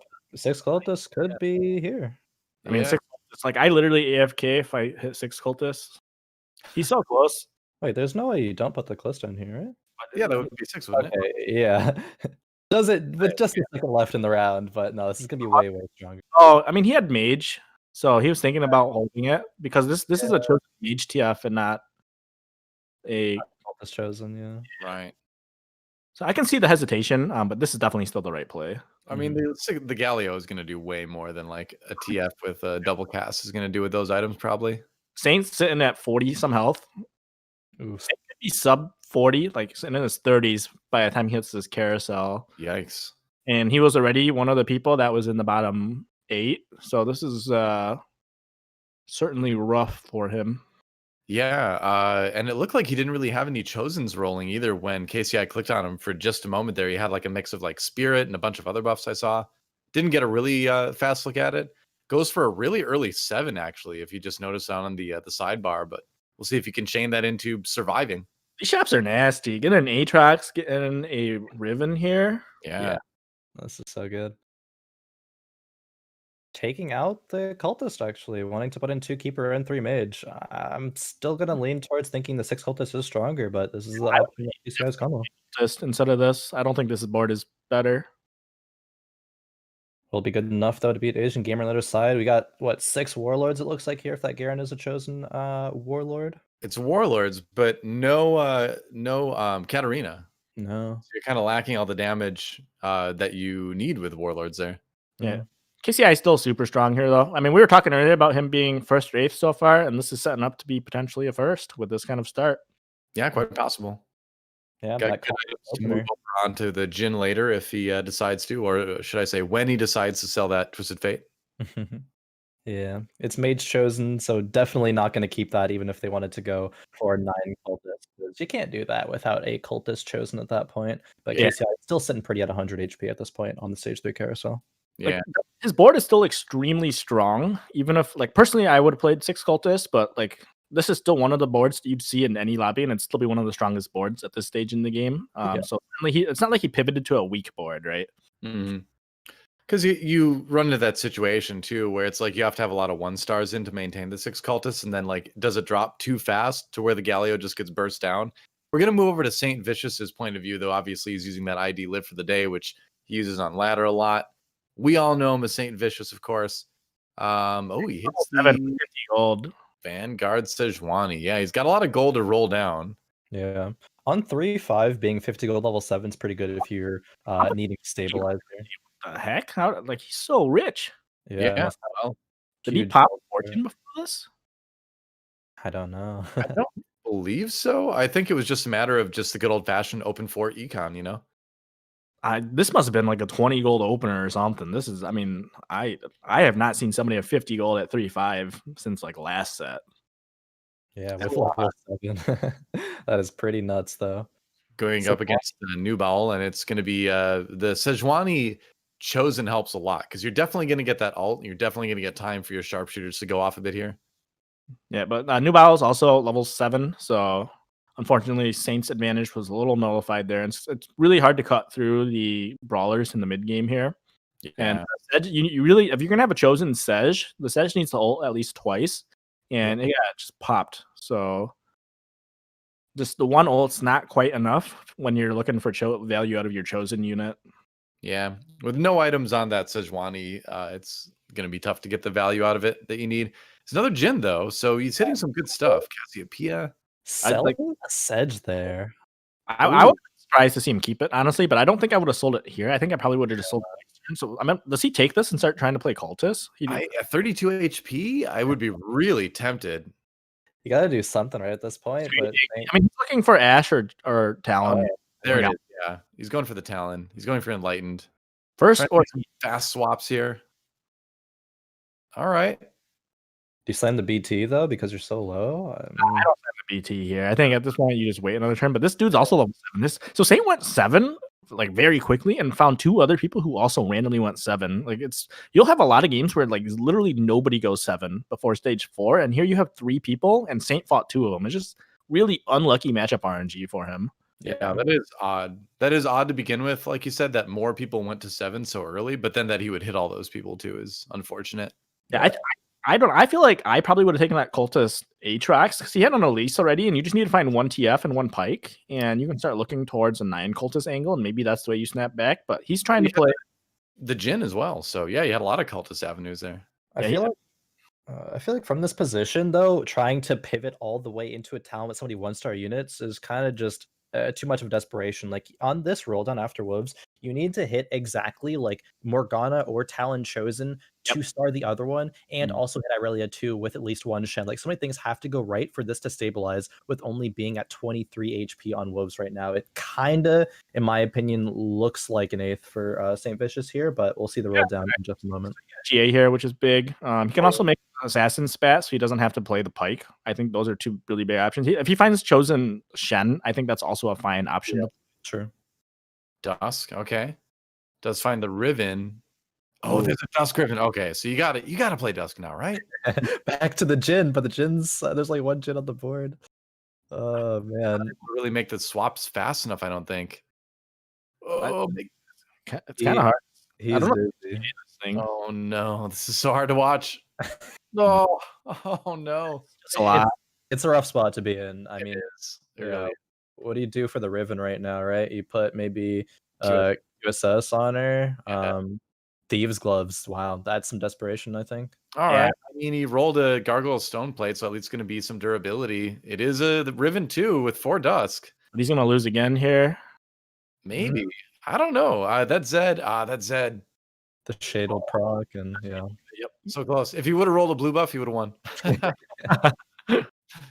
Yeah, I mean, so Saint's looking. He's at 19 health, and second to last place is 49. I don't. He has a great Chosen, and he still has a lot of econ. But definitely a rough spot for him here. Yeah, at least he's got Adept now, and he's got a Yone. You maybe go. Oh man, I don't know. You need to get Sharpshooter in there as well. So he gets that. Yeah. Sharpshooter is negotiable here, right? What? Oh, hits the vein. Oh, he hits the vein. Okay. Yeah. I mean, it was kind of weird that he was in the spot where vein was the one thing he really kind of needed to hit. Yeah. He's actually in not as bad of a spot as I originally thought, because if he gets a rod from this next carousel, he can't go 6 Dusk. Exactly. Jhin, and now he has Riven 2 and Jhin 2. So maybe saved actually for Saint here. Yeah, Does he live to the next carousel? That's the question. Steve's glove isn't great for Riven, but it's not bad, right? Yeah. Right. We talked earlier about Riven getting leftover items, but oh my goodness, that was so close. Is he? Yeah, he's alive. He's in. I mean, we're sitting in potentially 1 fight territory if it's bad. Right. Most likely, he's got about 2 lives left. Oh, look at those Riven items. Double lock it. This might be his key to survival here. Yeah. I don't know the only way he can just sit and hope that he can start winning fights because he needs to be able to 8 or like even if he doesn't die now, he's gonna die on stage 5 with this health, and nobody else is even close enough to him where you can even play for 7th. Yeah, I was surprised he didn't do this last round already. Slammed the Zephyr because you're planning on going for the Dusk Spat off of Carousel. Yeah, he needed to just slam it. Just Yeah, because that might have made a difference last fight. We saw how close that was. Yeah, you're right. But he might lose here too. This chosen Jin with these items is nasty. Soju get with the rune ends. He does it almost like every game, it feels like. Hey, it's great on Jin. Hard to complain with that. The shields from the Locket helping out a little bit. But that Jin, his Jin is long dead. Boom. That Jin shot just now. Yeah. Oh, man. Hurts bad. 9 HP. But he made it to the carousel. So maybe 6 Dusk makes a huge difference. So if he can get the rod. Saint has literally not won a single fight this game. Yep. It feels like Saint should have, right? Because he spent so much gold rolling and leveling aggressively early, and he got to strong points. It's just unfortunately he faced slightly stronger people every single matchup, every single time. Like if we talk about a game being unlucky, it kind of feels like it's a little bit unlucky for Saint. Matchup RNG was really bad in this game, but like because this is a good board, he's got a good chosen. The items aren't awful. He had a rod right off the carousel just now. Yeah, he did. So he can make a Dusk Jin with Dusk Jin. Yeah, so, I mean, this is very strong. Yeah, I don't really like his positioning, but that's another thing I was going to mention is that I'd take a moment to change things around a little bit positioning wise. Corner the Jin, maybe a solo corner the Jin. Yeah, I split the Jin in the main normally. Yeah, and then I like have the cast in the front line, and then yeah, it's tough because you're thinking about a whole bunch of different things right now. If you're Saint, like you haven't even been able to spare time to scouting. It's just a really rough game for him. We saw though that he needs to get some points here, but 6 Dusk again. This is really scary. A 6 Dusk Jin with these items will do immense damage. I actually think he should have not played the Yone here. I would have picked the Elise and played that. That would give you Keeper and Cultist, and I feel like that's stronger right now. Like a really good point. Yeah, and then you get the Zephyr cheese again, because you need like every win right now, right? Yeah, but like we were saying, like look at that 7,000 damage from that Jin already. Like this is suddenly theoretically a really strong board, and you're right, it could definitely be stronger. 13 fortune cash. There. If only it was a 13 fortune cap, right? That would have been pretty nuts. But I do agree with the Yone as well, because not only would it give you a better prospect right now, but also give you more gold, get to that 40 econ last round to be able to actually go level 8 and have a chance at top 4ing this game. With this playstyle right now, it's like, okay, maybe I'm like going to go 7th of 8th, but if you're saying you need as many points as possible here, and a little bit to note last round as well, Saint did position the Zephyr to Zephyr KCI's talent, but KCI actually moved it, scouting around Live for the Day. Like this is the top level play here. You got to be always on your toes and Live for the Day. Where Saint here does get a good Zephyr off, might win this actually. So Goobum's weak too, though. Goobum's hasn't hit Talon or Morgana. Yeah, Talon is famous for being really strong, even when he's underleveled and stuff. So here's the thing: as we see him winning another round here, is that the Yone, as opposed to we talked about the Elise a little bit earlier, and I'm the more I think about it, the more I'm actually okay with the Yone, because the ultimate is a good amount of crowd control. It's a strong unit on its own, and if you put in the Elise, what do you really get? You do get Keeper, but the shield is pretty much negligible at this point in the game for just 2 Keeper, and Cultist provides you mostly. Cultist 3 provides you mostly with crowd control, right? But is that crowd control going to be better than what the Yone ult is going to give you? Probably not. So the more I think about it, the more I kind of like leaving the Yone in, actually. If the Yone goes off, he'll be better, but Yone is not guaranteed to go off in these fights. Now the Aatrox 2 is here, so a bit more frontline, so Yone might have a better chance to go off, but it's kind of just that give or take. If Yone will go off, yes, better, usually. If not, then other one would have been better, but chooses to keep the Yone regardless. Has a BT here, but that's not going to be good on pretty much anything. I mean, I would have held the Elise either way, because he had the econ to do it. Because like right now, this isn't a bad 8th unit to throw in. He's got to throw something in. That's true. You can see the logic, but what do you think about Sejuani over the Yone here? Sedge 2 for sure. Sedge 2 is good. It's a Zillion. Easy choice. There we go. Now we're online. I mean, like I said, his board is super strong. If he had like 50 health, he'd feel so good about this spot. But at 9 health, if you low roll one of the Talon players and they just get lucky, or maybe a big Ariel, it's just your team goes boom. Yeah, the GA on Jin is really what hopefully bails you out in that situation. But we're gonna check in with Goobums here. He has got the Enlightened package going, and he's got a Talon that's hard to stop between the GA and the QSS. I mean, so he hit the Talon and he hit the Morgana. Yeah, Talon just jump. so Mario's topping everybody. I like to call him Stab Man because he stabs. He does.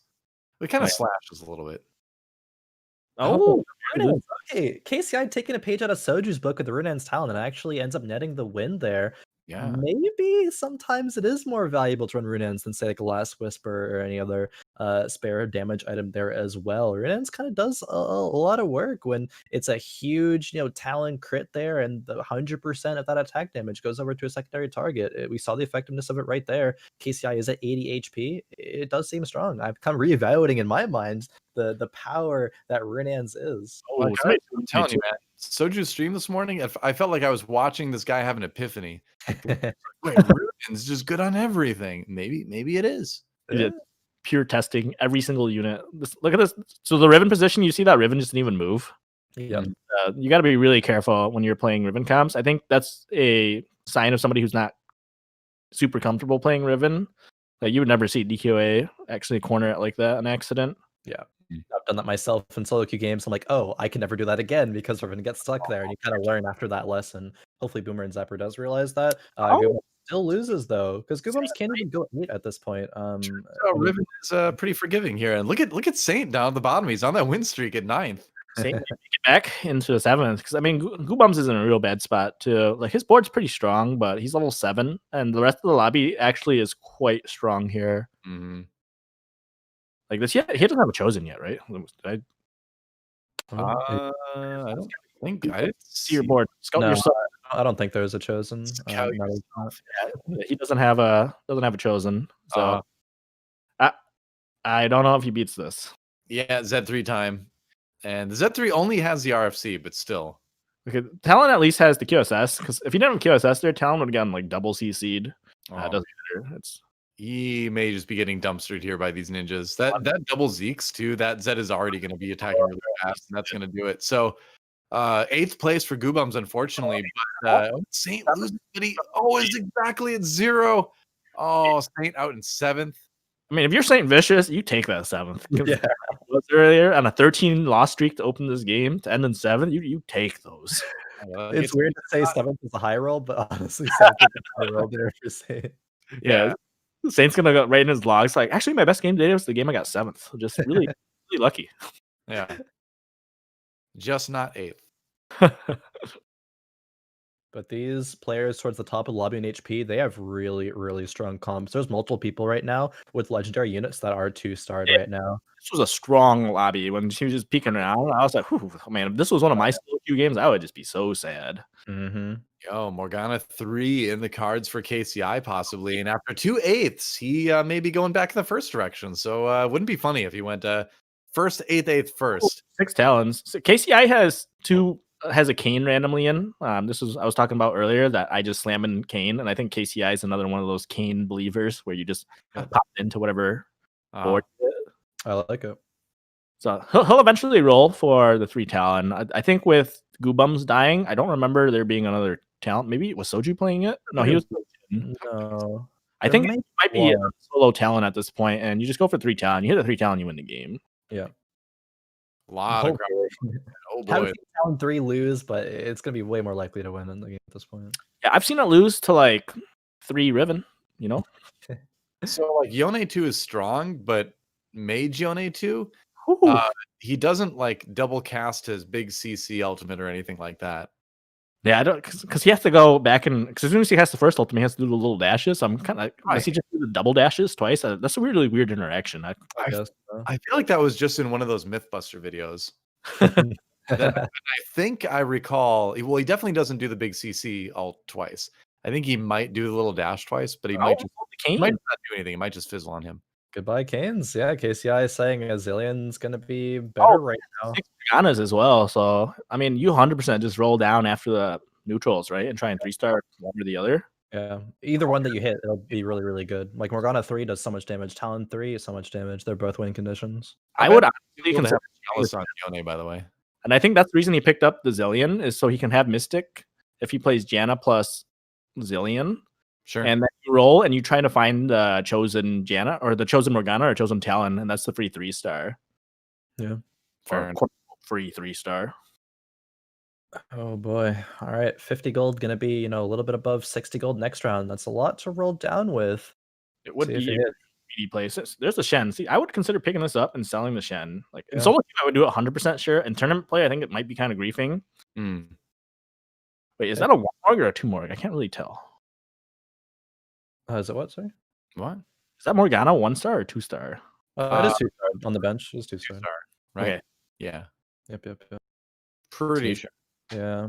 I do also like, I think, selling that Shen right now. If you're KCI, you're coming off double eighths. You need a pretty good. Oh, okay. You either can go one of two directions. You can guarantee, you know, get like another good top placement, get a first, and then try to qualify for day 2 that way. Or you could just try to have consistent placements, you know, top 4 the next 2 games. But even then, it's still a risk. I'm surprised. Like I think the right play 100% because the Mystic Shen doesn't add any. Well, he's playing 4 Mystic, which I guess is pretty good in this lobby, right? There's an RE player in this lobby, so it will Be solid. Yeah. do a bit. Roll down 2 Yeah. talent. He didn't take the Morgana. Oh, he's looking for Janna anyway. Because he's still at 3 enlightened, and 4 enlightened's actually a pretty big buff. Yeah. Definitely. Especially when you've got a bunch of items on your Morgana like that. You need something to power that up. Yeah, she gets a good ulti here. It's pretty good. Did miss a couple units in the corner there. Yeah. But it really depends the Sand Soldier and a Zillion, so it's going to be okay here for KCI. Right. Kiting is hard, about to take a bit of damage here. Yeah, he has a lot of gold though, so probably was going to roll down as to not, you know, die with that 50 gold. Second range is way down. That's a tough loss. Yeah. Asian Gamer down at 2, so on the verge of being eliminated in Pike hit. There's Pike Spike. Level 2 Pike. Big. Pike Spike, it happened. And Ari comp is actually at the top of the lobby right now. There's the Ari and the Riven being run by Boomer and Zapper. The IE Jewel Gauntlet, you know, guaranteeing all those crits. You don't have to, you know, say, damn you, Mort Dog, when you don't hit that. But even still, I'm surprised to see it at the top of the lobby win streaking right now. Yeah, Ari's pretty good into dust comps. Once you get the full Ari comp online, because with this, you just boom the whole dust comp. Ari struggled more into like super heavy Talon lobbies, but it's one of those things where when dust starts getting popular, then Talon becomes less popular. So it's like definitely a rock paper scissors situation. Yeah. This, I think Ari wins this fight too, though. Yeah. Wow. Yeah. The counter doesn't even actually play out as it, you know, traditionally would there.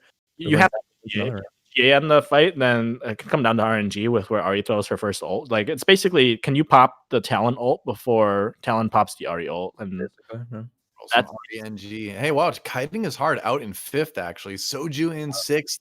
Asian Gamers sneaks into 4th place here. Soju with another, that's his 4th straight bot 4 finish. This is really bad for Soju. Saint also with another bot 4. Both of them were kind of on the brink. Yeah. I think Soju got 1 top 4. I think he got 3rd in one of those games. I think game number 2. He just bottom 8 right now, I guess is the better way to phrase it. Yeah, sure. He definitely is still struggling in terms of overall scores tonight. And a 6 is not going to help that out at all. Game 2, Soju got 3rd. Rough for Zed. This is not what you see on the Zed. No. So important on Zed. If you don't have QSS, it feels doomed sometimes. But he's not getting CC'd at all here. There's not enough adept. Yeah, the Talon makes his way to Zed, but the Shade proc, so it doesn't even get the hit off. Just kind of watch for a little while. Looks like that's going to be enough damage to take out KCI. No, not quite, but it'll be a big chunk. This is the second time we've seen Asian Gamer play Zed comp, and I'm not sure we've seen anybody else play it. So, well, there was an interview on juked.gg #plug that where he talked about really focusing on Zed comps lately and winning the TL qualifier. I think he played like 4 out of 6 games on with Z3 comps, or at least going for that before pivoting. So he really does like playing that lately. Zed main, apparently. It's interesting if that's able to find consistency. That actually kind of surprises me, but good on you if you're able to find a way to play that well here. Getting into the top 4 this game as well. I can't help but KCI needs to hit one of Talon or Morg here. I think as soon as he finds 8, he's got to sell the other one and roll. Probably, Just sells the Morg right now. Just kind of committing for that Talon. Finds Zillion. Zillion. I mean, that's a good power spike. Oh, there's Morgana. Yeah. He's already He sold. yeah. It's fake. So excited.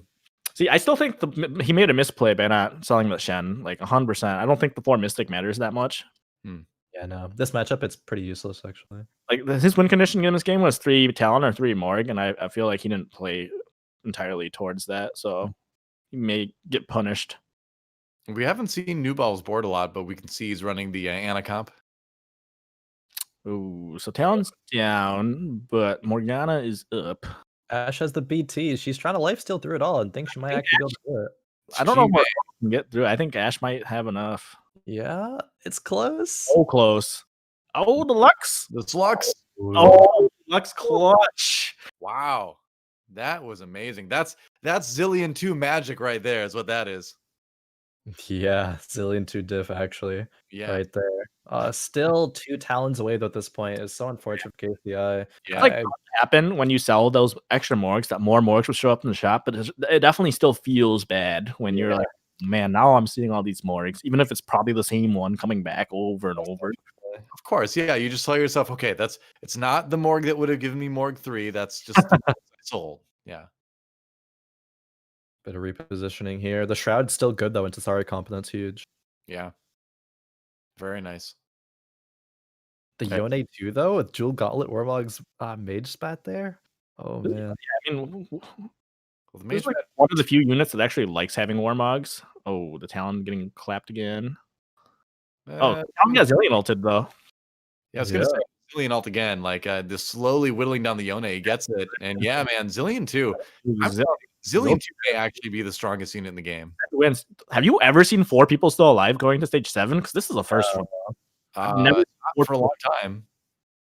No, this is definitely a first. And that fight, after we, analyzed it a little bit, that fight went so wrong for Boomer and Zapper on multiple fronts. The Ahri ults were bad. The Yone ult was bad. If one of those things had been slightly better, I think the fight would have gone the other way. So for Boomer and Zapper, sure, it sucks. Now you're 1 hit away from losing, no matter what in stage 7. But still, I think the comp is still strong. Asian Gamer, though, still holding on 2 HP with the Z composition. This is kind of a crazy finisher.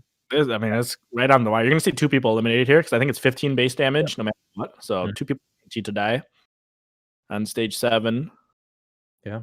But only 2 more rounds left. People are going to live. So right. We have 2 fights left, and that's it. Will KCI find the Talon 3? Well, technically 3 people could die if there's a I guess all 4 could die if it's like the triple kill. No? Yeah, if it goes overtime, it could happen. Where is that Talon? This is agonizing. Even seen one. This is where you got to scout and make sure people aren't holding it. It might just be impossible for him to find that. He's looking. All right, where are the Talons? None there. None there. None there. It's just unlucky. Train of thought is he's like, it's some like jerk just holding these or what? Yeah. you got to start to wonder at this point. All right, so this is a great move. Put the Shen in the back line here because Shen's going to tank the Zed for a little bit. Yep. Yep. Can get a lot of taunting done between the Azizi-Rot and just being Shen. Zillion gets off a couple ults here, which is huge. Mm-hmm. It all depends on can Talon jump on and one shot the Zed or not. It doesn't look like it. Too much damage, yeah. Wait, so close. Yep. All right, Asian Gamer survives, and that's he's in second. Wow, a sneaky second with the Zed comp coming up. Like, what Zed comp? I love this dude's name. I wanted to give it a shout out earlier, but it's very much like early 2000s, like AOL Instant Messenger. Like it's like X Agent 4420 XX vibes, and so seeing this. Oh, definitely. And not often do we see ninja comps be able to actually go to level 9, but Asian Gamer is so comfortable with it to get to this point, and was so low HP the whole game, but still relied on positioning well in every fight to get to this point here. Would you say this is a Zed comp, or is it actually a keeper comp? Because maybe a bit of both. It's a bit of both, and I think that's what's really interesting about watching him play is that he'll prioritize the Zed, but you can do it in a couple different ways. As we see big CC coming in onto Boomer and Zapper to extreme, but RE3. Wait, it was just gold for that. No, it's just RE2. It just RE2 rocked, man. And Boomer and Zapper taking the easy last round there to win it. But hey, if you're Asian Gamers, you've got to be psyched about getting a second out of that one. But it will be Boomer and Zapper getting the win here in the 4th game. Well, I mean, with an Aricom too, that's sick. I think he took first in the last lobby too, right? Like, so definitely a good showing from him in the last few games. Yeah. Oh yeah, no, for sure. That comp winning the game, I think that comp is what we like to look at and say you play what you hit, and that's the Ari, the Riven in there, the Azir too as well in the end, because you have those multiple carries to get you to that end stage of the game. I think it was played super well, and we still, frankly, see the strength of Ari and why she can still win you a lobby right there in that game. Absolutely. Ari is very clearly the 1v9 classic champ. It's either 1v9 or just hard throws by ulting the random Zillion soldier in the corner, So before this, Boomer and Zapper had an 8th, a 2nd, and a 3rd. So getting a 1st here is certainly going to help boost the point totals a lot, where, top 3 out of 4 games, like that's, it's going to be good. 8th isn't going to hurt you as much. And so he kind of found the games he needed to after having a rough start with an 8th in his first time out today. Oh, definitely. That feels pretty good because it's not even just like barely top fouring. It's like you win a lobby, you get second. All those points are going to be super good here. And of course, I'm so excited to like see how after 4 games all these point totals do shape up, because I love just telling that story. Soju, we know, and Saint Vicious, they're coming off of needing to play well these next couple of games because they had poor placements once again there. So will they be able to make it happen here? I'm not sure, frankly. Yeah, looks like lobbies A and B from just checking at the update, and you can check it too if you do !scores in Twitch chat. You can see the same document I'm looking at in my other monitor right now. It looks like lobbies A and B are still going a little bit. They may wrap very soon. Looks like both lobbies were down to 3 or less people. So if they aren't already done, they will be done extremely shortly. And then we'll get to see. But we're going to take a look soon at the winning comp for the lobby that we just saw. But what I'm psyched about more than anything, honestly, so far from the games we've seen, is just the variety. We've seen a variety of comps do well, and I think that's kind of reflective of the state of the game at the moment, where you've got some clearly very strong things, but you've got a lot of stuff in the game right now where if it's played well, if you can play around the chosens that you find, the items that you come across, you can top 4 with a lot of different things right now. Yeah, I'm thoroughly impressed. We've kind of seen it all at this point in terms of compositions. I guess the only thing we haven't seen that comes to mind off the top of my head is like a commit to like going for 6 or 9 warlords. But I mean, that's kind of iffy. If you can only really win lobbies with that if you like high roll. But we do get to now look at the winning composition here in that last game from Boomer and Zapper. And it is that RE2 with the IE Jewel Gauntlet combo, the Riven and the Azir as well at the end there is so nice paired together. Yeah, there's also the 4 keeper, which at the end, and I think we've seen keeper do really well in a couple different games now. So I think that's something everybody should keep in mind, is not just the 2 keeper or the keepers in the early game, but really consider keeping keeper into the late game. It's so good into the Talon matchup. So it's something to just keep in mind. Like you just prevent the Talon reset early on, and that gives you time to actually get the Ari cast off. It gives you time to get Lilia off. Jin gets the 4 shot off. There's just a lot of things that can go off with the 4 keepers. So thing to keep in mind going forward here. Yeah, for sure. Yeah, thinking more about this these keeper buffs, because now 4 keepers goes from 8 to 10 seconds and 14 seconds with 6 keepers, that we might see like honestly, quite frankly, might see just an end to the Talon if everyone's going keepers at that point, because Talon can't get resets, he can't do anything. But then what's going to evolve from countering the keeper shields? Do we go back to like static shiv slams to counter all these shields? I wonder. Say, yeah, when do people start saving those rods and tiers for static shivs now, if we start to see all these keeper comps coming up? But this kind of reminds me a little bit of the transition that happened last set in set 3, where you had Space Jam being really popular, but then GA started getting big again, and so without Darius able to get those resets, that comp kind of fell off. And it feels like Talon is starting to be in sort of a similar situation here. But the nice thing that exists even with comps that have Talon is that you've also got Morgana, so you're not totally reliant on the Talon, and maybe you just use him, and don't really itemize him, and you just focus on the Morgana a little bit more now. Yeah, I mean, that's why those units synergize so well. Is Talon hates it when the other team clumps, but Morgana loves it. So if you start seeing people going towards keeper and clumping, then you should be looking more for Morgana items. So Morgana with a blue buff, a death cap, and a Morello would just completely tear through a comp like this, right? You can even throw like a Ludens on there, get a bit of extra shield pops going on. There's a lot you can do here with the Morgana. So And we saw that last game. Sure, the Talon ended up losing to this comp. It still got second. Still good. Or no, third. Sorry, still good at killing other things in the lobby, right?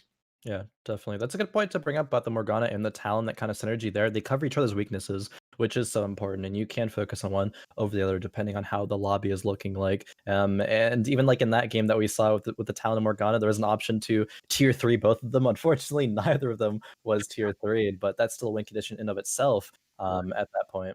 Yeah, I think he'll look back at that game and I think he'll slap himself. I think there was 2 ways he could have really played that. Is he either goes 9 and keeps the Shen, or he goes Shen and goes for the 3-star with the chosen Morg or the chosen Talon. I think he'll look back in review and recognize that mistake. But still, getting third in that game is still a solid finish for him for sure. Yeah. A couple 8s have been kind of made it rough for him, but really you're looking for an average of a 4th, 5th to be able to advance to day 2, and he's still within striking range to do that. Oh yeah, For sure. Well, speaking of talking about people who are within striking range of moving on to day 2, we have our scores ready to check out now, and we will see, because a bunch of these players are going to be more or less locked in. If you're the top 8, it's going to be hard not to get to day 2, and so players like that. This is going to be the scores from game 4 first of all, and then we're going to take a look at the overall stuff. But looking at the other lobbies, Spencer taking number 1 there, Sox with a 2nd place, so still really good results from Sox. Meanwhile, in lobby A, Cottontail with another really good result at a 1st. Kien gets a good result at 2nd. He'd been searching for that a lot. And then Yiggles, who had struggled a little bit in game 3, back to a solid 3rd place finish as well. So she's on track to possibly make it to day number 2 as well. Yeah, Sox just cleaning up house today. There's a reason that Khroen picked him out early. Everybody's been talking about Sox. It's like pretty clear that he would do well, and he's really delivering. He's always been a good tournament player, so good to see him step up once again.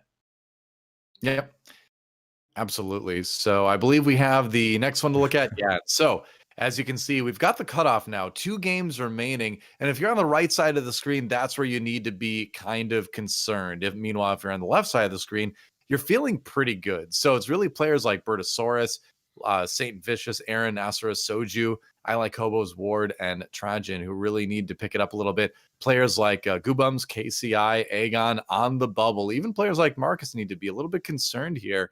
We could see a lot of shifting in that center column and that right column.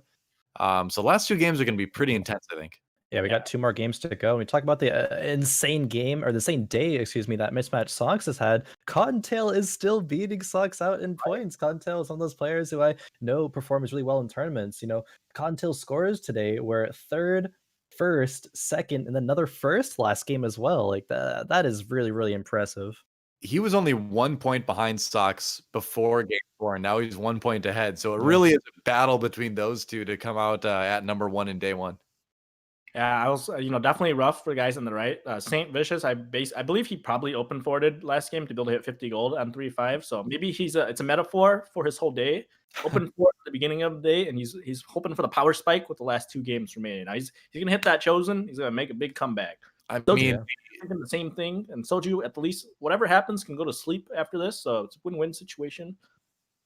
I mean, the break between games 4 and 5 for us here, that's got to be like the 4-1 roll down, right? So we'll see if Saint can get it done, and the other players in that right column as we get ready, get prepared mentally for the last 2 games of the day. We're going to take a quick break, guys, but when we come back, we're going to see even more team fight actions, the most intense action we have seen yet in the day here at the giantslayer TV TFT Fates regional qualifier for NA. Don't go anywhere. We'll be right back after this. Do you know when the next TFT event is? I do, because I use Juked. If you're a TFT Esports fan like me, you'll love Juked because they've got everything you need to stay in the know, such as schedules, streams and live scores, pick'ems and leaderboards, and news and original content. Sign up now at juke.gg/TFT and get everything you need to know to follow TFT Esports. Juked, your home for TFT Esports.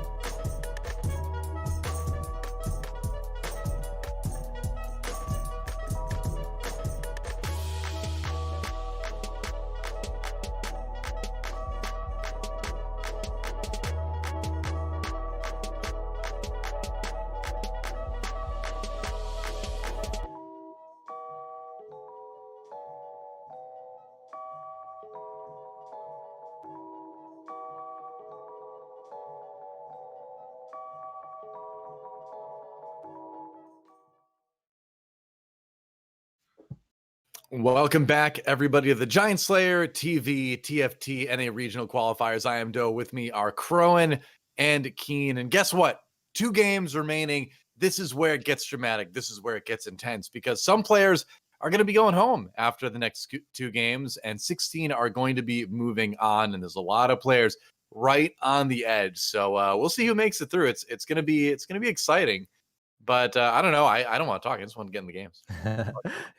Definitely. These games have been so exciting, and I'm sure that they are not going to let up in that regard. Going back to the scores quickly here for today so far, after 4 games, Cottontail and Mismatch Sox are 2 frontrunners right now, but the people on that line, towards that right side of our screen here, Bertosaurus, rank 1 NA player right now, might be eliminated from this regional qualifier after just day 1. A lot of pressure these players are feeling right now. Yeah, I would say that before the day started, if you figure out what's about safe, is you want probably 6 straight 5th places, which would be 24 points. So I feel like 24 points is probably around where the magic number is going to be. And if you're at the bottom of the standing, even for somebody like Trajan, is 2 10s will get you straight up to 26, which should probably get you in range to advance to the next day. So I do think everybody is still alive and should still be hopeful. But it does start coming here. Like another bad finish for some of those guys on bottom 8 could be it. Like you might just completely knock yourself out of elimination. But being able to add 2 straight 10s to your score, it will keep anybody alive, and I think everybody still has a shot. But certainly for those guys towards the bottom, you might start to see a bit more desperate gameplay in terms of, hey, look, I can't take a 6 here, I can't take a 4 even, I need to play for first, so I'm gonna make this bust play. And so I think you'll start to see a few more like screw it, first or 8th, let's go kind of gameplays. Yeah, it's do or die for these players right now. And we talk about players like Kien and KCI, very first or 8th playstyles. Maybe other players will have to kind of adopt that playstyle as well if they're towards the bottom of the standings. As you mentioned, no one's really out of it right now. There's still 2 firsts, maybe just 2 seconds or a second and a first can get you into that top 16 move on to tomorrow.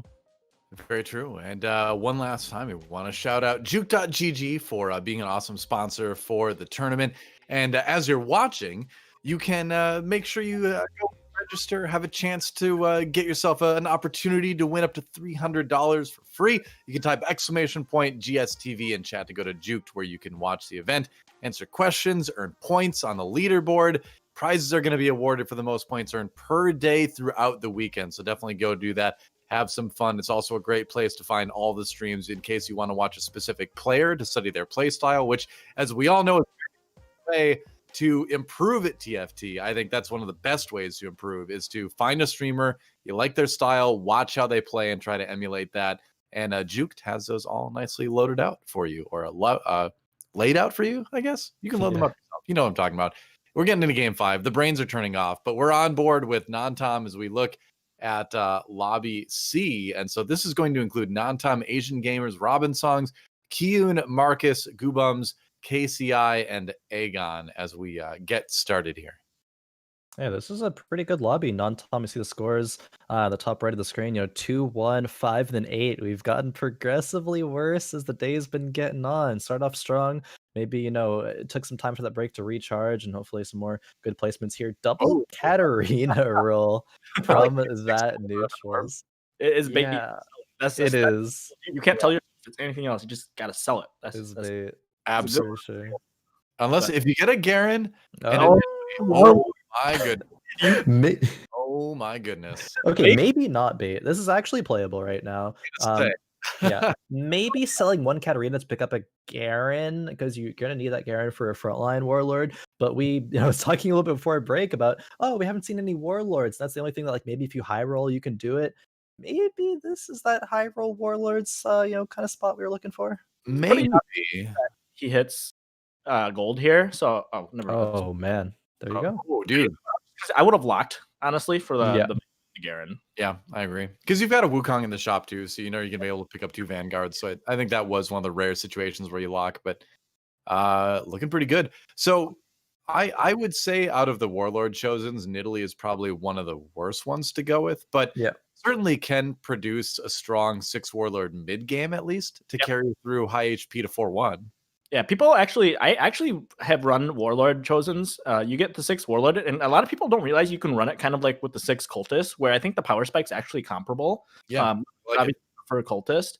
But if you can actually hit a good mid game, and especially if you hit a 2 Nidalee throughout stage 3 and stage 4, I've gone fast 9 on 6 Warlord, and at that point I've just sell and pivot. Though I actually had one game where I sold the Nidalee and immediately found like a chosen Warlord Azir, and I ended up being able to 9. Wow. But this is another one of those comps that you can just actually push straight to fast 9 with. Yeah. This is so interesting. Not only does non-Tom have a good Warlord start, but they actually passed up on the Tom Kenshin and Annie to potentially go for Fortune, but then another one pops up in this shop as well. So gets to kind of have more time to think about that decision. It looks like it still will just be the Sharpshooter Warlords that's going to be gone with here. But if we're, looking at some other players in this game, in this tournament, they might have just gone for the Fortune there, and I would be tempted myself as well. Yeah, you've got both your Sharpshooters are 2 stars, so I feel like you've got the temptation there to just try to win streak, but your front line is definitely weak here. Oh yeah, leveling, still losing, feels bad. And this is why. Wait, actually not losing. Nidalee too good. Oh, yeah, he's gonna win this. So he won because he leveled. I still don't agree. I would have just eaten the loss. Because if you sit in at 2 cats and you eat this first loss, that can put you down to 94 health, 92 health even, and that could put you in range to grab Katarina off the carousel. Sure. And you can have 2 cat super early. I think it would have been a huge spike. But Yeah. Well, another thing to keep in mind is that Katarina 1 almost never ults. Yep. She'll nearly always die at this point in the game. Yeah.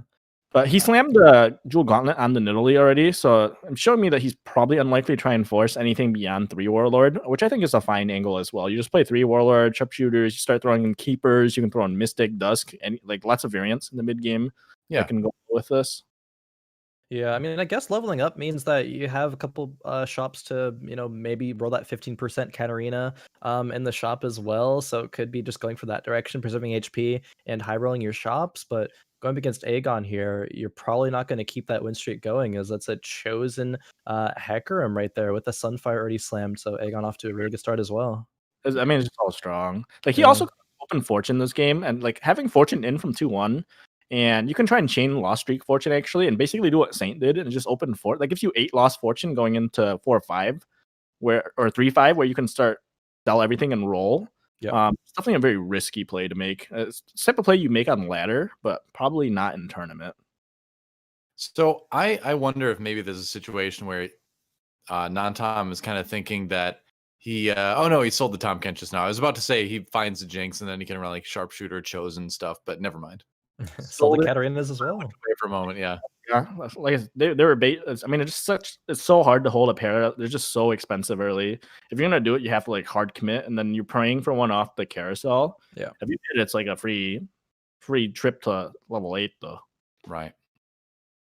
Risky play style. Non-Tom doesn't have to play really risky. Non-Tom's still sitting at a comfortable, I believe, 23 points at this part. So just needs a couple of fifths, just not eighths really. You don't want 7th or 8th right now, and you're kind of chilling if you're Non-Tom. Yeah, pretty much. I mean, you get a lot of kills at least with this Nidalee. Yeah, You're the never hot gonna healing is winning some rounds. Yeah. Rolling healing early game feels pretty solid there in that situation. Maintaining HP. Hey, there's the Katarina on carousel. The sword cat. Yeah, there it was. Oh man, that'd have been so good. KCI takes it though instantly right there. So yeah. There. You pat yourself on the back and you're like, there, I wouldn't have gotten it anyway. I knew. Yeah. Unless he opened with Fortune. True. And held like Garrett, and you just go full Fortune opener. You're not wrong. Actually.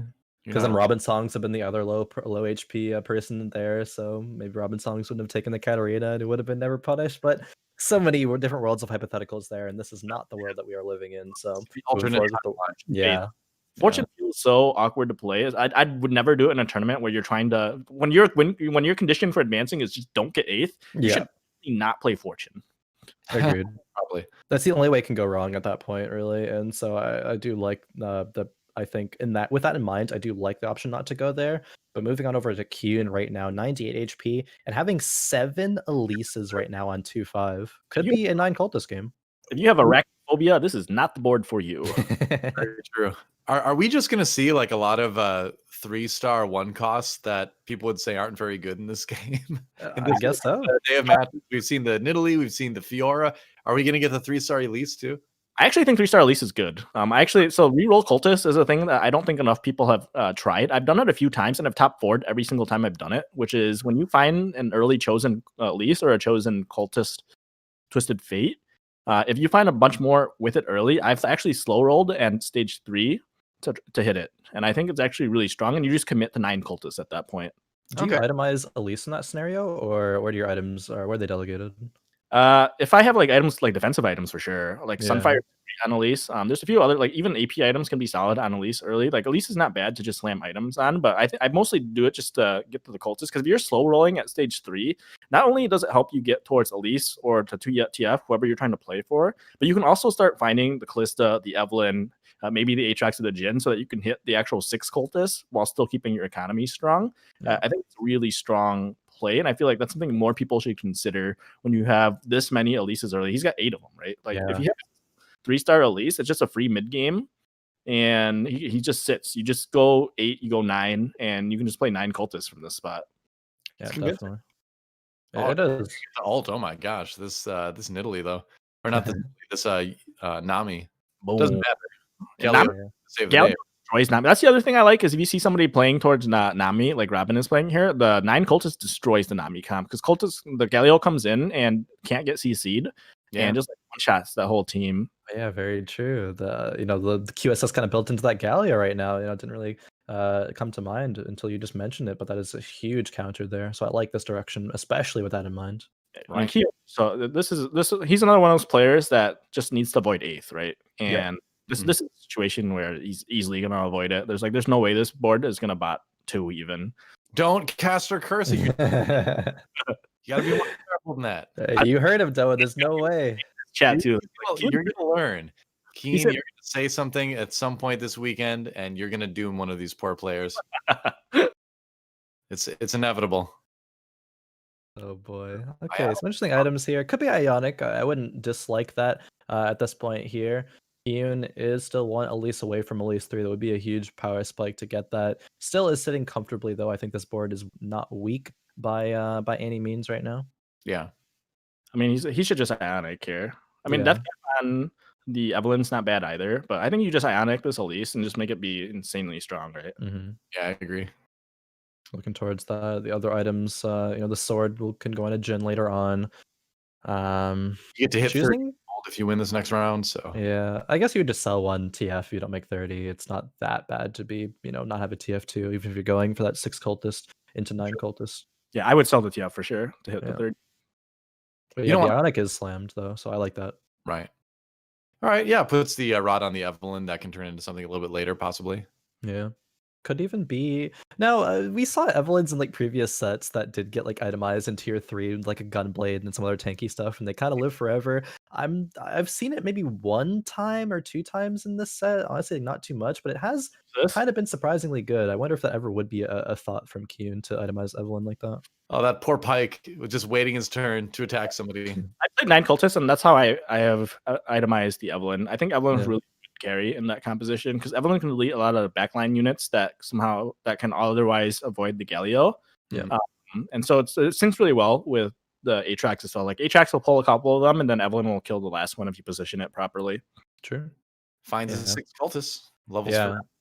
No, this is really good. Still want Elise off. And it's like you'll eventually find the Elise 3. Even if you level up aggressively to 6 on 3-2 and to 7 after wolves and stuff.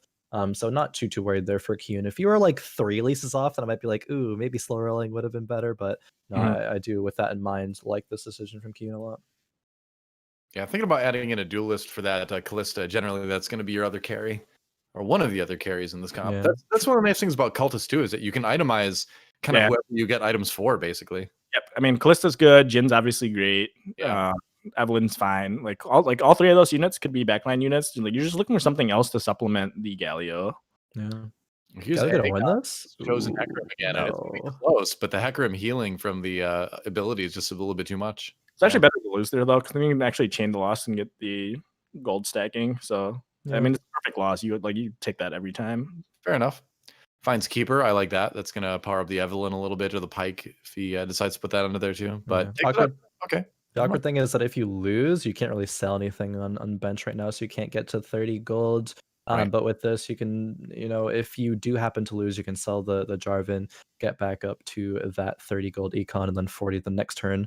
The thing is, though, you're slightly weaker, but the board's still strong because there's 6 cultists. Right. The only thing really awkward about this comp is once you get to level 8, you're kind of, a lot of times you're stuck with this question is like, do I roll and try and hit this Nidalee, or not the Nidalee, the Zilean, or... And so that's always the one question mark I have when I'm playing cultists. I'm not really sure what the correct answer is. But like the few times I've gotten very lucky and like gotten the Zilean off the carousel on stage 4, or just found it very quickly. So my experience simply is to just hit. But I'll be curious if Kien decides to commit to this, or if he ends up pivoting. Yeah, I mean, Kien, we know, is a first Wraith style gamer, so maybe we'll just level up to 9 and be like, all right, I need to, go to 9. I'm going to win the game that way. Hit the Zilean guaranteed there. It's with a shit item. But somebody ended up taking it. I'm very surprised somebody took the 1 cost Elise with a belt, because that would have been his 3-star Elise right there. Yeah. Asian gamer there denying that one. You can make that work. You can turn that into a Sunfire or something, or Zeke's, or Zerot. Yeah. Yeah, Zerot or Sunfire, there would be good. Warmugs too, I guess. Well, we know now that you can sometimes buff Galio with Zeke's and with Locket if you put him next to where he spawns. It works sometimes. Yeah, that's interesting. Zeke's on Elise isn't. You could have made it. He's got the sword. All right, now puts in the Jarvan because the econ is no longer needed. Already at that 40 mark. Yeah. I was wondering if you get the Pike, some of the shields too here. I would over the side to do that. Yeah, I actually would. I would position everything towards one of the sides here, and he does move it. So I like this. I like this a lot. I think this is the correct positioning. Yeah, I think you would do as much as you can with the keeper shields for sure. Oh, he's on the wrong side. Unfortunate there, but kind of both of them are, I guess. Hey, shields for everybody. Pike still gets Pike's gonna dash across and stun, I think, 4 people here. Yeah, it's a cannon though. Oh, Galio kind of saves the day, mitigates some of the advantage that the cannon was giving on the other side. Janet Chosen is very good at keeping your units alive and very bad at killing things. And you really need to be able to kill things against Galio. Yeah. Oh, for sure. Definitely. Kills off a few units there. Only 2 units there going to be dealing damage to Goobums. But, I mean, 6 Cultist Galio better than 3 Cultist Galio we see there. Galio versus the Galio. She tells you not to worry about it. Yeah, exactly. Not a bad loss for him. Aegon's sitting at 100. We haven't seen his board yet. I'm kind of curious what he's playing. No, he was the chosen hacker. He was the hacker, with the Sunfire early. And I think he signed a secondary item on that as well. I don't remember what it is offhand, but I'd be curious to move over to Aegon's board soon to see what he's still working with at this point. Wait, go back and scout. Kien, yeah. Kien. Come on, buddy. Okay, after scouting, decides to move over to the right-hand side here. Early game, it does seem like people trend towards right side just because that's kind of the default side for them. Yeah. Good positioning here. Gave up on not give up, but just decided to not play the Nami. Yeah. He was using it to transition, which I think is a smart play when you're just trying to avoid ETH. Probably, yeah. For sure. Saw Socksuit earlier and going to see Robin do it in this game as well. I like it. I mean, you're preserving HP decently. Robin's actually on a win streak right now, which will come to an end because of this cultist, but Kien is way too strong. Yeah. For sure. It dominated that round. 6 cultists is just so good. Yeah. There's the Shen. So that, just a nice unit to have just in case you decide to make some swaps. He's about to enter 4-1. Still waiting for that Elise 3. Yeah, Elise is hiding for now. Whenever I watch this stream, and you can kind of see it in his face right now, where he's like, he often does this thing where he's thinking about making a play that he knows is actually the wrong play to make. About doing it anyway, and it kind of feels like I can almost hear him saying that he wants to just pivot out of cultist here. Yeah, that makes so much sense, and I agree with you completely. That's what Kien thinks about a lot, and that's the face where he's like, hand on the lip, like, that's that very inquisitive Kien. I kind of tell right there. We can all get that though, because it's one of those things where it's like you see something cool and you want to do it, even though it's not going to work, and you're like, but what if? Like the what if mentality is one of the most dangerous things in TFT because you're like, what if I did this? And theoretically, it could work like this, and that would be so cool. It's not going to work, but you want to do it anyway. You feel the temptation. That's how you know you're a TFT player. You're a TFT player. You haven't been there where you're like, man, I'm going to do something real stupid. But if it works, it's going to be awesome. Yeah. Do it for the content. Exactly. And then it works one time over a course of 100 games. And that's the one time that you just always sticks in your head when you're thinking about doing it again. Exactly. Yep. Yep, it's like it can work. I'm just going to repeat that result, Unfortunately, not the case that actually happens in TFT very often, but still, you can't help but think about it. But we move on over to Aegon's board, and he's still 100 HP at 4-1, which is really insane. And it's kind of also on the back of a static Shiv as well. I talked about that when people build that into the keepers, and now Aegon has one. So I think it's pretty good. We want to put that on probably an Ashe later on, I would assume, but Aegon's setting up for definitely a top 4 here at least. Yeah, I mean, this is what you like. Even though a one Kindred with a good front line will just carry you so far in the early game, he's also got the Dazzlers in. It's just a lot of good synergies. And we were talking about him earlier being somebody who's very good at just kind of playing random stuff that you're looking at this. I bet you, if you showed this board to a lot of people and asked them how much health does this have at 4-2, very few people would say 100, right? Oh, yeah. It's not 100. Maybe he just high rolled a lot of different things. But it's still a very strong board. And I think a lot of people might look at this and say, oh, this is really weak. Or they look at this on 4-1 and say, oh, I should sell and I should roll for like an Ashe or whatever. But sit-in is 100% the right play. This is the type of situation everybody should know is just because it's quote unquote the 4-1 meta does not mean you should always roll on 4-1. If you have 100 health, you not roll on 4-1. Right. Yeah.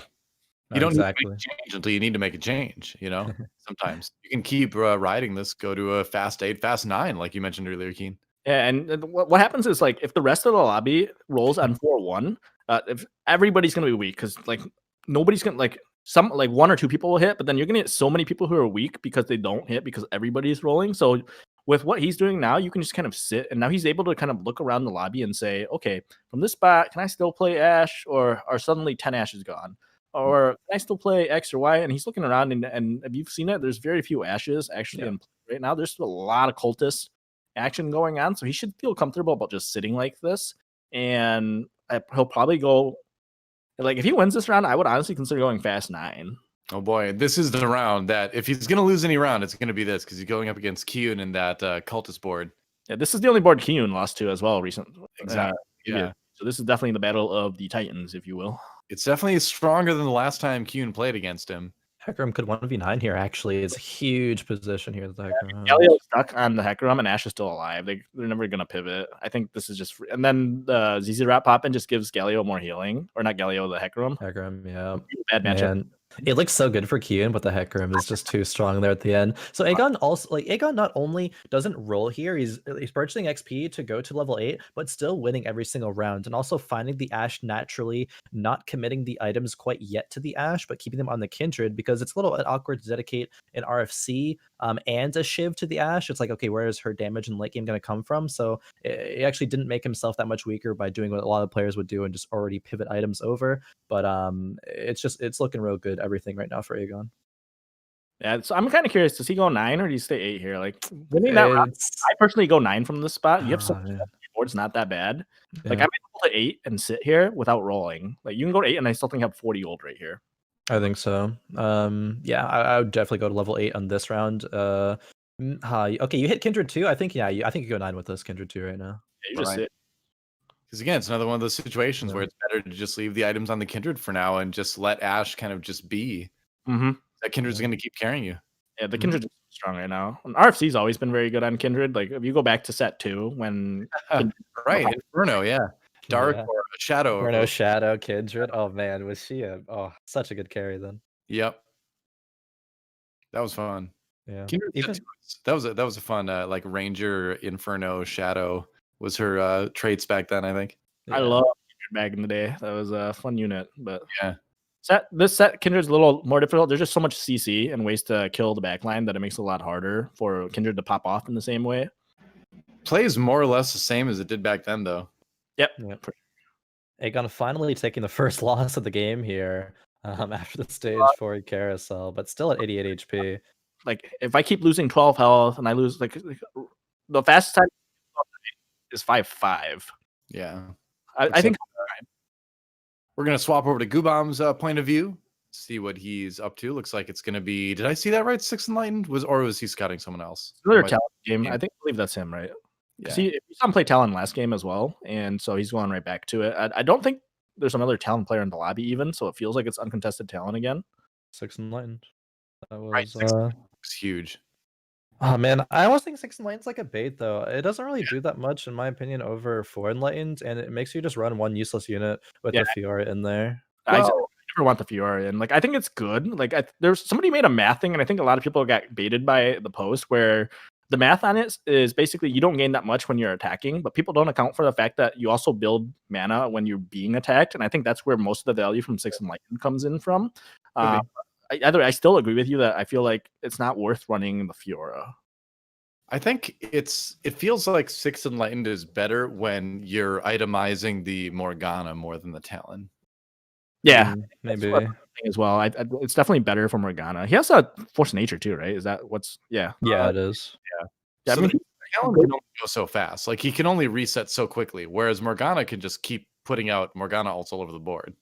I mean, it's a good spot for him either way. I think from this spot though, you're you're trying to like drop the Fiora, and you can also drop Janna and play Zilean instead, and just sit with 4 Enlighten. I feel like that's probably the better endgame board, but I don't think 6 Enlighten is bad in this stage, especially with a 2 Fiora already. I think it's a 2 Janna as well. Yeah. Oh, that gold box gave a Talon and a Morgana there. That's I mean, that's huge if you want to go into Talon 3.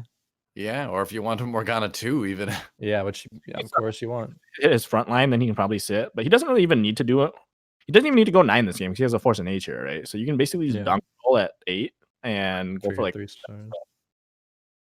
Wow. He found a lot rolling down here. That was a really good roll down. Oh, the Lee Sin is sick too. You get that Lee in, it has Divine, it gives like technically a duelist. Yeah. BT on the Talon, I think, is the correct decision with the items there. No GA, though, or QSS for the Talon, so if he rolls into anything that one-shots him or any Adepts, it's going to struggle a little bit, but still just the best with what you got right now. No AP items for the Morgue kind of feels bad, though. You'd be tempted to put the Rod on the Morgue, but you want to leave that for full item spots, I suppose. Yeah, I think you rad something else. It's just too awkward on the Morgue. Yeah. The Lux just takes it right now, and it's kind of the best of what you got. Unfortunately, Talon got taken out pretty fast in that fight. Aegon still rocking that Kindred and is still on the path to go to level 9. He might be slow rolling as well. I don't think is a bad play. Like based on the stuff on his bench, it's possible that he's been slow rolling his gold at 8 to try and collect things. Yeah, maybe. But I think it might just be natural there. I think he should be pushing 9 right now. Now Tom is looking for an Elise. Apparently, it's like sorry, Aegon has taken all of them.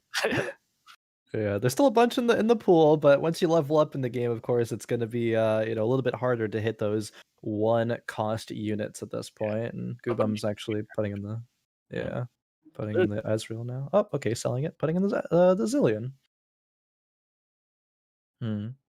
I wonder actually, what's more value in you guys' opinion right now? Is it going to be the Zilean or is the Ezreal? I almost kind of gravitate. Actually, I don't know. It's close for me. I don't know. It goes Zilean every time, even if you're talking about Dazzler getting added in there.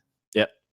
It's only Ezreal if there's no other Dazzlers, like, and you need Ezreal to complete Dazzler. But otherwise, like in this situation, 100%, I always take the Zilean. I think Zilean is such a strong standalone 5 cost. Like I will slap it the same way that people will slap in like a set back in a few patches. Right. Yeah, for sure. I mean, the attack speed's like not even going to get too much value if Ezreal does get an ulti off, I guess. Like it is healing, it is attack speed, it's a lot of utility, but yeah, the Zilean as well, reviving units, free GAs. I mean, like I think across like any video game, across like many years of video games, res mechanics are always going to be the strongest thing you can put into a game. Yeah, no matter what genre it is. Oh, okay. Could take out the Janna, I guess, to put in the Zilean, but then what else do you put in as well at that point? I can't even think of a bad res mechanic. Like, I don't know. I remember when like Overwatch launched, there was the Mercy at the beginning that could res the whole team. It was like the most broken thing I've ever seen. Oh yeah, 40-yard res on infinite people. It was amazing. They took that one out eventually, right? Yeah. Yeah. I mean, I am of the opinion that a res should never exist in an FPS, but that's a whole different story. Looking at you, Valorant, as well. But anyway, sticking with 6 Enlightens, what do you think about this as far as having like 2 Talon 2s? Because is the unitemized one really worth? I think it's great. I think unitemized Talon is still going to be solid. Okay. Yeah. I think Talon's that busted. Like it's just such a good unit. With 6 Enlighten, it seems that good. Yeah. Yeah. 6 Enlighten, and then it's like Zillion's good, but is it better than this random Talon 2 with no items? I don't think so. I think the Talon 2 with no items, especially when you're just running the 6 Enlighten, it just gets so much value right now. Yeah. There's a blue buff Kien in this carousel right now. It's going to be huge for somebody. As well, but the Talon's already full up on items. Yeah. It's lucky. You think it's GA, and he can itemize the second Talon with the GA. Hey, yeah. And then what you could do Talon 3, you can actually keep the GA because he can hold that one on the board, and it doesn't really matter what 2 items you end up keeping because any 2 items with the GA are going to be good, right? Well, you can choose, right? Because if you the other 3 would pop off if he's on the bench and the one single GA Talon is on the board. Yeah, you're guaranteed to keep the GA if you pop it properly, and of course he's going to know how to pop it. So yeah, here's Asian playing the Z comp again. Pretty interesting to see that he will force this every game. Yeah, I really recommend going back and reading that article on Juked about it. That they did the interview with him, and he talks a lot about this, and he's really high on playing the Z comps right now. Yeah, I mean, so I personally didn't think it was forcible every game, but he's proven me mostly wrong here. But then again, if he gets 6 here, maybe he's not proving me wrong. So we'll see. Asian Gamer seems to be win streaking around like, this amount of HP and does, sneak into the top 4, if not a bit more in terms of HP there. The Zed actually did fall the last round to the Talon. I was thinking usually we saw it go the other way. But this game kind of not so much. And it doesn't have a third item on this set either. No defensive like QSS or anything like that. So adepts are that much more value. I think in this particular case, yeah, the Zed's gonna struggle a little bit more than in some of the other ones, but we did see him ride like 2 HP all the way to a second place. So yeah, you never know. But I agree. I don't think the Zed items are good enough this game to recreate that result. I mean, maybe we'll get lucky. Maybe he's praying for like a QSS. Yeah. If he gets QSS, I think he actually might win this lobby off of the next one because he's got such good econ. So it's not a game like we were talking earlier about how it's pretty crazy to see that he's able to go 9, and it might be another one of those games where he's able to go 9. Yeah, if the item is good from next round, you can greed out one turn, then go 9, fit in another unit there. Maybe gonna go more adepts. You already have Shen and Yone, but maybe fitting an Aurelia in there would be good as well. There's a couple options though. Yeah, for 9th unit. I believe the end game play is you replace the Elise. Oh, Elise is still in there, yeah. Here. Okay, yeah. Yeah, you don't really need Cultist 3 at this point. Nah, it's like a little cute synergy to have in. It gets you a little bit stronger, but you definitely don't need it in your end game. I believe you put it in as well, and it gives you the third shade. I was watching Kien play, and that was his level 8 camp always. So he would drop the Elise for Azir, and then have the Evelyn in as well, and that would still give you at 3 cultists. And I think that's a solid level 9 play. Yeah, agreed there. You still get the Keeper for what it's worth.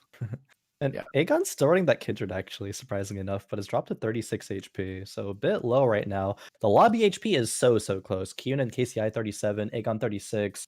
This is pretty yeah. Getting stage can often just win you a single fight when that might be all you need to increase your standing. Unfortunately, he's 15 health behind the next person, but one fight should put 2 other people within striking range of dying, which would be very important for him. Yeah, on a 3 loss streak right now, though, so it might be a bit telling. True. How much are people going to scout around the double Zephyr? That's the question.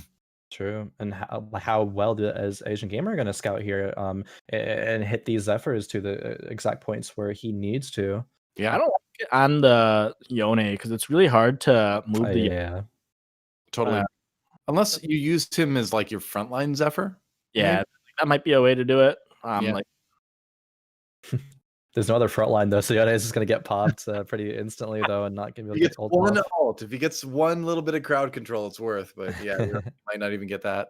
Kind of unlucky item wise for him. This is what I was saying when I was saying I don't really feel like it's forcible because I feel like you really do need perfect items. Otherwise, there's a lot of crapshoot involved with it, and I feel like without the QSS on top of this is real rough.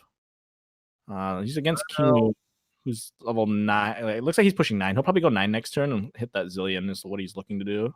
Yeah. Right. There's one Zephyr on the Zillion. Didn't do a whole lot. He killed the... That's getting a lot of time, though. I think he wins this fight. There's just nothing left on Kien's board. Kien's very weak, actually, because I would guess Kien sitting at like 50 EXP towards level 9, and he'll probably ding and have 40 gold or so to roll on this next turn. Needs to power spike because if you are Q and you roll down and don't quite get strong enough, one bad fight and you still could lose at this point. So it's really gonna come. Yeah, it's really gonna come to he'll here. Now I don't know how much gold he had left, but like going 9 and if he finds a Zillion, that's it. If he doesn't find Zillion, it's doomed. Aegon down to 22 as well, so he's kind of on the verge of dropping out as well. Probably still gonna top 4, but it's a little bit tricky. The question is, like, we know Asian gamers can beat Kien, but can he beat anyone else in this lobby? And I'm not super confident that he can at this point. Didn't scout it off. Yeah. Kind of got. I don't know if he was just focused on too much, but yeah, the Zephyrs aren't great. Nope, definitely not. That Zed though, again getting some room. The Talon's avoiding him for now. So the Sejul touches him finally, or not Zed, the Sej. Yeah, the Talon's gonna go down soon. Okay, is that still alive? Yeah, it's gonna be another win for Asian Gamer. Yeah, seems that way. I was hoping Zed would get on him, but the Zed did not get anywhere near that. Solid matchup for you. If you can't see that Talon, it's tough to win. He's running into people that have max econ right now. I ran into Kien who had max econ, ran into KCI last round who had max econ, so they're the ones that are greeting out to level up and then get stronger at that point. So it's really fortunate for Asian Gamer that he's running into them at those rounds before they power spike. Zephyr. Oh, there's a 0. That's huge. So the Zero actually gives you a couple units to slam in the front line, and it's also 4 keeper now. So it looks like he's gonna, like you don't even need the Evelyn at this point. Ooh. Oh, It's only 2, but you can't buy it. oh no. He didn't. What? Oh, Okay, you can. All right. I actually think that's the right play, but let's see. He doesn't have anything to. Ooh. Oh yeah, that's actually the. Oh my god, he got the double on the right side Yeah, there. that's so good. Like that, I mean, that's just pure luck. He didn't scout at all, but it ended up working out for him. Yeah. Just the snap judgment call to drop the Zephyrs like that. Oh, is Zed though? It's so low. Looks like he's gonna be okay though. He's Things like that get you to top 4. Look at that. All All right. Down. Goobums was actually winning. I think he was in first heading into stage 6. Looks like he just lost all 3 fights here. Yeah. You know what's interesting is we've got Kien up in first, KCI as well. Like this may actually be a winnable lobby for Asian gamers here. I think the last 4 people have more CC though. Right. He got, let's see, he beat Kien, didn't he? Kien hit the 9 cultists. I'm wondering.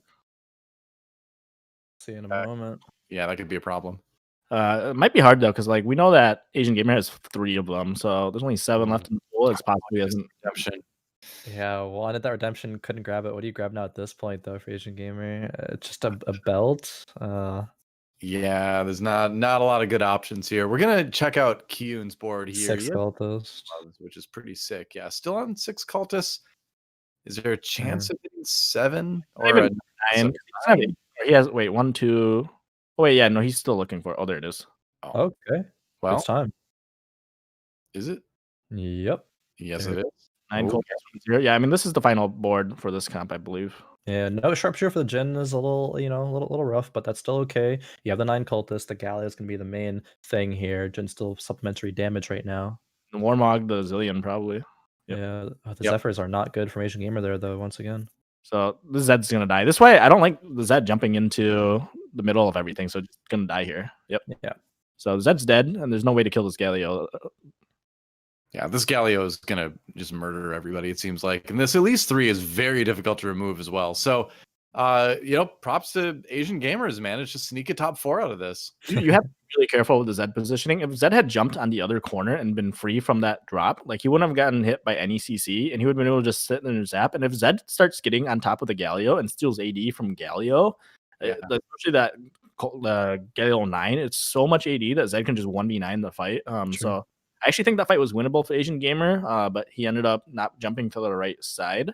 I don't know. We saw him not really scouting. It might just been maybe he got punished a little bit for not keeping close enough tabs on the, because he should know what the proper positioning is. Could be.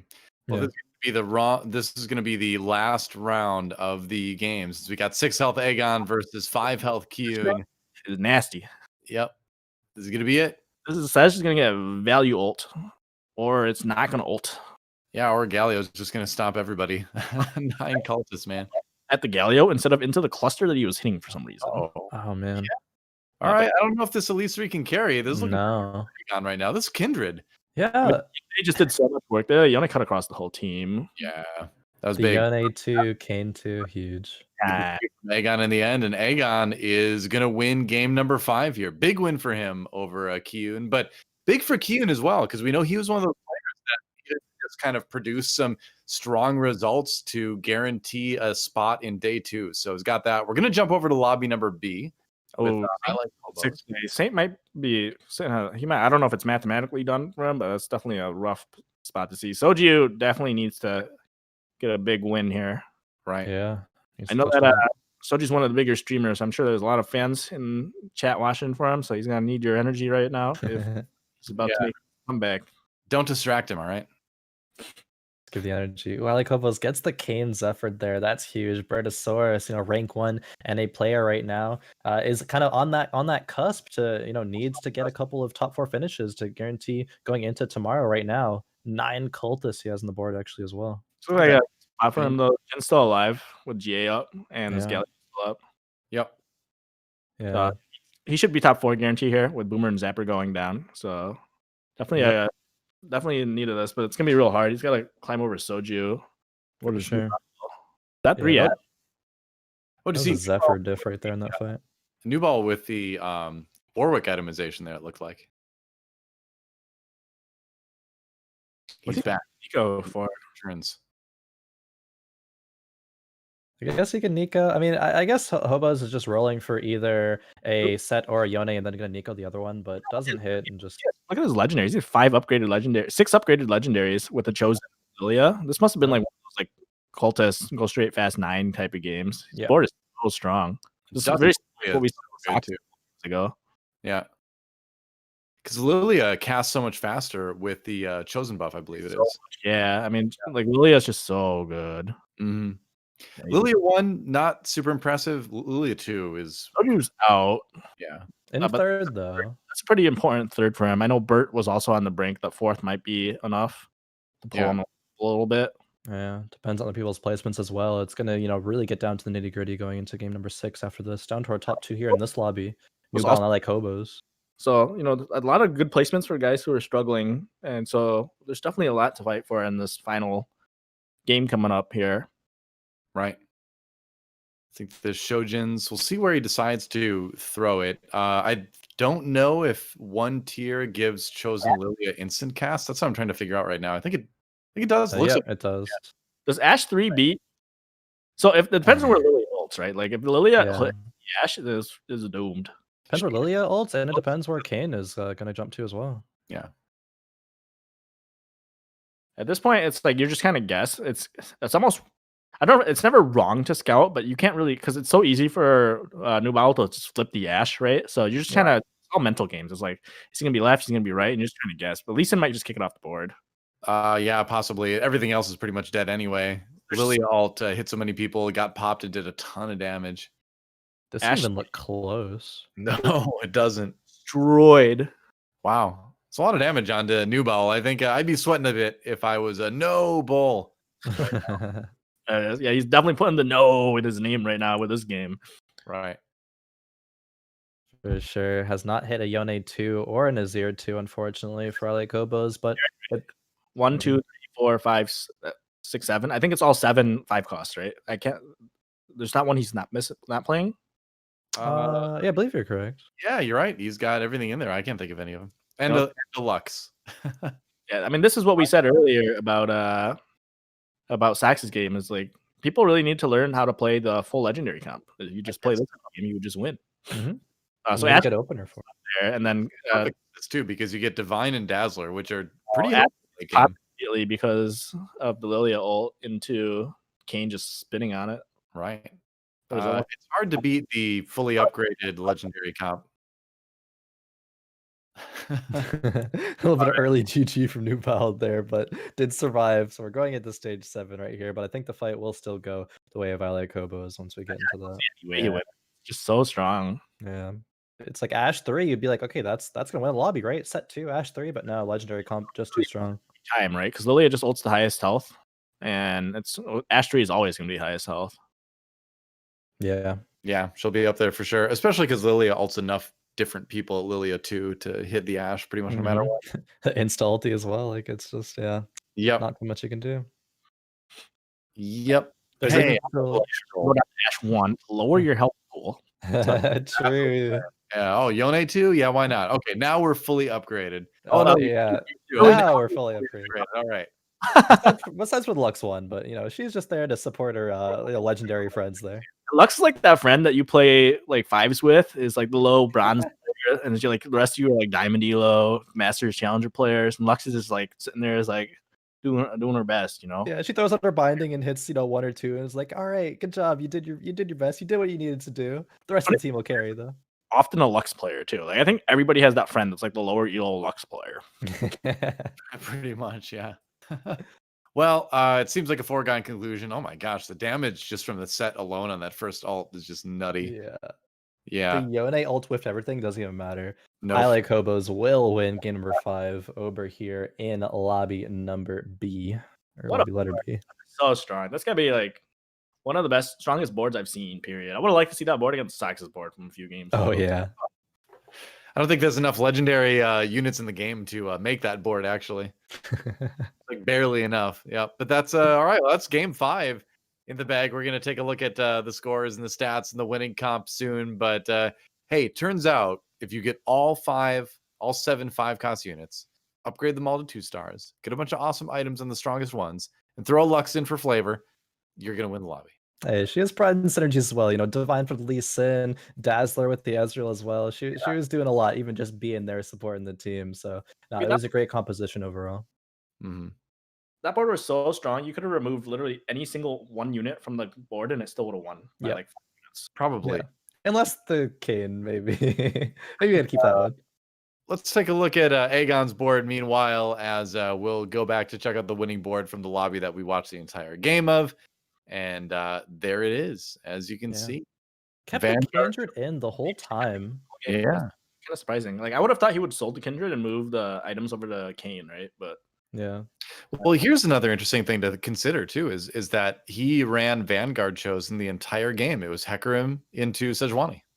oh yeah, Just played very strong, durable boards True. to Yeah. level fast. it's very good. I mean, I remember a few games ago we watched Saint Cell chosen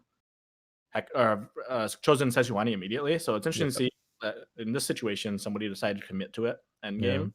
But ended up working out for him. This is I mean, this is again when you compare the board we just watched with this one, feels like night and day, right? Like it was full legendary comp, super high roll into this comp that I think is strong, but it's certainly not one you would say is, oh, this is definitely going to top one every game. So it's just Yeah. interesting to see how different lobbies can shake up and just knowing what type of things you need to play and how you can play into them. And so, of course, some lobbies can be high roller or more high roll than others. So just good to see.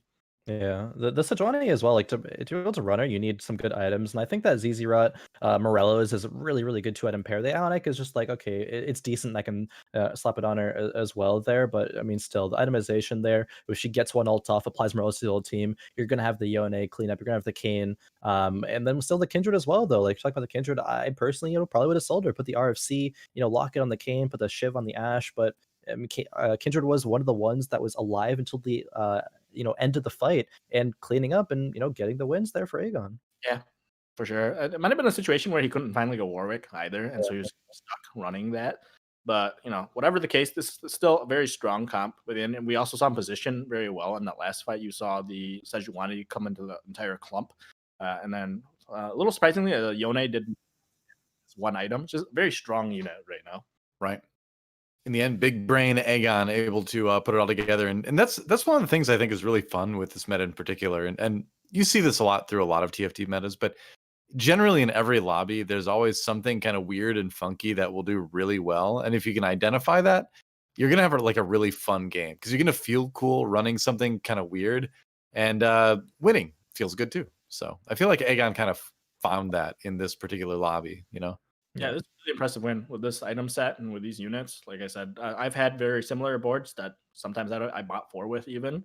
And so very cool to see that he was able to make this work. It's just really smart player, understanding what type of things can do well for him. Yep, definitely. So we're just waiting a minute or two until the rest of the scores get calculated. And then 5 out of 6 games done, we're going to have a pretty good idea about who's going to make it to day 2, who's not going to make it to day 2. And who is on the edge that needs to have either a very good game or needs maybe other people to have very bad games to be able to make it to the top 16 that we will see tomorrow. It's gonna be pretty close. I haven't looked at the scores yet. I'm not gonna spoil myself. Wait for it to pop up. Yeah, but we'll see. Those will be the players to watch, though, the ones kind of on the cusp of, getting eliminated or moving on to day 2. It'd be interesting to see how their play changes and maybe how the fatigue sets in, because we talked about Soj earlier playing a bunch of games we're coming into today, but 6 games in of itself in a tournament setting is a lot to have to deal with as well. So will the play still be, peak and sharp, or will, we see a bit of fatigue set in there? Let's find out what the scores look like. They are ready, so let's check this out.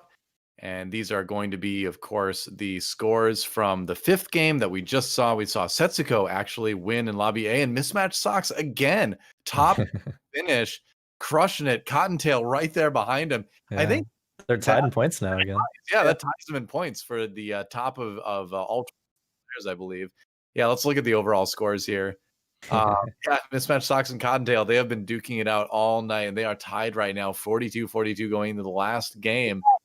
And meanwhile, looking at the bubble here, we have players like Bertosaurus, who's barely in there, Robin Songs, Marcus, KCI. They've got to perform adequately. Yiggle's in there at 26 points. Meanwhile, players like Soju, theoretically, even Saint still would have a chance to get in.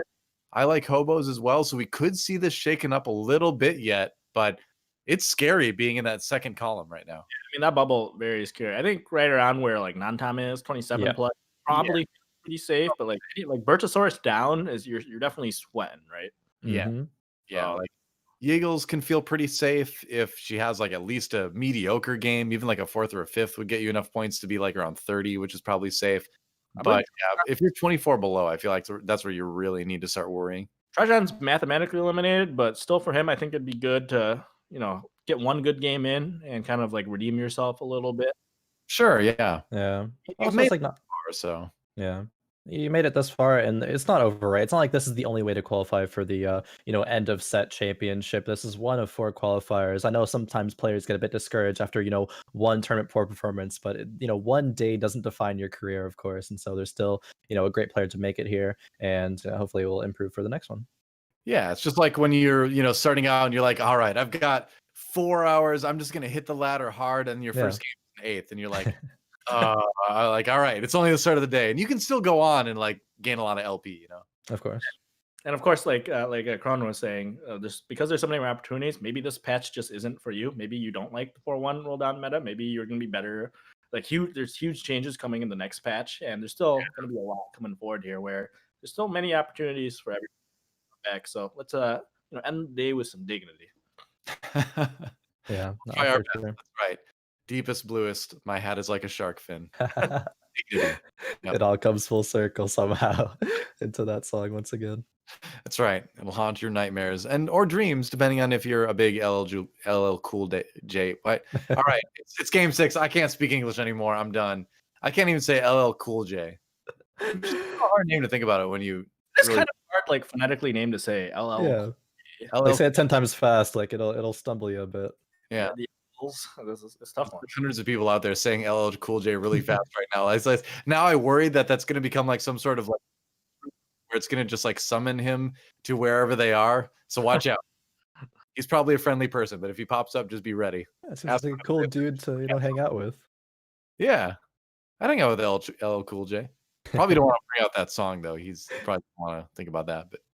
Anyway, moving into game number 6, we're going to check out Setsuko's point of view. We're looking at lobby number A for the final game of the day. It's going to be Cottontail, Mismatch Socks, Setsuko, Kiting is Hard, Aaron, Asura, Ward, and Trajan for our final 8 players that we're going to focus on. Tier start again for Setsuko.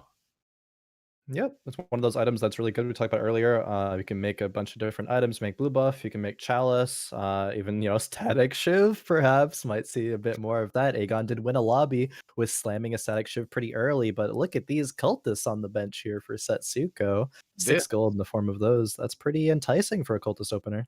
Yeah, you find well, there it is. I was gonna say TF and all right, well, there's your early game. Enjoy. Yep.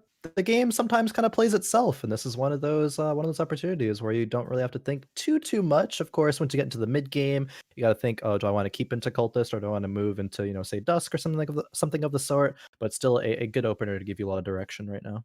Yeah, right. For sure. This lobby is pretty interesting. There's a couple players that are like locked. So obviously Cottontail and Socks are locked for advancing. Oh, yeah. I'm pretty sure it's more or less locked. And then you got Asura, Aaron, and Ward, who are all 3 of them are within striking range, but they all need big games to be able to put themselves in that conversation to advance the next day. So I would expect to see those 3 make some really greedy plays to aim for that first here.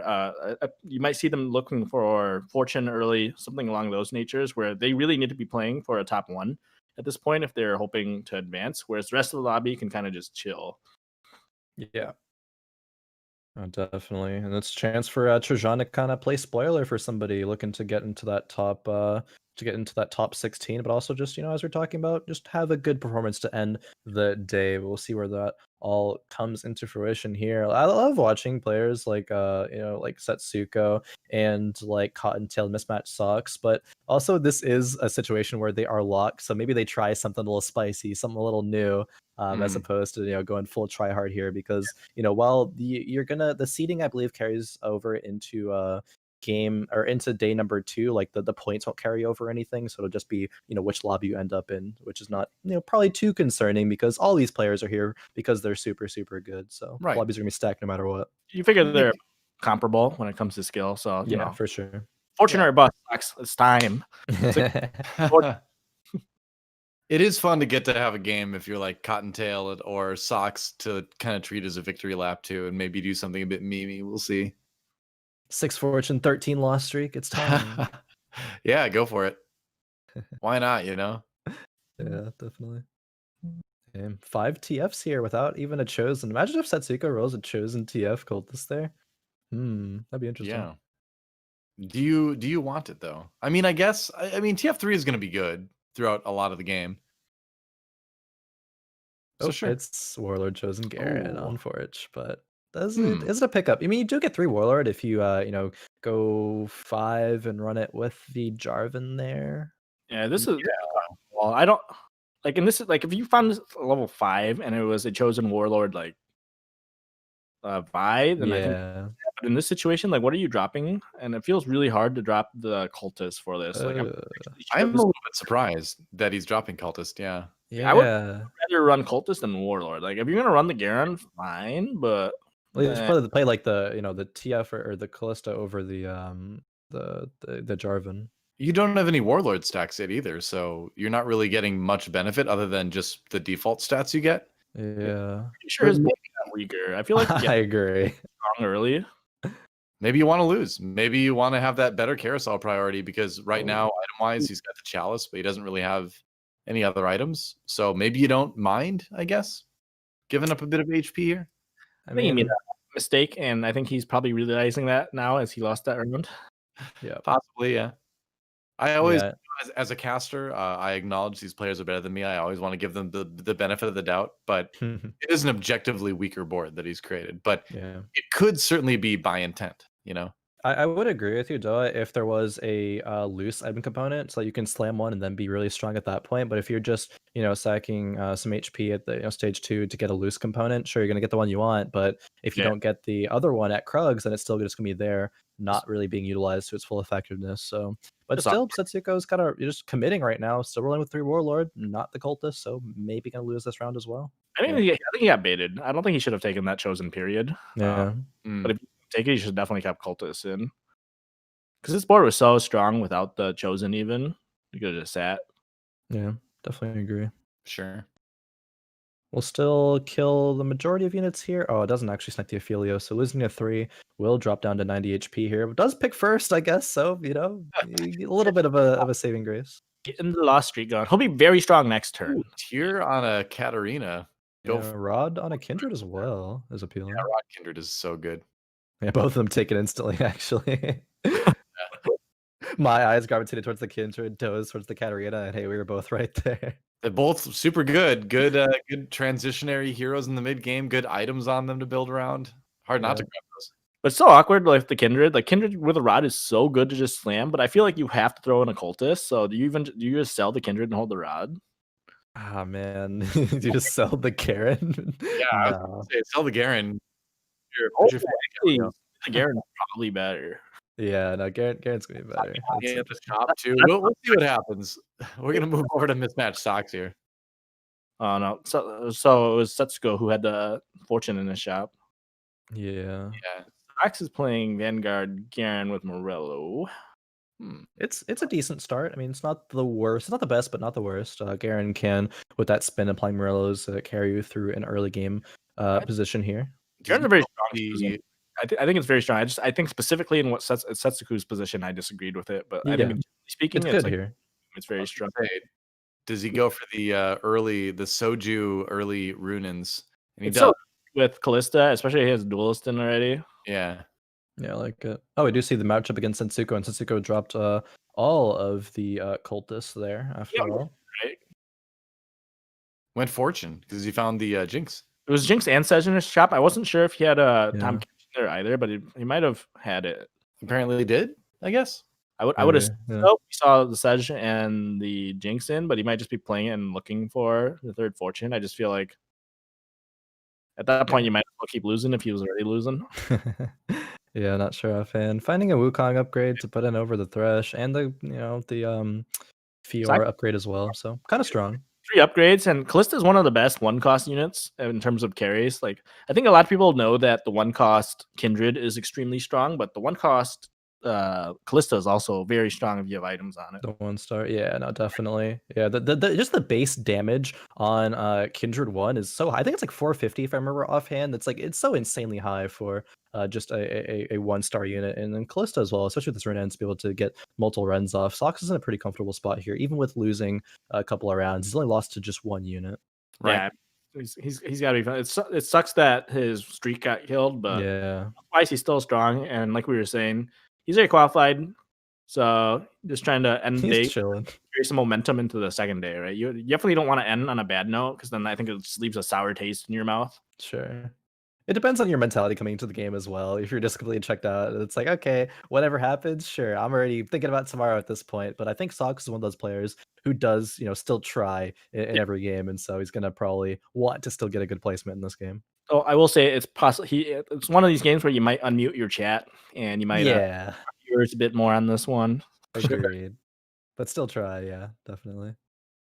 Oh yeah, definitely. I don't think Sox is going to be too phased by it, though. He's played in way too many tournaments to make it to the second day and let a loss in the last game really get to him. For sure. Yeah, for sure. Traditionally, Sox has kind of a hit or miss tournament performance. Of thinking back to like even before like set 3, of course, Sox has a job, so he does dedicate a lot of time to that as opposed to just only grinding TFT. But even the time that he does grind, he's of course such a phenomenal player. But Sox is already shaping up to be doing really, really well here. We see the scores on the top of his screen right now. Not a single placement below 4th right now, and not only that, but 2 firsts and 2 seconds. It's a sight to behold. He's been due for a big tournament win for a long time too. This Aurelia here, I don't think he will, but like if somebody did it, I would not say it's the worst play. To Nico the Aurelia, are you saying? Yeah, like I wouldn't do it. Yeah, it's interesting. This isn't like set. Yeah. I think in set 3 sometimes you would be willing to do that. Say like Nico an early Vayne carry or something. But Nico's right now in this set in this meta probably want to be saved. But it's interesting like thought experiment though for how well it would work out, how much HP it would preserve you for this point in the game. I would just be curious. Like if he was streaking, I bet you he does it, but because he's loose streaking, it doesn't matter. But like if he was at 100 health and he hit that shop, I think there'd be a decent chance he goes to 6 and just Nico's that Aurelia. Yeah, maybe. Yeah. His gold is a little low right now though. Like 3-1, 30 gold, barely 30 gold in level 5. You can definitely hold on to it right now. I mean, there's no rush for the Nikos for his game right now at this point. Yeah. All right, Nico the Callista. I mean, now he's win streaking, right? So he's got 1 win, but nah.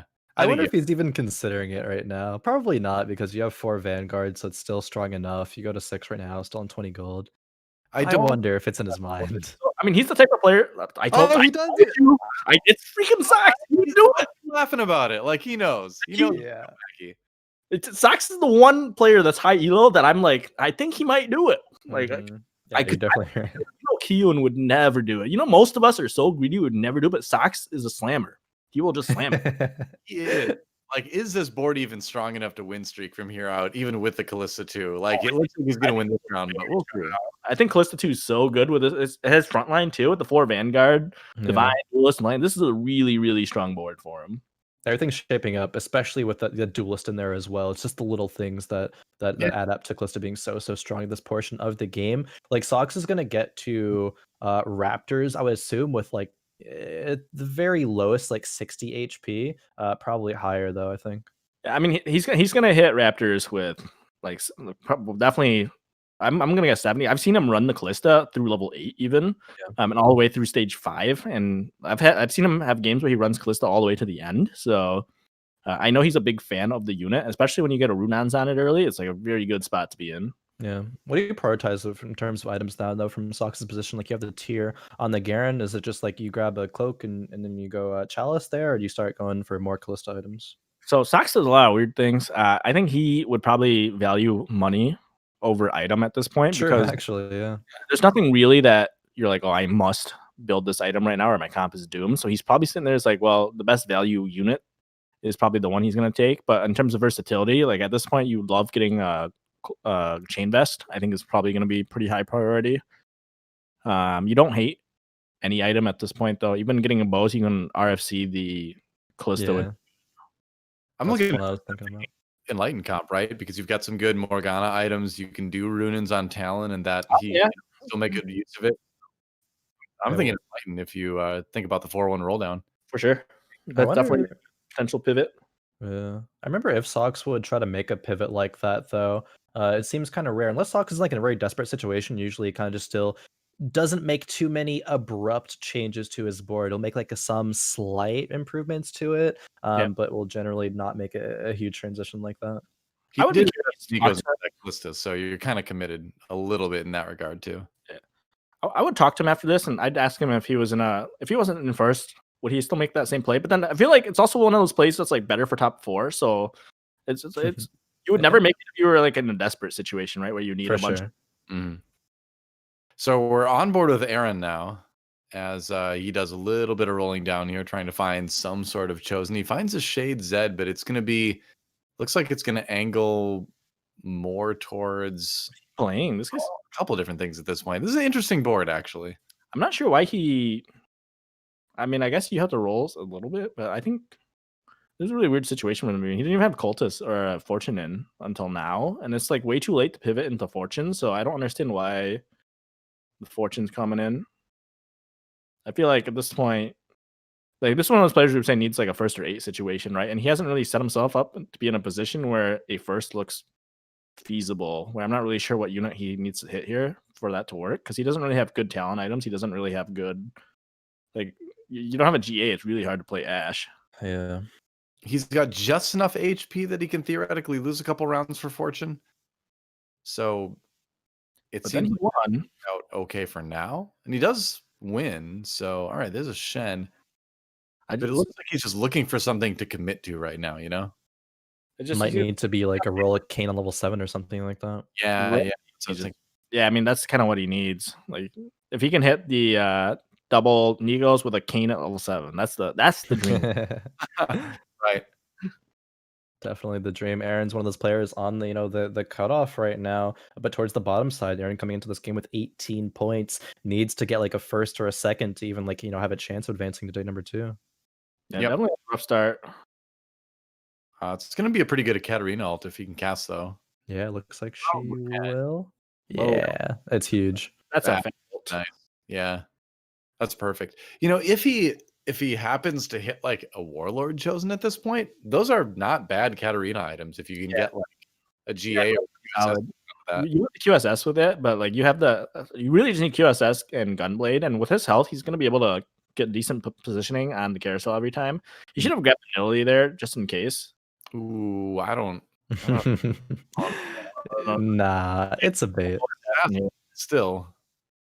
He definitely should have taken the Katarina to consider a Warlord angle, but I think the problem is a lot of players don't have experience playing Warlord, so I think they're not very comfortable making that move.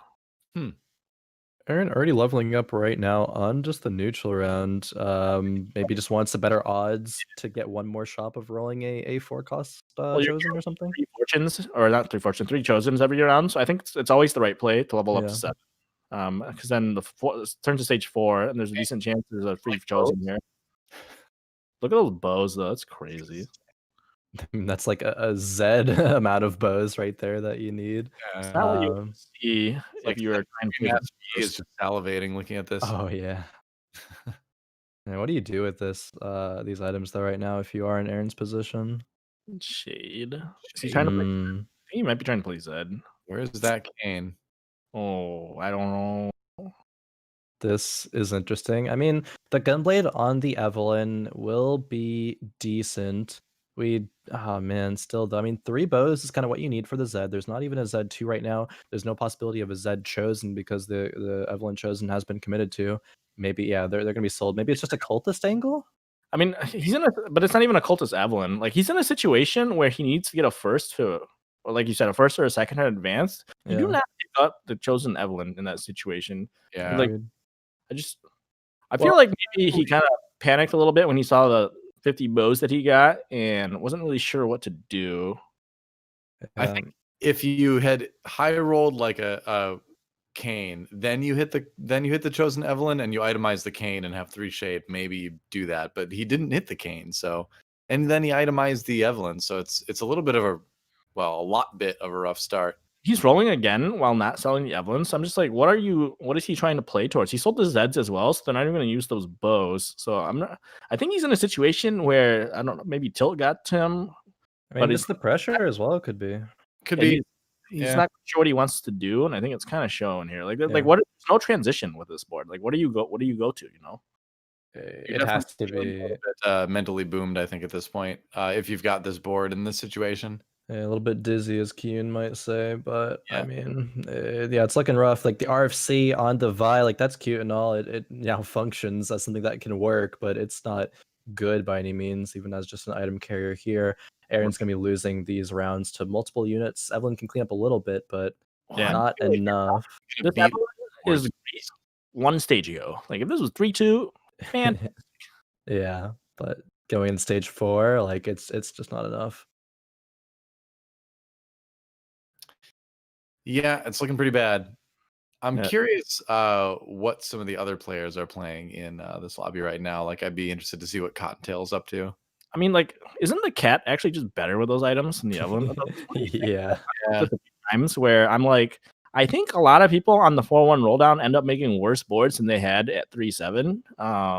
And whether that's tunnel vision, tilt, like, there's a lot of reasons why that could be happening. But like, this definitely feels like one of those situations where he was win streaking and then he sold stuff and is now losing. So weaker. Meanwhile, on the opposite end of the spectrum, you've got a chosen Morgana with Morellas and Ludens. Feels good. Yeah. I mean, this is right? This is like, I mean, look at those items. He's committing to the Callista, and then he built the random Morgana. I mean, this is a very Sox board where you look at Sox's board, and it's like, not really sure where you're gonna go with this eventually, but you do have a lot of good individual units, and that is Sox in a nutshell. He also rolled down to 0, which is unusual. I was just gonna bring that up. Like rolling to 0 and still being on 0 at 4-3 seems a bit unconventional for Sox, but I mean, preserving the HP is in first place right now, 77. Like the board looks strong. You have Jin 2, you have Callista 2. Only 3 enlightened though. It still looks a little bit wonky at the end of the day, I would say. I mean, this looks like you replace a Callista with a Talon. Yeah, I mean, I think that's maybe he was rolling to find 1 Talon so he can cut the Callista and play that, but that'd be 4 enlightened too. It would improve the board, I think, quite a bit. Are you gonna have enough damage though with just the RFC Runans? Like there's no, unless there's items on the bench that I missed. There's no like IE or anything. I think it feels real bad to have just attack speed items on Talon. Yeah, it looks like a big pop, right? So that when you ult, you get the reset, you jump again. But what's gonna happen with this? He's gonna hit real fast and then ult and not reset. Just sit there and just attack something real fast. You know what you can do though too is you don't need to put all 3 of those items on the Talon. You can put like the RFC on the Jin or something. And maybe you get lucky, get a glove, and build a Hodge. Yeah, exactly. Yeah. I mean, could high roll a couple items, maybe 3. I think at the kind of top end of that. So we'll see. The issue though is the gold though. It'll be a really long time until Sox is able to get to level 8 from here, unless a bunch of gold drops on Raptors or something. Yeah, this is definitely awkward. I'm kind of curious to see how he pivots out. But this is one of those games where I look at this board, I'm like, you're probably playing for top 4 at this point. He's good enough health where he could play for top 4, but the econ's really awkward, and the comp isn't in a spot where there's like a clear transition. That Morello is just so good versus the Elise 3. That just wrecked it. Yeah, just destroyed it. Yeah. So the tier gets committed onto the Morgana right now, so even if like a Hodge happens, it's not going to go on to a Talon. I'm surprised by that. Yeah, I don't set tiers like that, but it sucks.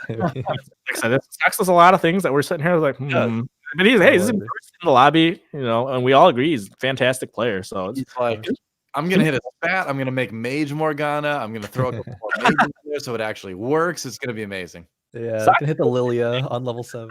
He does so many things I just like fundamentally disagree with, and they end up being like good. So it's just like really fascinating to watch him play.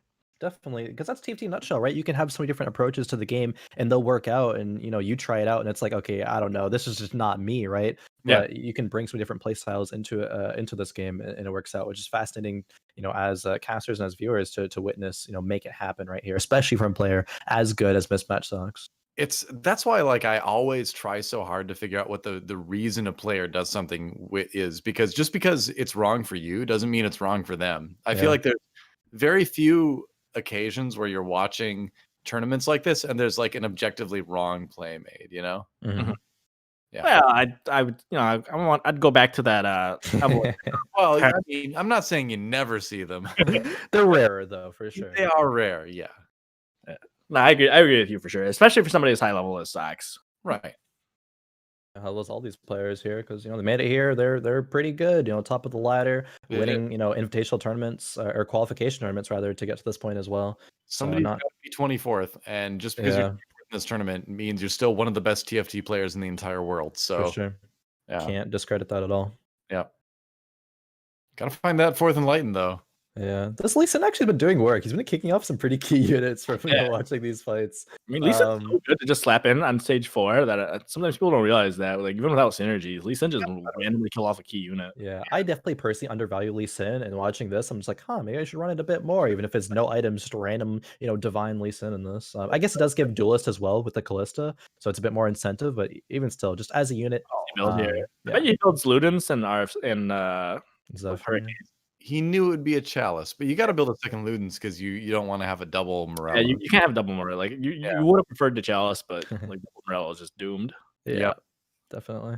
Nami calls for items. Oh, definitely. Redemption Spark. That could be a thing. Yeah. This is definitely the better place for somebody like Zach. Sox loves Zephyr because unlike the rest of us, Sox is not lazy with scouting. he's what as they come. Oh, look at that. Yeah, boom, perfect. This guy is a two Lilia already.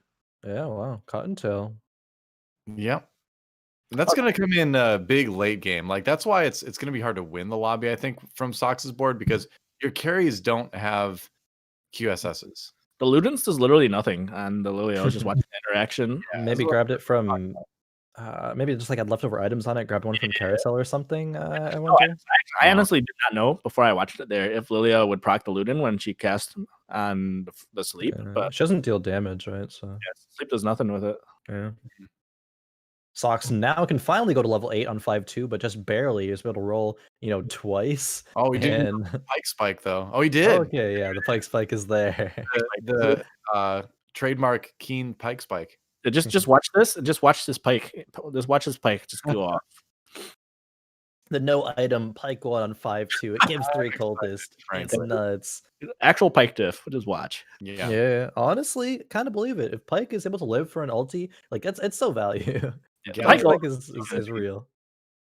This is a board. Zero is another one of those players who's kind of on the edge, and they're also playing a board that, like, I don't know. It's very curious to me to see. I would almost rather see these players be eliminated already in this game specifically because they need to play for first, and it doesn't seem like they're putting together boards that are like really putting them in that position. Like, this is the mean part of the mean Mr. Kien, huh? Oh no. Yeah, sometimes you just go into you gotta have a little game theory going into the final game. I was hoping to see a little more exciting boom or bust plays from them. Oh, here's the true Pike Spike. Cool. All right, the Pike 2 Spike. What do you cut? You have to play this Yone, but I don't know what you cut. Keeper, I suppose. The cannon doesn't give you a whole lot right now. It's okay, but you can't really cut anything else. I would say you need the duelist. The cannon's dropped. I agree with this for sure.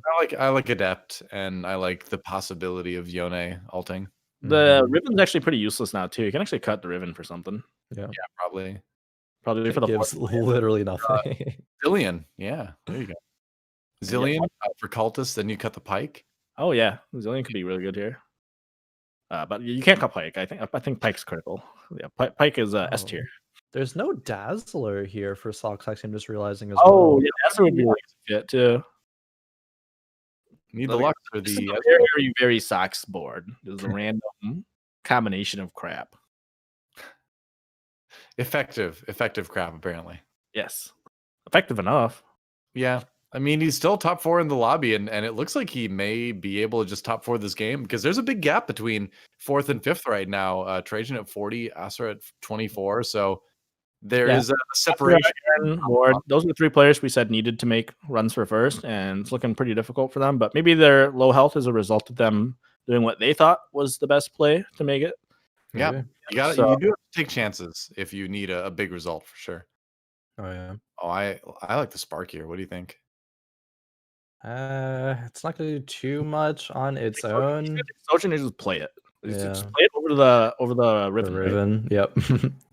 That's also a very sucks play, but I agree with it. I think it's correct right now. The only thing to consider at this point would be how do you fit Dazzler? How do you fit Lux in? Well, you can give Lux a Shojin later if you find it, I guess. But we're gonna move over to Cottontail, tied with Mismatched Socks in results already. He's got the Ludens on the Lilia, which is a little bit awkward, but he probably did that to grab a Lilia too. And it does help her cast a bit faster, so there's that. Yeah, I love this board. Like, I love this is another board that's like just kind of play best. Like this is definitely not standard. When you're thinking of like, oh, I want to play Dusk, usually you want a Riven in there, right? Mhm. But he ended up playing this without the Riven, so yeah, it's not even a Dusk comp really. Like, you only have 3 Dusk. It's not even like 4 Dusk is achieved here. It's honestly just like a Jhin and Lilia utility here to really carry things. I mean, he definitely wants the Riven. I'm probably guessing he just hasn't seen one. Yeah.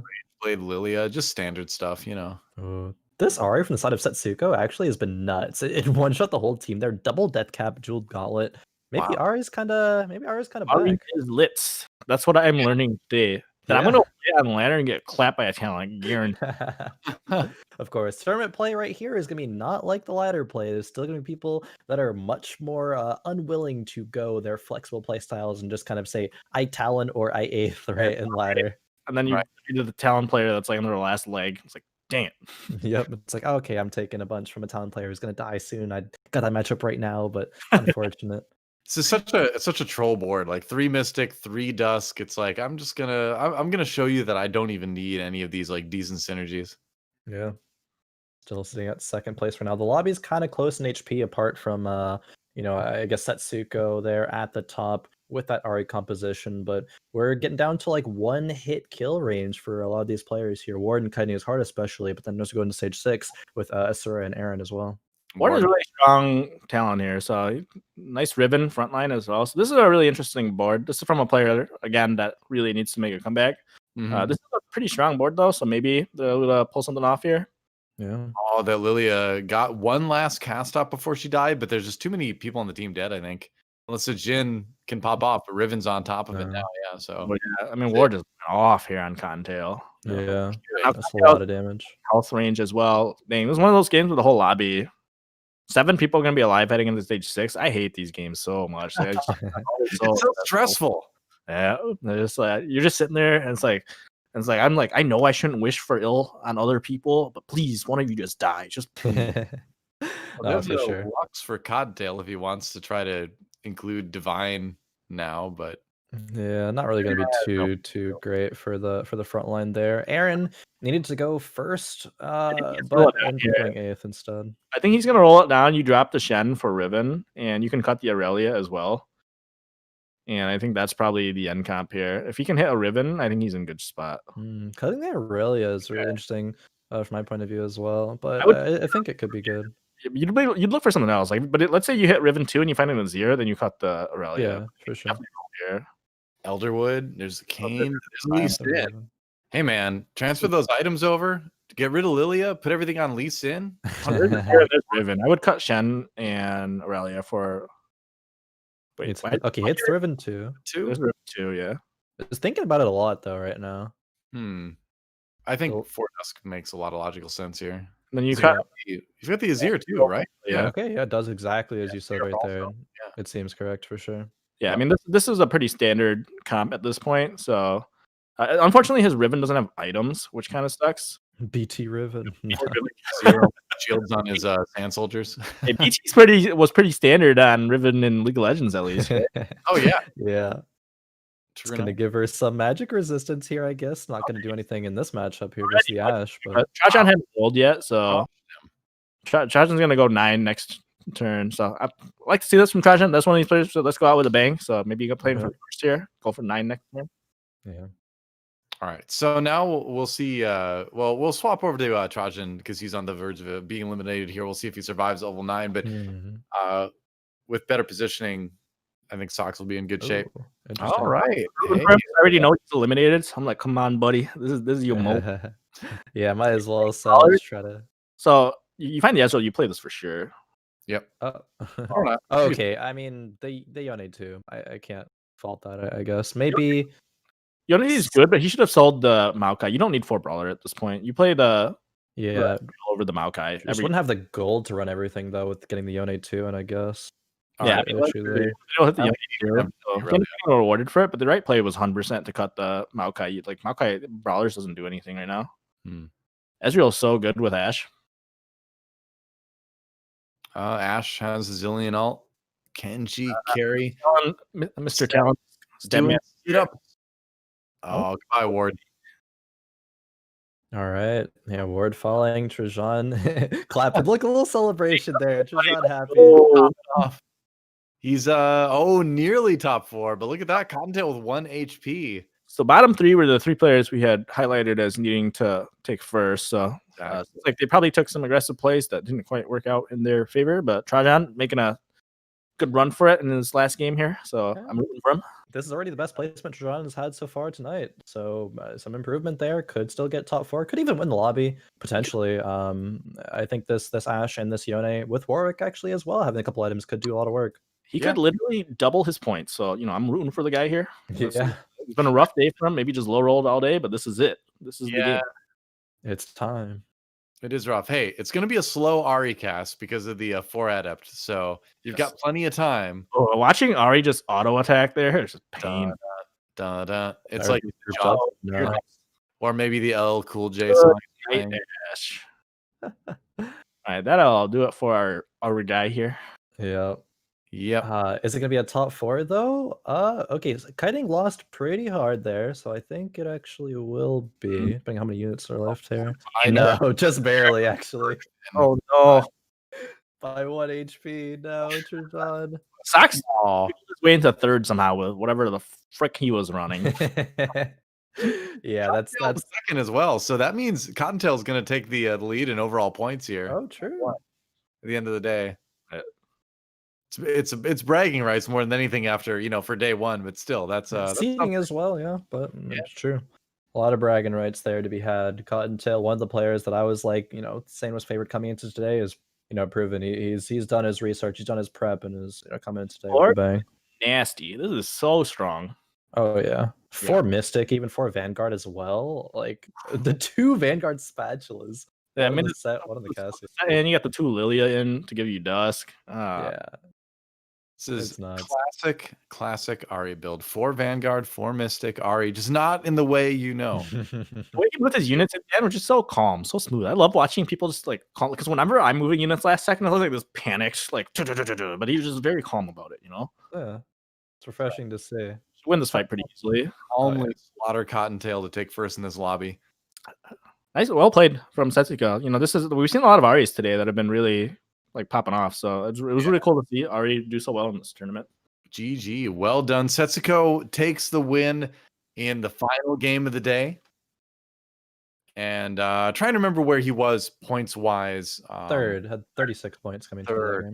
Okay, so he's a lock for tomorrow then. Obviously, we're going to take a look at all those points later on as they all get calculated. But that was it. I think the other lobbies are done. So I don't know if we're going to jump in anywhere else. I don't know if there's anywhere else to jump into, but either way, great day of team fight tactics as we wait for the final results to be tabulated. But we've saw such a great variety of stuff today. Actually, it was neat. I expected we see more variety than I think people would have predicted, but this was even more than I predicted. Yeah. What was your favorite thing that you saw today, Doe, if you had to? Because there was a lot of variety, so we have a lot to pick from here. If you have anything that comes to the top of your mind. I would like to pick comps that I like playing, like Dusk stuff. But honestly, I really liked seeing Asian gamers able to make Zed work pretty consistently. Not every game, but it's just not a meta where you see people force stuff. Yet he is trying to force this Z3 ninja comp every game and performing pretty well with it. Yeah, definitely. Yeah. It was very cool to see lots of variety. We saw legendary comps. We saw mixes of Talons. We saw some Ashe comps do all right. Dusk. There's a lot of comps ended up doing well in this meta. But definitely, if you are Mort Dog or a designer watching this one, you're sitting here yes, look how balanced this meta is. Well, it's always, I feel like tournaments are always going to be more diverse than the ladder, just because you are going to be, as a pro player, you're going to be paying much closer attention to what other people are playing, and you're going to have a much wider knowledge of compositions and how to play them, so you can pivot around what the lobby is showing you. So I think you just naturally see more variety in a situation like this, but it is cool to see. But I think we've got our points ready for the final game of the day to look at all of the comps. I'm sorry, we're going to look at the comp first, the winning comp from There Setsuko. it is. There it Setsuko, is. the Ari, man. It's just similar to Kien, I kind of inspired to want to go into ladder and run the Ari as well, but it might not go as well as it Yeah, seemingly is today. I just don't understand. Like, I would love to watch the matchup RNG. I feel like if I run this comp, Talon just deletes my team every time. So I'm just kind of curious to see what happened. Was it just insane positioning from Setsuko the whole game that allowed him not have his Ari get popped? Because like there's no GA on the Ari either. So how are you positioning that the Ari doesn't reset or the Talon doesn't reset and just jump on the Ari and just murder her? Yeah, So, could just be a lot of good scouting and positioning there. I think is kind of first and foremost. If you don't know what it is, it's probably something to do with positioning. I kind of lean towards. yeah, we also know that the top 4 players, I don't believe any of them were playing Talon. So maybe the Talon players just got killed by everybody else, and Setsuko ended up not drawing them as much. But, there's a lot of things that could have gone into it, but definitely neat to see Ari do well. And it wasn't just this game; it was a couple other games too, which makes me think that maybe I'm underestimating Ari comps even in a Talon meta at the moment. For sure. I'm just looking at all this stuff, and if we see less GAs popping up right now, all I'm thinking is, hey man, Veigar's coming back. Oh, You start one-shotting everybody again. that I would love to see somebody play a Veigar game in the next couple days. It's still playable. Like it's not the greatest comp right now, but I think if you hit the Mage Veigar, or if you the Elderwood Veigar, and you just happen to have great items for him, I agree. there's no reason why you can't top 4 with it. It is still absolutely a top 4 comp in a lot of lobbies. I think just finding a Veigar early so you can start stacking, and as long as you have like a blue buff off Yeah. the first or so, I think it's definitely a solid play through the mid game. It's really easy to win streak in the mid game if you're playing Veigar with a couple mages and some frontline. It's like very difficult to get to the Veigar. It's a good uncontested comp to kind of like have in your back pocket, is like something you know how to play, so that if it like pops out, you can do it. Yeah, that's kind of the keyword there. Kind of the keyword uncontested, because if you're going on the ladder and you're trying to play these Talons or Ashes, or even Rivens right now with Dusk as well, sometimes you're just not going to hit scatter around. It's like, oh, they're actually all taken by everybody else. But if you're going Veigar, you know that like, okay, I'm solo Veigar here more than likely, so I can probably hit. And if you do hit, then it could still win a lobby, I think. Maybe not into like some of these high roll, full legendary compositions that we saw multiple of today, but still versus a little bit weaker lobbies, maybe you could still pull a win off there. Yeah. And if you can kind of look at the other Veigar player and be like, what are you doing with your life? Yeah, That's right. There's not room in this lobby for 2 of us. No. I like those fringe comps though. Like one that I still play every once in a while, and I see people use well once in a while, is the Vayne 3 comp, where you just get Vayne 3 and you get really good items on her, and she can pump out a lot of damage if you get the attack speed up. So yeah, Saint Fish is a player who was playing a decent amount of Vayne 3 actually on ladder, kind of, I think, initially like popularized that a little bit. And to honestly, in my opinion, some surprising success. I think that Vayne can definitely work out as a carry. You're talking about the 1 cost, we didn't see too much of them. Eventually saw a Diana 1, a Diana 3 rather, and then like the Nilly 3 didn't work out. There's another one that I'm remembering. Oh yeah, the Elise actually was still decent as well with the Cultists, but I think Vayne can find her way in there for the tier 3 1 cost carries that can work out. See, I played Vayne 3 the other day. I got a fast 8th, and I almost feel like every time I see somebody try, like, it's one of these things where I've seen it work like once, and it feels like I feel like I got baited by it, but I don't know. Maybe it can work out in the right situations. I would be very niche things. You gotta have the right items and the right heroes at the right time. But if you know when to do it, you can make use of it. Yeah. I don't recommend it, but it's fun. Today, which is the one thing I think was kind of weird. So Sure. Yeah, Jinx is dead. So let's move on. Let's take a look at our lobbies for the final game. We've got Setsuko, of course, Cottontail numbered 1 and 2 in lobby A. In lobby B, we have Boomer and Zapper winning a game, and Bertosaurus, who is kind of on the bubble a little bit, our number 1 player on the ladder coming into this, needing a big win there. Soju with a 3rd. Maybe that's enough for that. Meanwhile, in lobby C, Twitch Nantam at 10 points, winning that one, and Asian Gamers with an 8-point second place finish. Interesting. we are going to see some shifting in the overall scores. And what's it going to be? Looks like, wow, all right. That's right. So looking at the players on the bubble, Soju sneaks in. I Like Hobos was in the bottom 8 as well. Bertosaurus as well. Aegon a little bit. And Yiggles actually makes it in to day 2, just barely sneaking in there over Marcus and Robin songs. But then we have other St. Vicious not quite making it through. But hey, we've got our points leader with us in the call right now. Cottontail, 50 points, an even 5-0. Great 6 games. How do you feel? How did you do it? What were the keys to success on day 1? The keys to success is honestly, you want like a okay. The answer is just play well. Just don't play with like how you do on ladder. I mean, I'm a tournament player. I'm gonna be honest. I hate ladder. It's too much work. What's the big difference between tournament play and ladder play right now in this meta, in your opinion? The difference is like being full focus, being in your own bubble, and doing the right decisions, minimizing your mistakes. I made a lot of errors this tournament so far day 1. Like I barely scouted, honestly. But I think like my decision making, knowing when to roll, when not to roll, and know when I'm strong and when I shouldn't, and comparing board strength of every other player just made the difference today. Okay. You're kind of like just listing off all the like good fundamentals to be a good TFT player. Like, yeah, basically everything that makes you good. I did all that. Yeah. Did you feel the meta was much different? Because like we saw Ari come up quite a bit, which is something that I feel like kind of gets farmed sometimes when I watched it in solo queue. So I'm kind of curious, like, did you feel comps were much different compared to solo queue?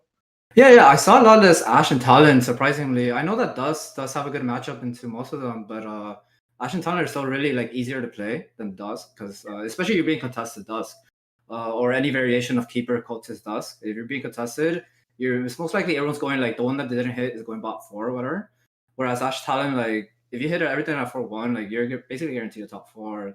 So, but I guess people thought that since it counters so hard, like Talon, especially at Bramble, that everyone was, hopped on the Dust Bramble Riven meta. Yeah. And for Ari, I think you need to have a really high roll game for Ari to work. Like you need multiple Vanguard spats, like you need good RNG. Like if my A-Truck ulted Ari one time, I win the matchup because that's all his damage. But it just didn't happen every fight. So but I'll take it. I'll take it. Yeah, definitely. And coming into today, the discussion about the meta, how did you personally approach the meta? Did you come into today wanting to run some specific comps, and kind of did it play out as you expected it with the things that you ended up running? I expected today. So I've been practicing recently, most successful with any cultist variation. Obviously, cultist is very easy to play early game, but late game, like flexing between 9 cultists, 4 keepers, 6 keepers, Dusk, just Jin carrying good units. Kien carry, stuff like that, I think has really good consistency, and you always either hit one or the other if you're looking for the right units. I can still play Ashe, I can still play Talon, the game gives it to me. That was one of my outs, one of the games where I had a really low roll opener and no money at all. So it got me a top 3, but that's my, that's definitely. A quick follow-up actually to that as well. You mentioned 6 keeper. Do you think that's something that's going to be a kind of staple in the meta moving forward with the end of this patch? 6 keeper is so good. Like I always level up my cannons, my Jarvins. I always level them just in case I hit 6 keepers, because it's so like they're unkillable. As long as you have a Morello cannon, it could actually just solo the Talon. And they're unkillable. They have so much HP. You don't really need perfect items for 6 keepers. It's just a free top 4, and then you can transition to like legendary comps after that at 9. It's so much CC. Like every unit has CC, so much damage. It's really good. Yeah. All right. So, go ahead, Kien. There's one specific play. I don't know if you said you wouldn't scout much, but Sax made a really interesting play in the mid game that we were talking a little bit. I'm just kind of curious what you would have done as the top point getter from the day. Is he Nico'd his Callista at 3-2, I believe, to 2-star the Callista. I thought that was a really funny play to see. I'm just kind of curious. What were your thoughts on that move? Depends on win streak and items and his board at the current state. It's a play that was more common like last set, where you can Nico a 3-star because they were really strong. But this set, they're not that strong. Like his Callista could just die to like just a combo of Pike, Jarvan into Galio. It could just die to that. But I think I would have been, if I was in the same spot, I'm pretty sure he did it for like, because his board was really strong and he was win streaking, he had really good HP. And he's committed. At that point, he's committed to playing Cultist, 6, 9 Cultist, whatever. And you don't need Nico really that much for 6. You just need a hit your Cultist. you don't really need the Nico for anything important in that comp. So yeah, it's a good play.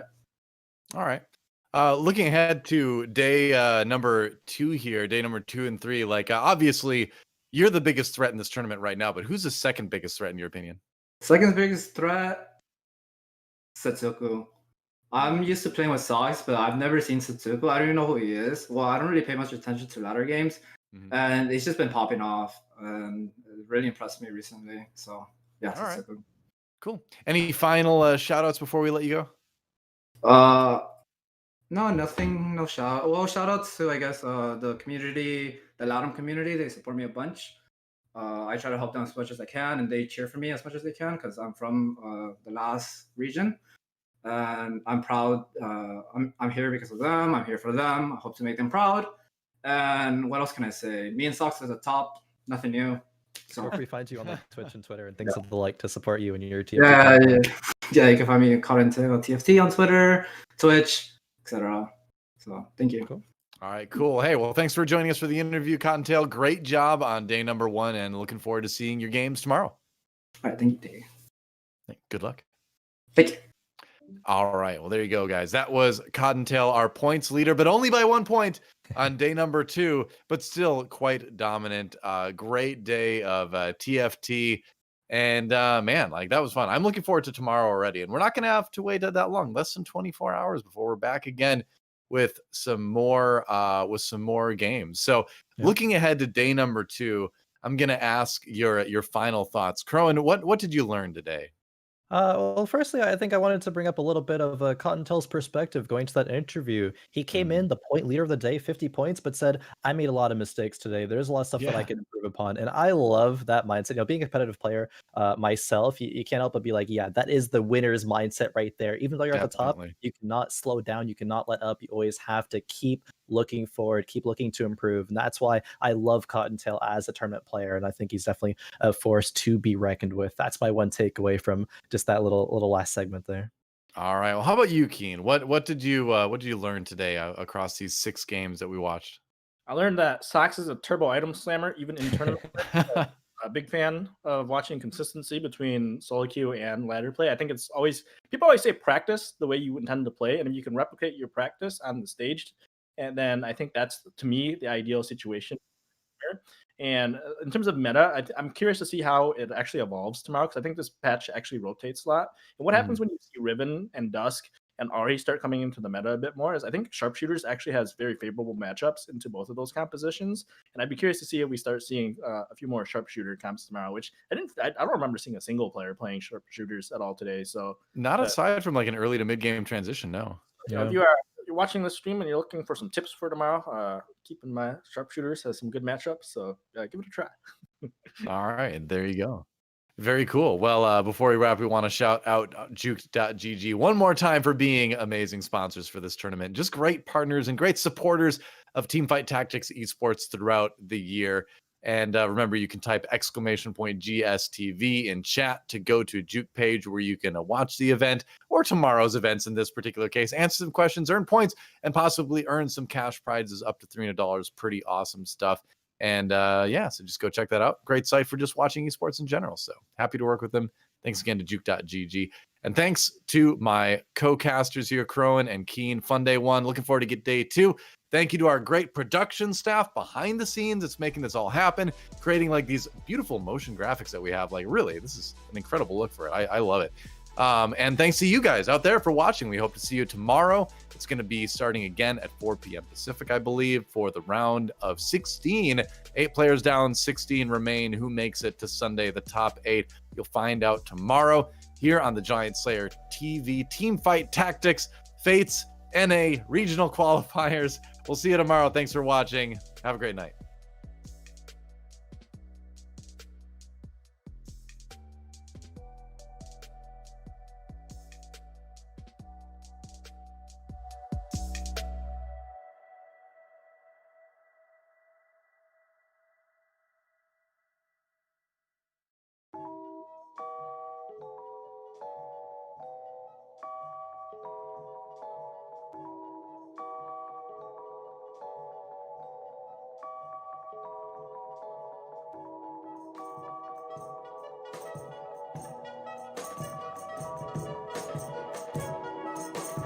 Bye.